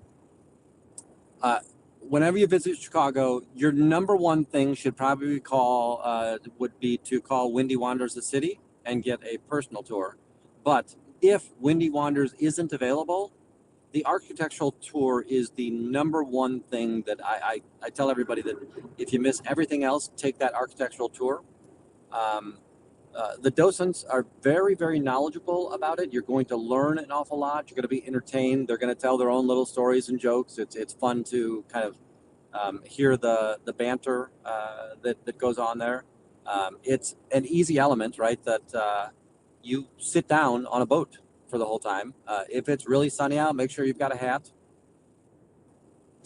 Most of those boats have a bar, so you can get cold water, lemonade, soda, barley soda. And you're gonna, I encourage you to take the river one more than the lake one, but there are a couple that are the river and the lake. But and to see the skyline from the lake, it's impressive, right? I won't kid you that. But I'll also say this: if you don't want to go on a boat and you want to see the skyline from the lake, go out to the planetarium, because there, or the Navy Pier, but the planetarium's a little bit better because you've got the Grant Park element there with all the skyscrapers that are lining Grant Park. But that architectural tour is going to take you along the east-west stretch that's between the junction and the lake. And then it will take you up, usually around Goose Island. That's about as far north as they'll go. And then south to Chinatown or Pingtom Park. And as I said, you're going to get so much information that I think the docents are incredible, very, very helpful, just really good stuff there.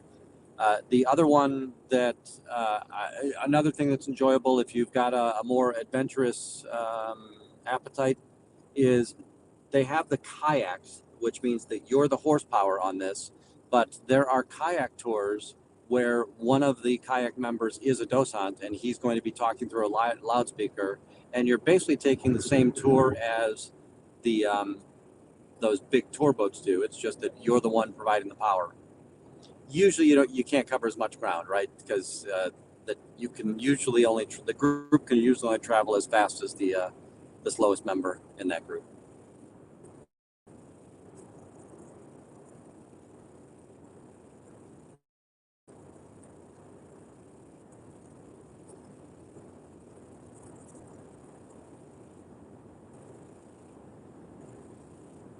Yep. Yeah.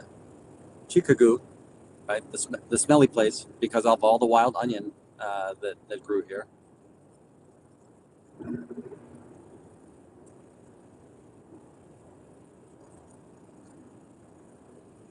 Ah, yes, we did pass a Corvette. What was the license plate on the Corvette? Corvette doesn't have a front license plate, I'll tell you that.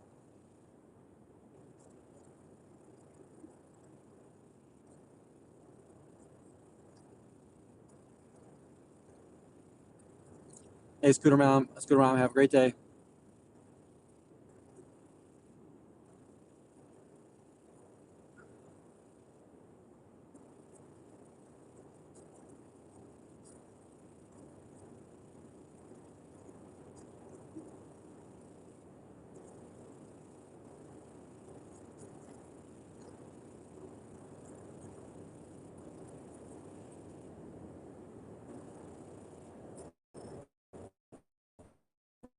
Crack open my bottle of water here. Quench the thirst.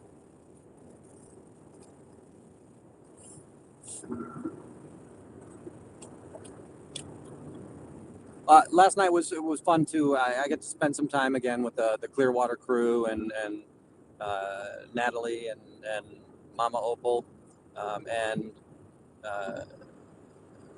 that yeah, there was barley soda to be drunk, and I did have some barley soda, and Mama Opal was very generous, giving me a ride home. I will tell you that I Ubered up there because I knew that I would be drinking, and I'm not a big fan of the drinking and driving stuff. Try to be responsible. And again, no shade on anybody who isn't an imbiber.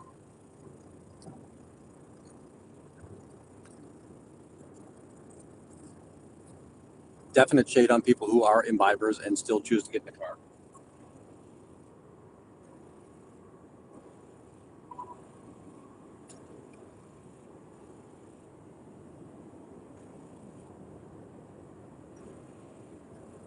All right, I need this cluster of cars to be moving along here.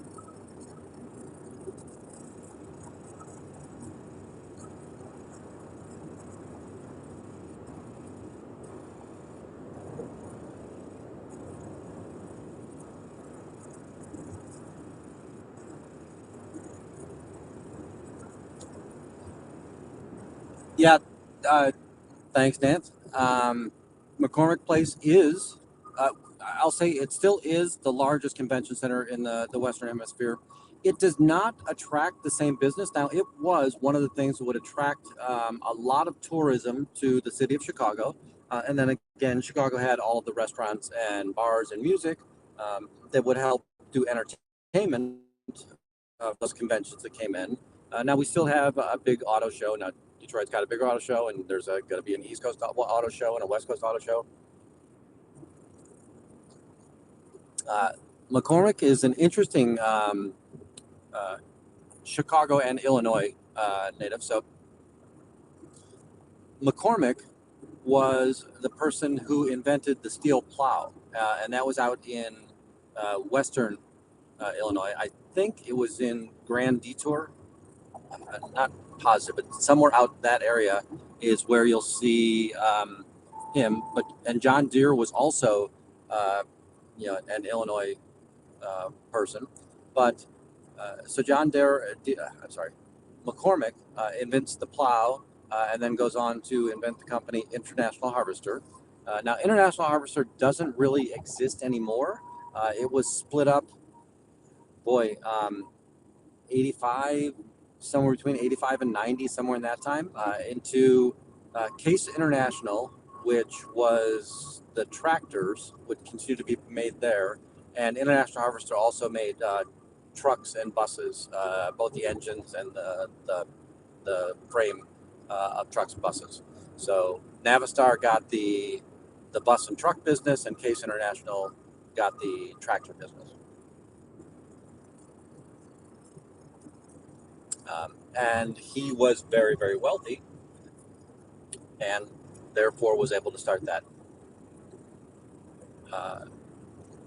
Donnelly Publishing started in Chicago. Donnelly Publishing is back in the day. If you wanted to know how to get a hold of somebody by phone, you would look it up in this book that had phone numbers. It was called the phone book.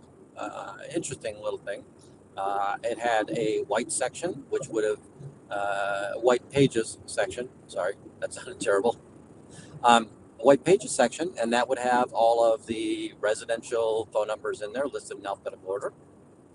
And then, by the way, you could get street ordered phone books as well. And that was people that were, if you were a commercial enterprise, it was important to know the phone numbers of houses in a row on a given street. But you had the white pages, which gave you the residential phone numbers, and the yellow pages, which gave you the commercial entries. And those were alphabetic. And since it was alphabetic, you would have, that's why you have AAA towing and quadruple A towing and quintuple A towing, that you wanted to either be the A or the Z in your industry, and you wanted to be the A more, you wanted to be the Z. But that was, people would pick up a phone book, and the first name they saw was the first name they'd call.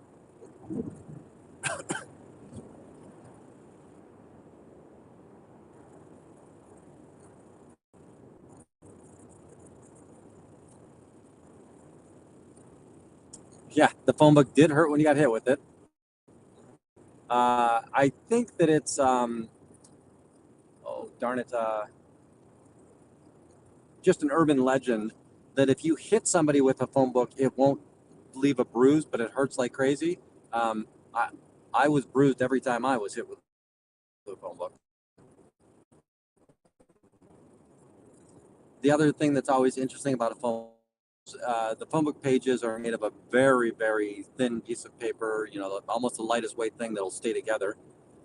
So taking the page of a phone book is very easy, but tear an entire phone book, right? When you put 1,000 sheets of paper together, that is a very strong piece of paper that you've got going. So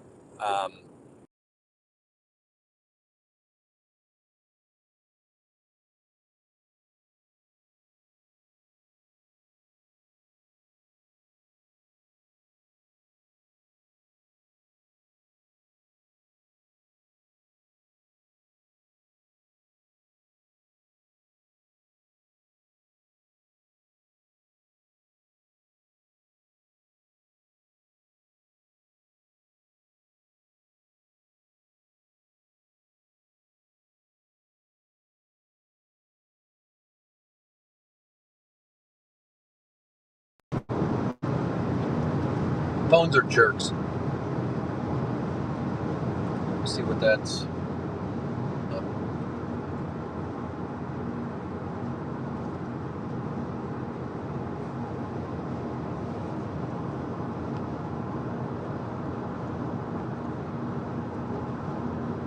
All right, we're back on the air. Sorry, phones are gunkies. I was talking about phone books, so I'll assume that that's the part of the story that we're going to get back to. Phone books are made out of a very lightweight paper, so tearing any page of a phone book was incredibly easy. But when you put 1,000 pages of that paper together, it becomes a very strong element, and it's very hard to tear apart. And that used to be a milestone for a strong man to prove their worth was, could you rip a telephone book in half? So.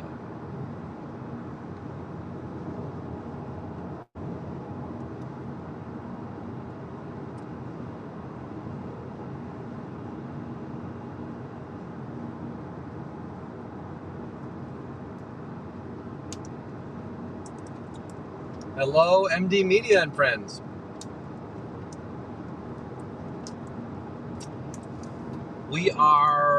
We've passed kind of the intersection of 94 and 90. So 90 now has gone off on its own. I'm sorry, 94 has gone off on its own. It's going to go north of us. We're going to stay on the southern route, I-90, which will take us south of Madison, Wisconsin, and on to Rockford, and then on to Chicago. It is 2:15 local time. We're crossing the Wisconsin River.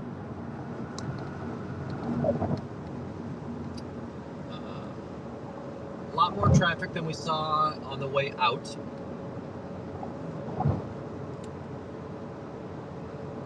Now, granted, on the way out, we were up at 0 dark 30, getting on the road. Whereas here, I was able to enjoy my breakfast with Nance Drew, Juanita, Mama Opal.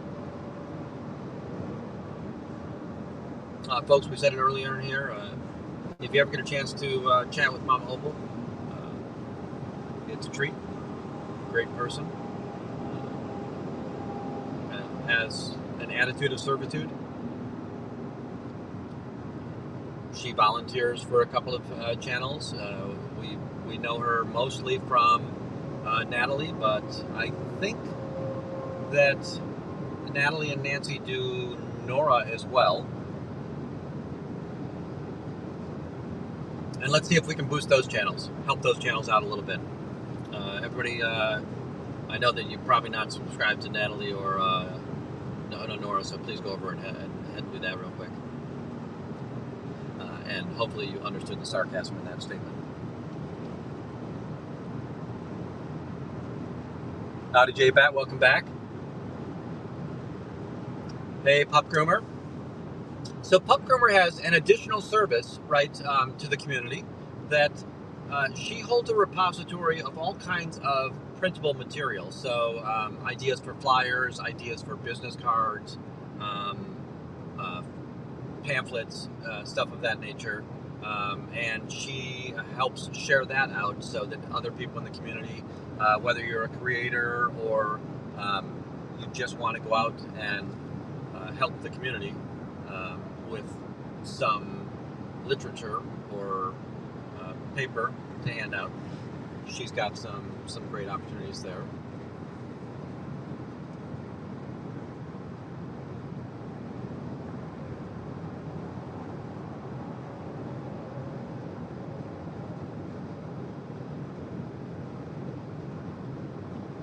Nancy, great topic. Hello, Johanna Quinn. Welcome in. Magnus, welcome in.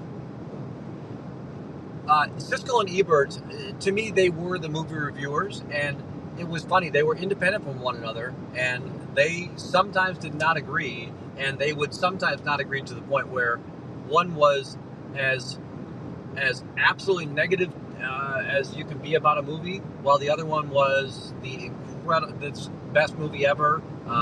If you never see another movie in your life, you got to go see this movie. So I definitely loved that. Both as the newspaper, and you're right, they got the Pulitzer Prize, but then they went on to TV. We saw others as well. Rex Reed, I think, was one of those people. But the personality of Siskel and Ebert was amazing. And again, even though they were semi-adversarial, my understanding, if I recall right, one of them was Tribune, one of them was Sun Times, right? So it was a collaborative effort. They were definitely personalities, and it would have been a great representation of Chicago, and you were a Chicagoan if you knew that. My next question for everybody is that, so WGN, again, remembering that those old call signs for radio stations and TVs, they usually had, they were using an acronym of something when possible. So WLS is the world's largest store, and that's when Sears was the largest store, and it was a radio station that WLS put on. And WLS's early days, their claim to fame was they would host the Saturday Night Barn Dance. Again, country would have been by far the most popular and pervasive form of music in that time, and they would put the Saturday Night Barn Dance on. And then you had WGN, which was the world's greatest newspaper, and that was the Tribune, was the sponsor of that. And WGN was a local channel, but for the longest time, WGN was also a national channel. So the early cable channels, that would be the channel they picked up to generically show to the rest of the world. And the Cubs played on WGN, so that was the way that the Cubs would be able to be seen outside of the city of Chicago, was through WGN. If you watched WGN, you would have seen Chicago's weatherman. And does anybody know who the famous Chicago weatherman is? It was not Ron Burgundy, by the way.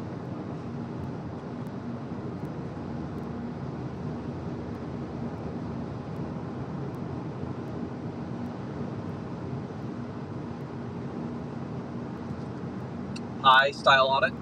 Welcome in. Trip's going pretty well. We've got a little over 2.5 hours to go. I have a feeling because there's 2.5 hours to go that I'm probably going to see some traffic. And if the traffic gets too bad, I'll probably want to concentrate. And I'll either let you guys entertain yourself, or say, hey, maybe it's time that we stop streaming for the day. You've had your fill of Windy Paul for the day.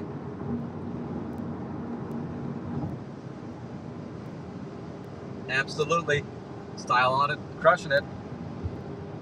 Oh, Floyd Calber as well. But when my grandmother would come to visit, she'd say, "Hey, he's from North Carolina." My grandfather or my grandmother and my grandfather, they moved out to the East Coast when I was young, and then when they would visit, they were, "Oh my gosh, that's Floyd Calber." So his time in Chicago was mostly his second career as that. But yeah, Tom Skilling was Chicago, and he just retired just a couple of months ago.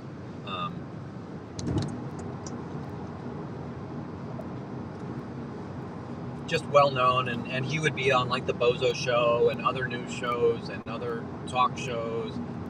He would host celebrity events, like if there was an award ceremony or something, you would see him in there quite a bit. Now, Tom Skilling has a famous brother as well. Not sure if you have any recollection of who his infamous brother relationship is.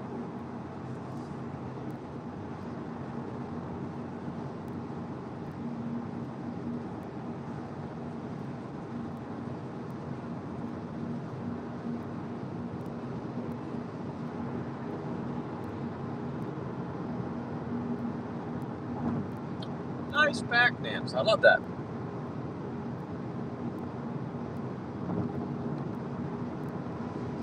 I'm going to go into some childhood favorites in a second.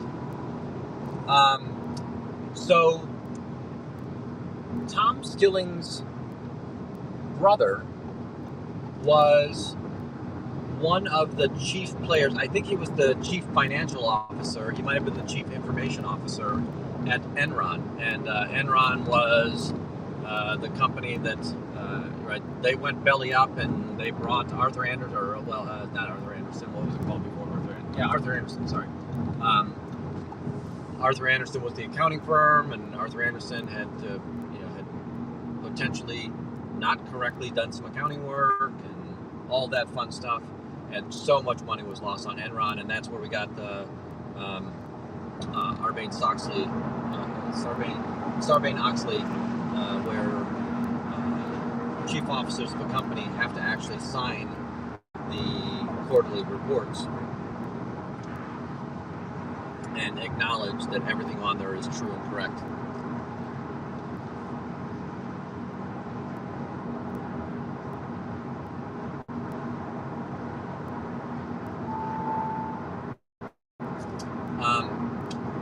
So when I grew up,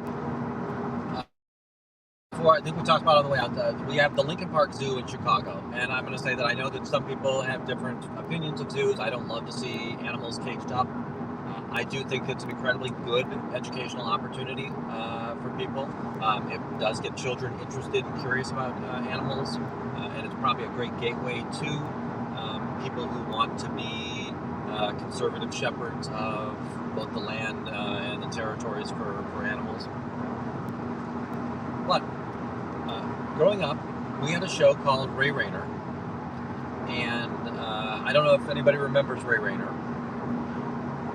but there were some incredibly novel things about Ray Rayner, and it was specific to Chicago. Ray Rayner had a favorite university that he would always talk about the score for this university. The university is based in Pennsylvania, I think. We'll get a free subscription to the first person who can tell me what the name of that university that Ray Rayner would always share the score for. Hey Nancy, you have a great day.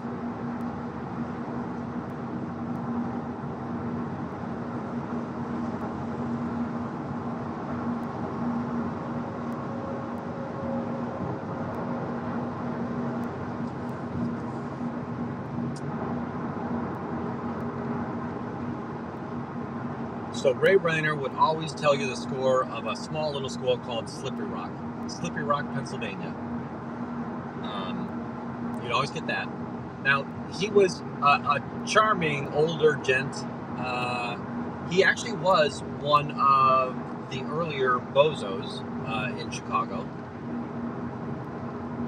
Ray Rayner would wear this jumpsuit with paper-clipped Post-it notes, but they weren't actual Post-it notes.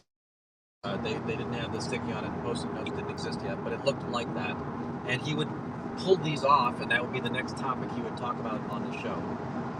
As a child, you would always get your cartoons, so he was the host of the cartoons. He would then play cartoons for us. He would read viewer mail with the adorable Cuddly Dudley. And Cuddly Dudley was a stuffed animal dog. He has a little dog house just off stage, and we would walk over and visit Cuddly Dudley and reach in the mailbag and read things for the viewers. The other one is there was a duck that would run around the studio, Chelveston the duck, who was always in the studio. And one of the, I think it was the producer, was a guy named Chauncey. So we'd always hear about Chauncey. And Ray Rayner would do crafts. So people would give him craft ideas. He would do a craft. And with that craft, Chauncey would actually do the exemplar item. And you would see that at the beginning. And then Ray Rayner would try to show you how to make the same craft, whatever it be, in that space. And inevitably, he would mess it up in ever so slight ways, but at the end of the day, it was like, did you make the same thing that Chauncey made, or did you hear the same instructions that Chauncey had in that? So that was a fun element of that show. And then to tie it back to the Lincoln Park Zoo, which is what I kind of started this little story on, was the Lincoln Park Zoo had a director, and his name was Lester Fisher. And about once a week or every other week, we would visit with Dr. Lester Fisher, and he would show us one of the animals in the zoo, similar to Joan from the San Diego Zoo, or I can't remember the guy who's from Columbus Zoo, or the Columbus or Cincinnati Zoo. But you would get that little bit of an educational piece. And I love those shows. That's kind of where I got curiosity to learn stuff. I think that learning is the easiest thing in the world, and it's the most enjoyable thing in the world. So, to me, everybody gets to be their own. Oh, looking ahead on this curve, I'm seeing lots of traffic. I wish these cars would go faster.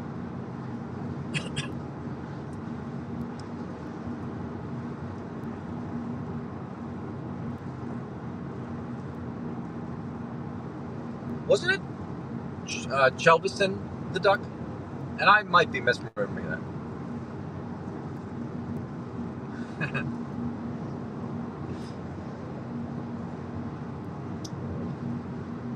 If you visit Chicago's Lincoln Park Zoo today, they still have an amazing great ape house. And I think they have one of the best collections in North America of this. The Great Ape House has both indoor and outdoor environments for the animals. In the winter, they naturally stay indoors quite a bit more. But even the outside is heated. They just tend not to go out there. That's not really... while all of these apes have grown up in Chicago, it's still not something that they don't love the negative 20 degrees that we get here.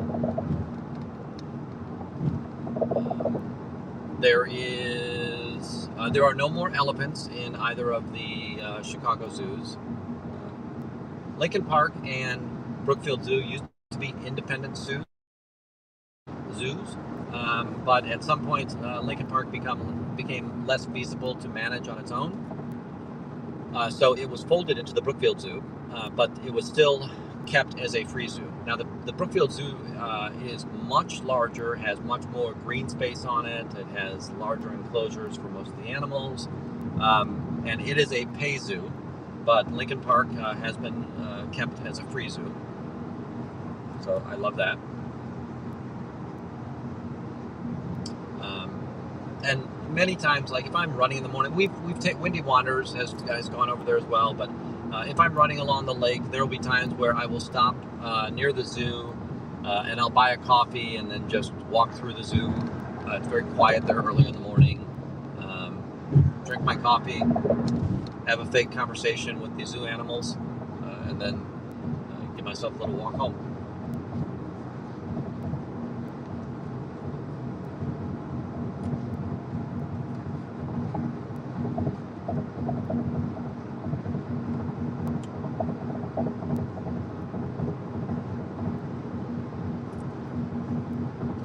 Folks, I need to reset my iPad real quick, so paying attention to that real quick.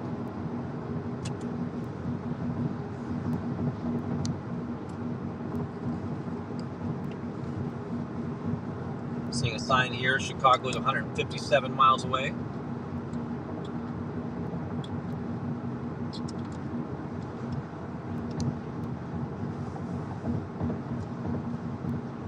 I would love to try and make that in 2 hours, but we'll see.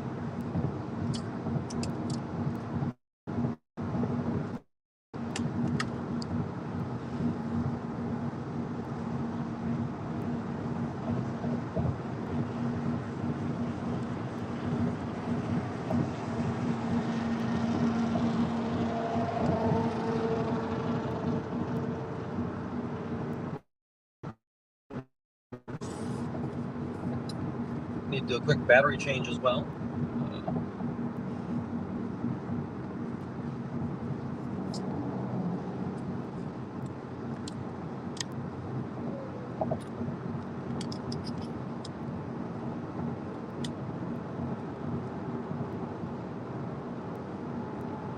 There we go. I found Powers.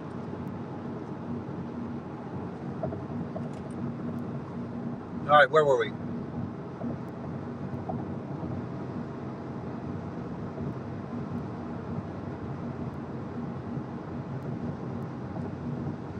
if we weren't running so far behind, I would definitely take you guys down to Merrimack and Lodi to watch how you can cross the Wisconsin River. But I am definitely running a little bit late.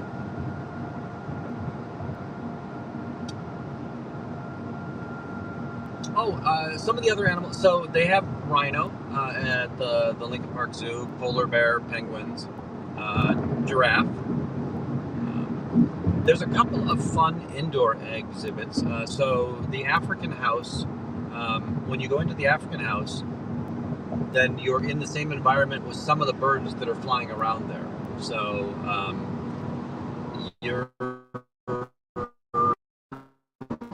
the birds can fly into you. They typically don't. They're a little bit smarter than that, but you're in the same enclosure. They may land on you. They may come near you. So that's a fun experience. Now, they also have a birdhouse as well, but that's an entirely caged area. All the birds are separated from you. If you're at the Lincoln Park Zoo, just outside of the Lincoln Park Zoo is the Lincoln Park Conservatory, and that's a greenhouse with a large number of elements. It's got, I'm going to call it the death plant, but I don't think that's really what it's called. The corpse plant, maybe that's what it's called. There is a certain plant that it's a very vertical stick-looking thing. It looks very phallic, and I think it opens its leaves once a year. And when it does this, it is an incredibly pungent smell that it emits. So it's the corpse, the dead corpse plant, something of that nature. But it's got a fern room. It's just, I like that. Then you've got the Garfield Park Conservatory. Also a great place to go and visit. Both of those are free. They historically have been free. I think that they're still free. During COVID, you used to have to get appointments, but I don't think that you need to do appointments anymore.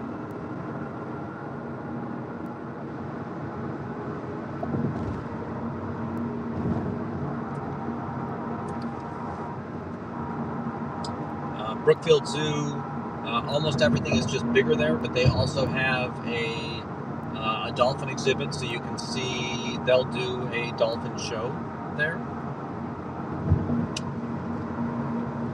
In Chicago, you've got the Shed Aquarium.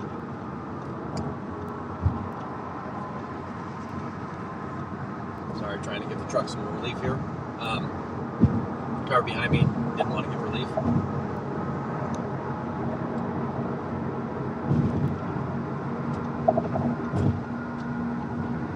The Shed Aquarium also gives a great both the beluga whale and dolphins. They've got several large mammals on their exhibit. Definitely encourage you to go see that.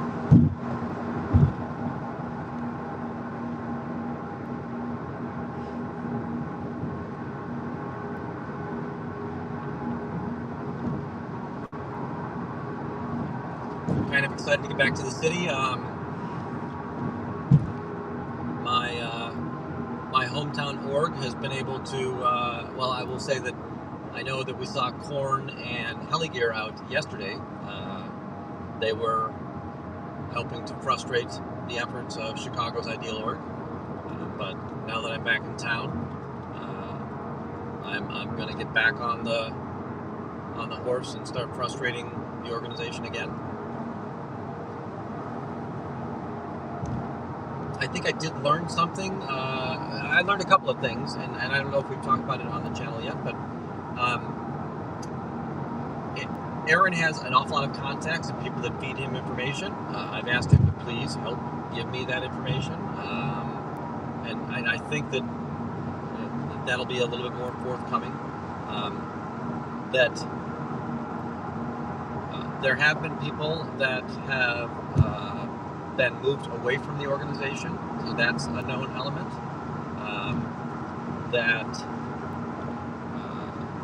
It's Joe Cicala, is how that's actually pronounced.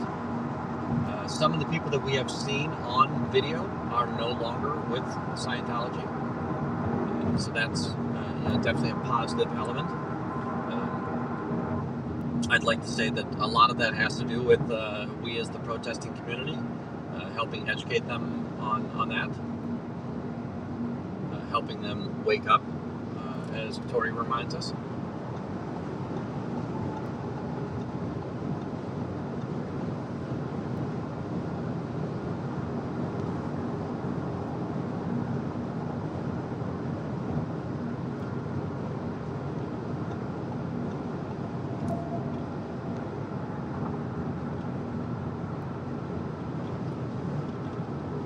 Sorry, I got a car behind me and I can't figure out.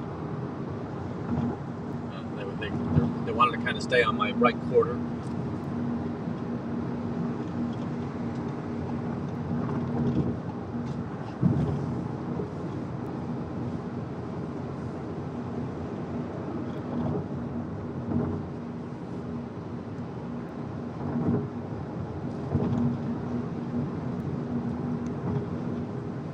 Head back down to Janesville. Janesville is a larger community out here in the middle of southern Wisconsin, near the border. Beloit then is the next one. Beloit, I know Beloit has a college. I don't know if Janesville has a college. Janesville does have a Harley Davidson.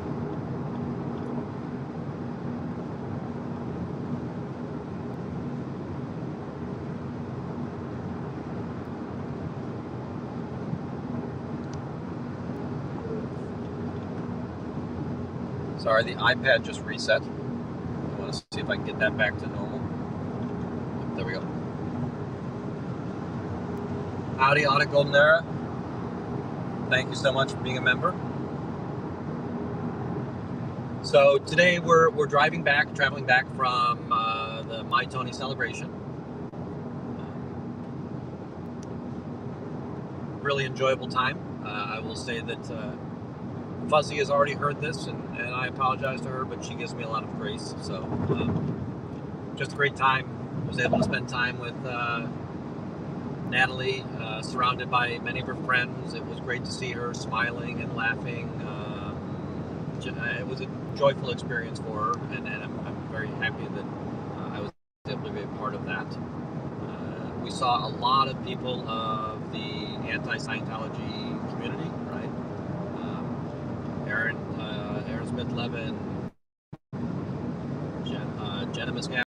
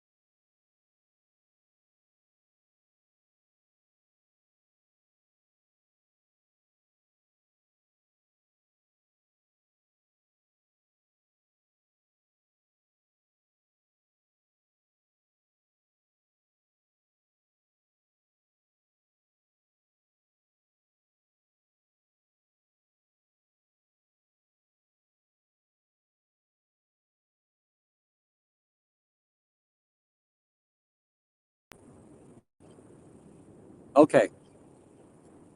I think we're back on the air. Sorry.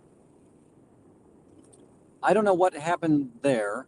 I can't tell if it was signal loss or what, but the phone has not been on our side today. It's been a jerk several times. It will be severely punished this evening. I am going to charge it in the harshest way possible.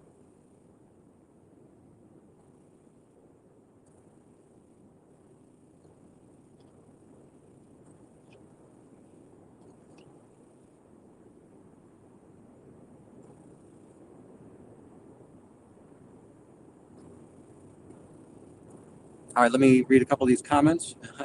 And thank you, Fuzzy, for letting me know I will come back, but it was hard. Took Taz for a small, great.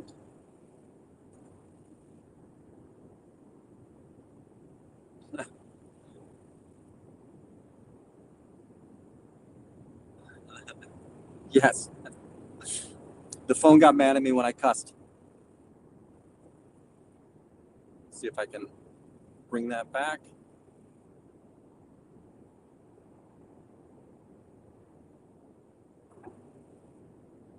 All right. Now I see video.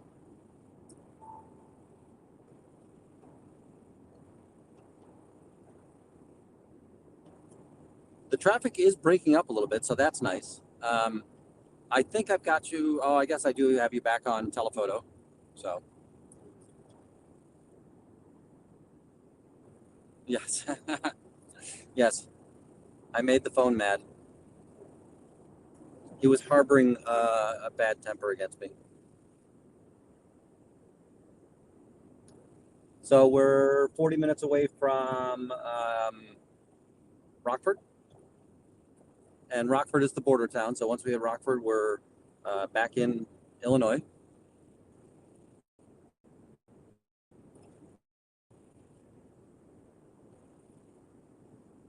Sorry, just I think I was kind of talking about all the pleasantries and the fun that we had up here celebrating Tony's life, my Tony's life. You could tell he had friends from the community, friends that were or were customers of his fashion store. He also did something in record producing. Again, he's a multifaceted guy. Just really a pleasure to talk to. Could talk to you on just about any topic that you wanted to bring up.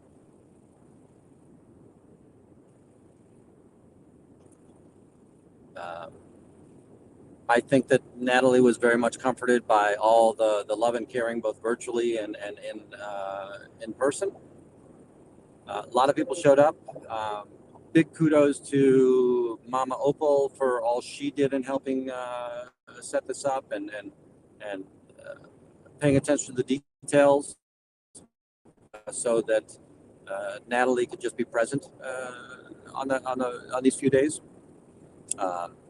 I'm sure that behind the scenes, our friend Nancy here was also instrumental in doing a lot of the organization that went on.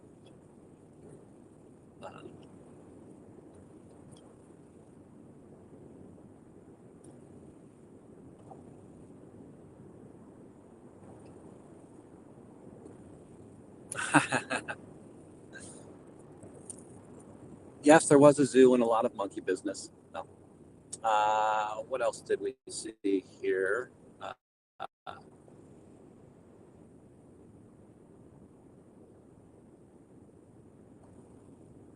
Had a great time just seeing people who were fans of the channels, right? And this is an interesting element, right? I know many of you by name, but if you came to my front door, do not come to my front door. If you came to my front door, I would have no idea who most of you are, right? And it was the same thing when we were there. It's like, oh, I'm so and so, and it's like, wait, I know you. That just because I recognize the handle, but again, I wouldn't have any knowledge of their name or their face in those situations. Amber Vanace was there. she was fun to talk to. She's told the story before, but right, she was a bit of a rabble rouser when she was in Scientology. Just a troubled teenager, always getting herself in trouble. But it's horrific to hear, like when she kind of got kicked out or uninvited or chose not to be there anymore. However, it's looked at. She still wanted to stay in the LA area because her mom was still in Sea Org, and it's my mom. Was basically on her own, and there was an unhoused community that kind of took her in, and they just figured out how to make life work in that space. So, which I think has to be kind of strange to a Scientologist that a group of people would come together to help one another rather than to help the organization, right? So Scientology is all about organization first. Forget yourself, strip you. But in these communities that, in order to survive, they need to rely upon one another. I'll bet that was an interesting experience for her, and she spoke to it as such an interesting experience. The number was probably close to 200.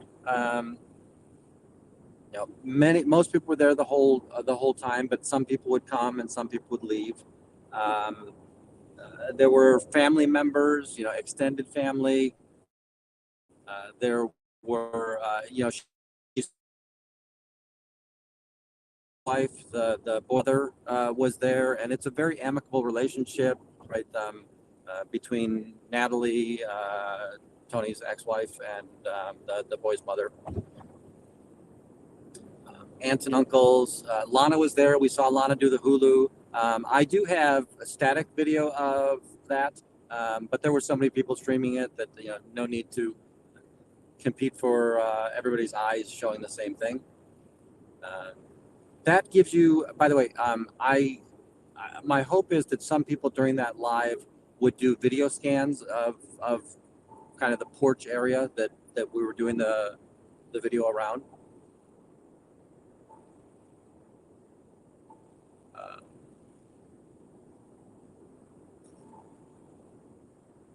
One second here. Do you remember? Oh, the person that wanted the picture was Monkey Eyebrows, and she on Saturday, she was the one that had the multicolored lettered sign that was standing right there on the corner of the Scientology property.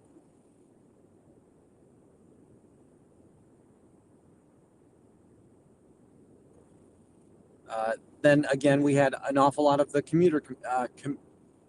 the creator community was there, and then audience members, right? So people that are just supporters of Natalie and by de facto supporters of the anti-Scientology movement. There are very few people who are only looking at one channel, right? So for the most part, we move around from channel to channel. That we might have niches of like styles and formats that we like a lot, but that was, it was evident that there were a lot of people that we would know their names. Jersey Jan, Jilbo Baggins. I hate this part because I don't remember those names, and I don't want them to feel that I didn't feel it was important that I saw them.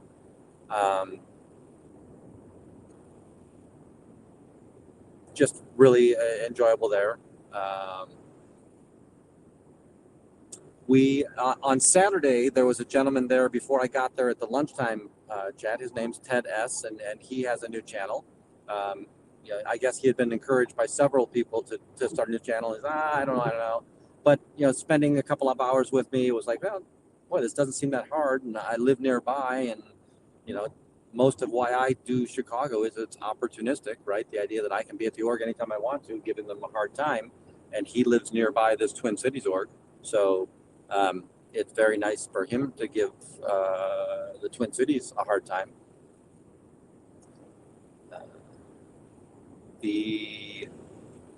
What else did we see there? The day of, I guess on the day that I drove, right? So everybody was very gracious and nice to follow me on my trip up to Minnesota.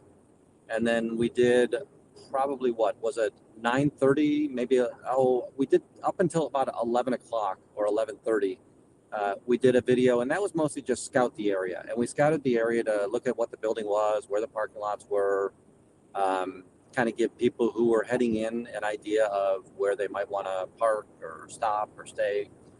We went over to the State House, which is nearby. We walked past the St. Paul Cathedral, which is nearby. And again, the St. Paul side is an Irish side, and they happen to be parishioners. Most of them are parishioners of the St. Paul Catholic Church there, and that's really where St. Paul gets its name, in that space.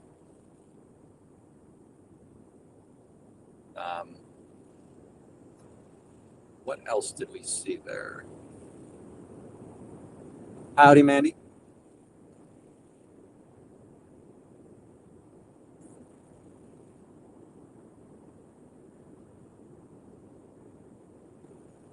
Yeah, I agree that, right. Yeah, Mandy's absolutely correct that I will be keyed into. Oh wait, I know that name. They were at the celebration, so that's awesome. Lee, but she's very cute about the idea that her handle name is something like decidedly or devotedly or something like that, and then she spells her last name out instead of ly on that, or she spells her first name out instead of ly. So she was there, and just a great person to be around.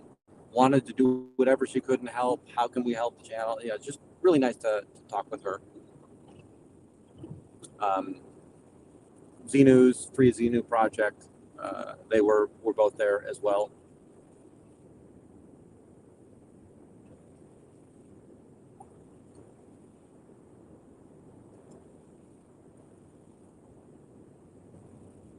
There were a couple of times while we were there, and I'd asked some of the ex-Scientologists this question, that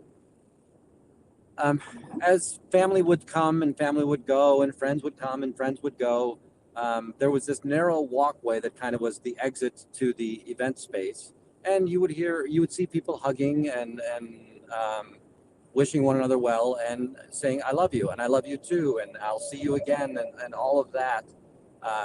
And how strange it must be if you were in Scientology that these are not behaviors, right, that you have. Now, they end up creating the shared victim love for one another, but adoration, it was fairly strange in that way. And people really wouldn't come together as much as the number of people that are here in love of an individual who wasn't L. Ron Hubbard or David Miscavige.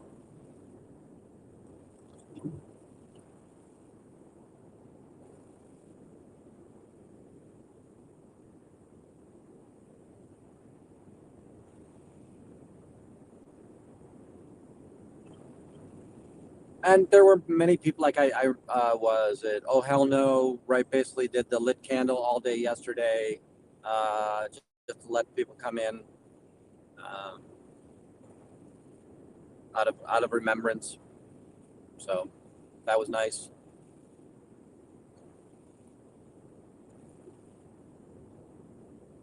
I really enjoyed the conversation with Xenus, and Xenus and I afterwards, we talked. We walked away from the event for a little while, and we talked. She really is trying to get to the point that Thursday is on in her world, and everybody is never trying to upgrades to the site in that space. But I just love that she was trying to make space for protesting Scientology, and still she's got a consulting career that is how she supports her.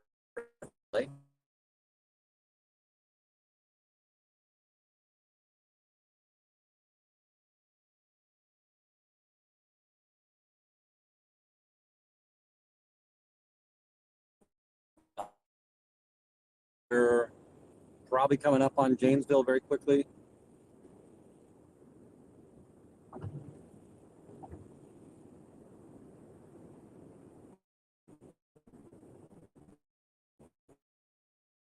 have an option here. I just want to see if the Google's is telling me that one way is better than the other.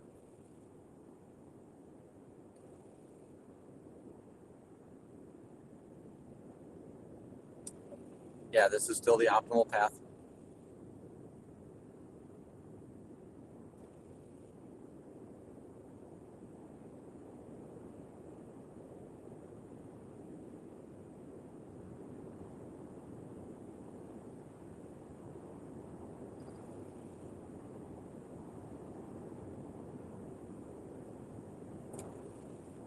Folks, you should still feel free to send Natalie at Life After, I think it's Natalie at Life After a Cult.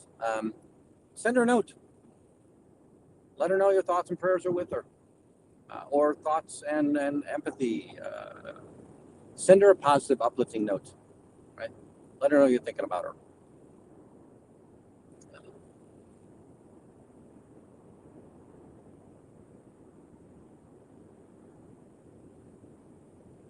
Ha. MD Media, I don't know if you're late or if you're early. This is your second lap in here.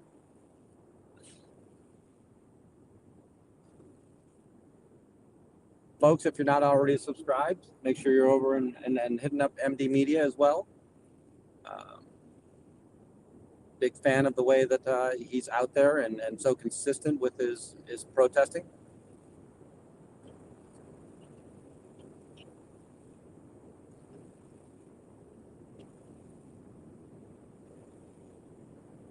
I want to remind people that, hey, reach out to Liz Ferris too, right?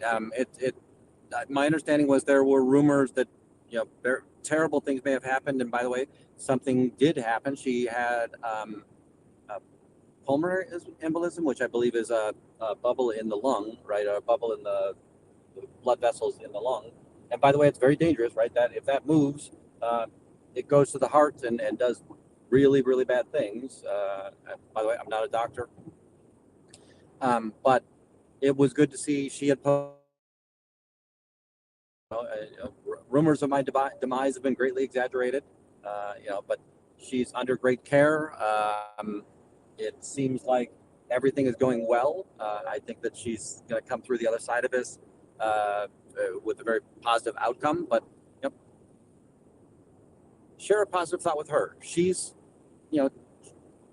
taken some hits lately, right? And yeah, I wish that we would be better as a community to understand that there are people among us that are going to make mistakes, right? And we should be gracious enough to forgive those mistakes. Now, I want to say that, hey, sometimes you have to apologize as well, and in certain situations, I'm not saying this is a situation, and all of that, and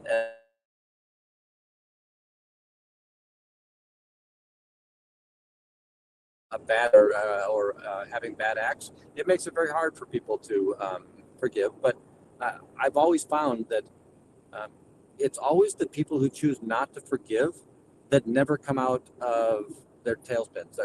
I'm sorry, it's always the people that never apologize that never really get through the bad press that might be in front of them.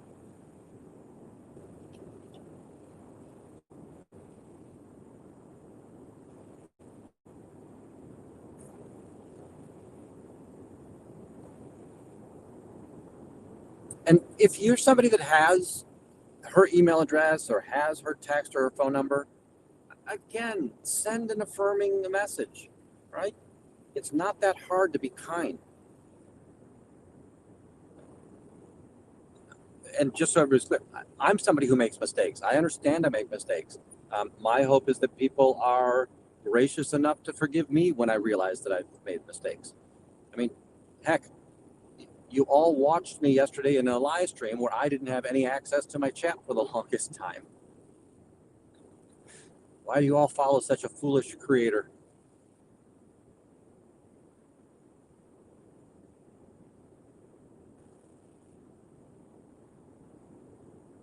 And by the way, I want you all to know, Natalie is doing great, but that doesn't mean it's not a bad time it's never a bad time to say something nice to somebody.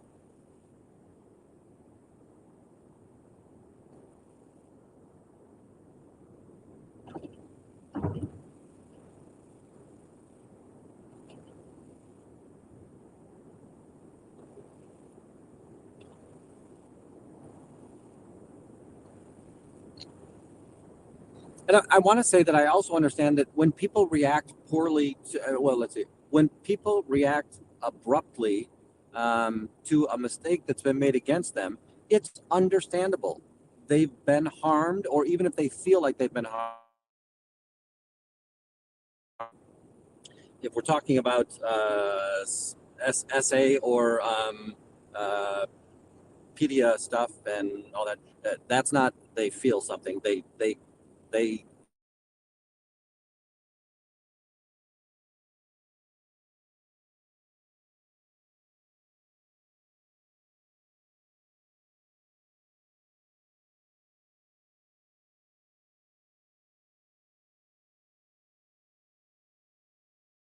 in the response all over that person. In the moment, that person was upset with what had they imagined befell them. Right. Um, Almost always, just a little bit of time, a phone call, a quick conversation solves this. Now, you know, we've seen it handled other ways in our community, and I would say that never seems to be the shortcut. It's like the old XKCD cartoon. Oh, somebody was wrong on the internet. I'm going to go fix this, right? It's like it's just not going to happen, right? So, all right, I'm going to get off the bully pulpit there.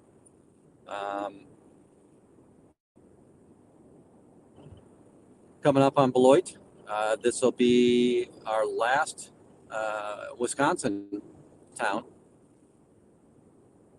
We've traveled 185 miles through Wisconsin. We had a little bit of extra time because we were on the Wisconsin side of the Mississippi River earlier.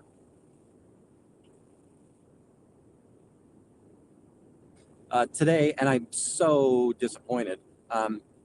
Shortly after I got gas, no, it wasn't gas. I got a coffee and a drink in a small town there in Wisconsin. As I started up, I came across a family of wild turkeys on the side of the road, the mother and 4 little children. By the, did anybody ever tell us what is it? Chicks, I assume. So that was awesome, except the camera and the phone were being jerks at that point in time. So none of you see it, and I have to then pretend to tell you that I saw it. So.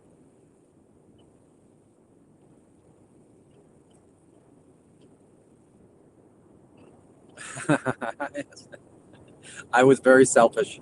There were no snacks for you. But I'm giving you morsels of trivia. Everybody should be stuffed on the trivia that we're getting.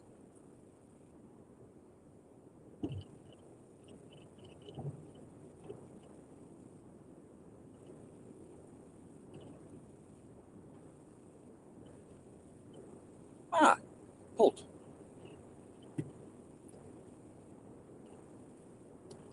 As in poultry. Nice.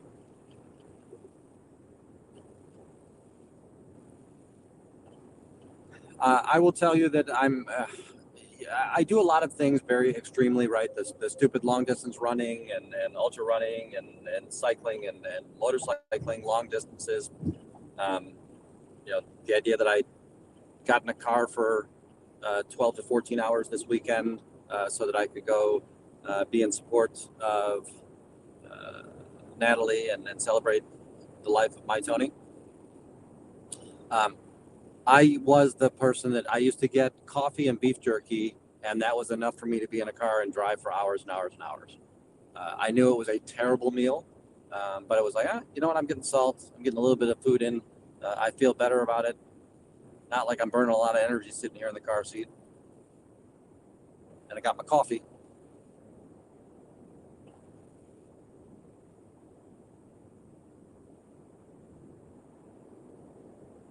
So I'm going to ask some people to, let's see. There is a YouTube creator. His name is Ken Herron, and he does drones. And you might be able to find his commercial. Now, he runs it all the time, but you might be able to find the isolated commercial of pigeon jerky. And it's the fake sponsor of his channel.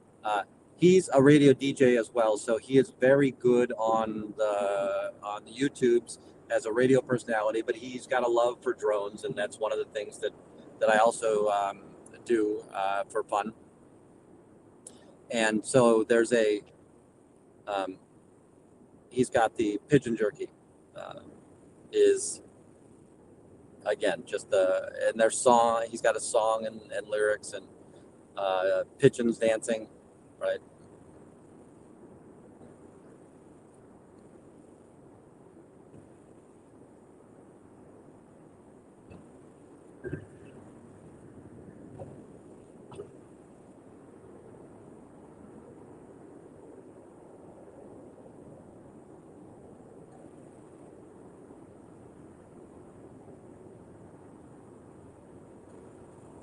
Yeah, I agree that the jerky is the staple.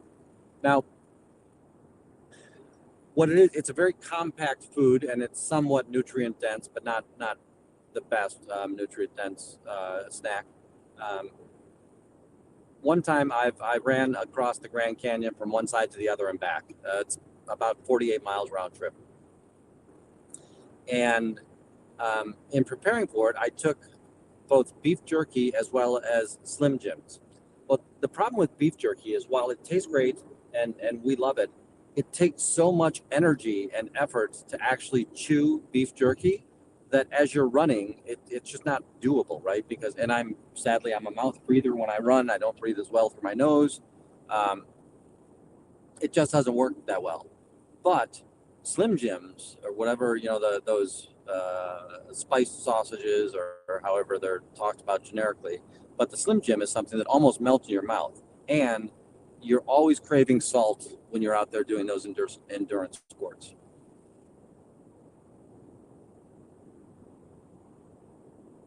We are back to Illinois.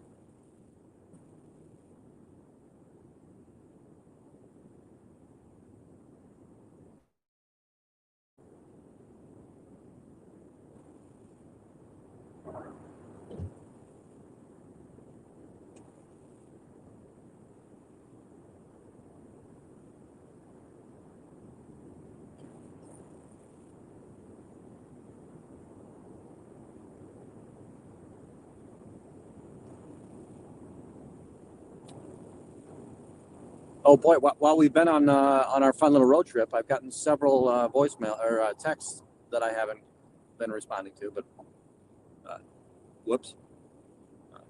Check and see if I've got an email there. Yes. Yeah. No more cheese curds. No more bratwurst. I will say that, and I saw it when we were at the last gas station when I filled up. There is a particular brand of beer here in Wisconsin. It's called New Glarus. And New Glarus, it's an unpasteurized beer, so you can't ship it beyond the borders commercially. Now you can buy it and then drive it for personal use. You can do that. And it's company owned, and it's in the town of New Glarus. And if you ever get a chance to, it's a fun little brew pub. They've got a great menu there, food menu there, as well as their barley soda menu. But usually if people go to Wisconsin, they're going to ask you to bring cheese curds back and bring back some New Glarus.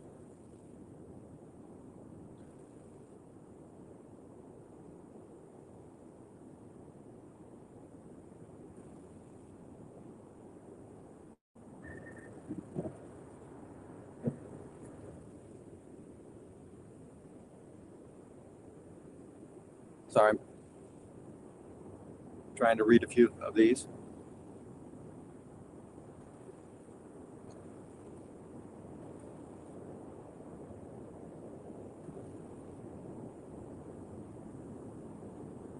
Yeah, Kendra, thanks. And I wanted to, again, we're going to see videos that there were people static videoing, and we'll see more about that. And I'd love to hear what Natalie's thoughts on it were. Now, I did talk to her last night, and she was on top of the world. It's great. She was taken aback by all the outpouring of love that was there, and it was obvious and very, yeah, you could sense that everybody was there for the right reason in that space.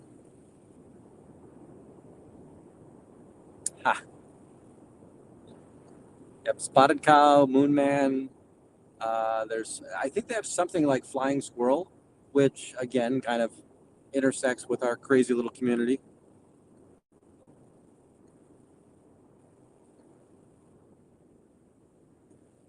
That is quite the trip, me and Taz. Not sure if I think I talked about it on the trip out, but I've taken long motorcycle trips. So I'll take a 2-week vacation and I will just travel out west on my motorcycle, and just see the things that are out there. There's so many things here in America, that it's hard to see everything or to run out of things to see here in America. And I would go for trips and they'd be like 6,000 miles. There would be days that,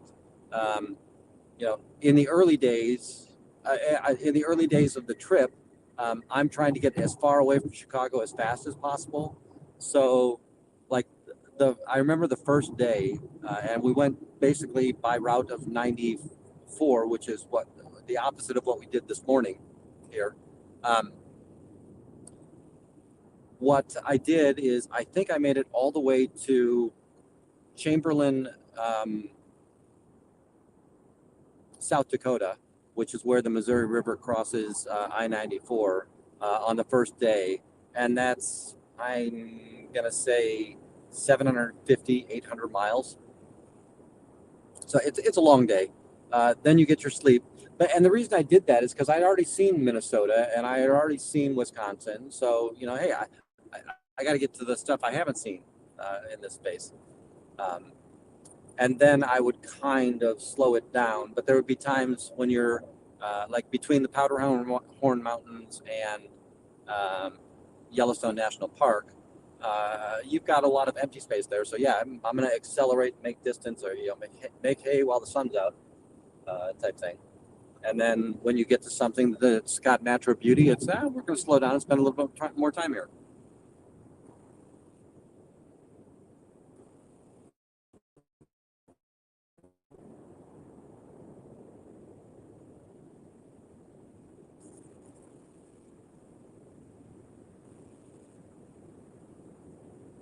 Yeah, there was definitely some aged cheddar, and the charcuterie at the My Tony celebration was fantastic.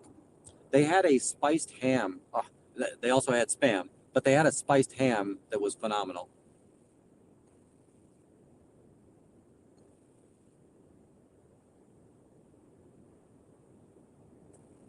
I don't know if I've been to that brewery, Bridge.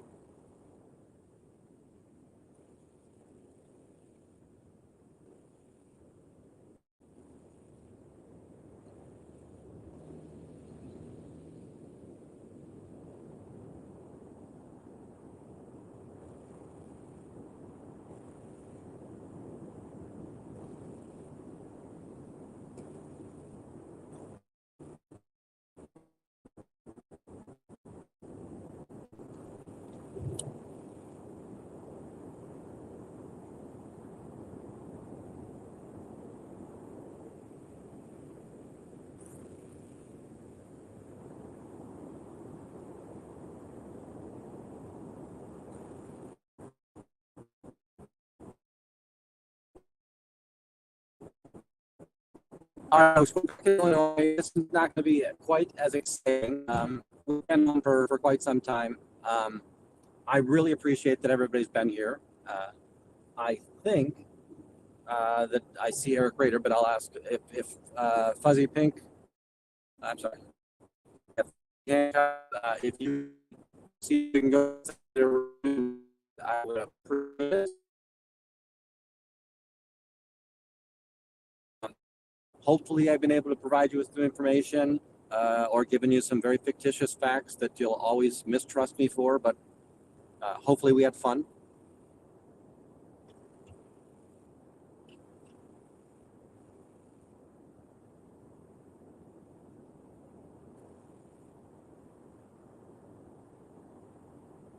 Thank you, Elron Lyer. All right, Bridge. Now we have to talk. I want to hear about your I need to hear more about the brewery.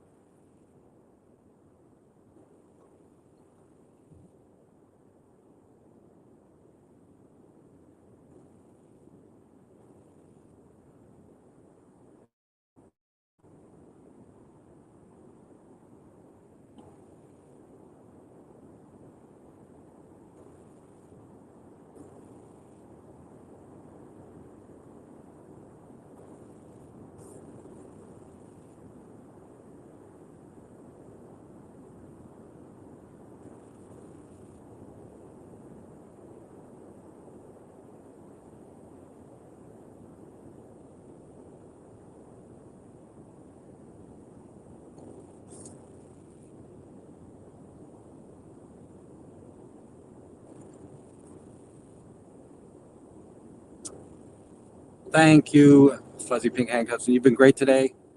Really appreciate all the help you've given me. You and Nance been in here, been troopers. We wore Nancy out.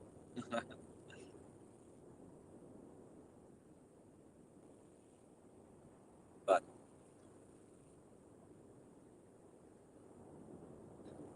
all right, folks, let's head over to Eric Rader. Let him know we sent you. I will join you for a short period of time, and then I'm gonna enjoy the rest of my ride home. Thank you all so much.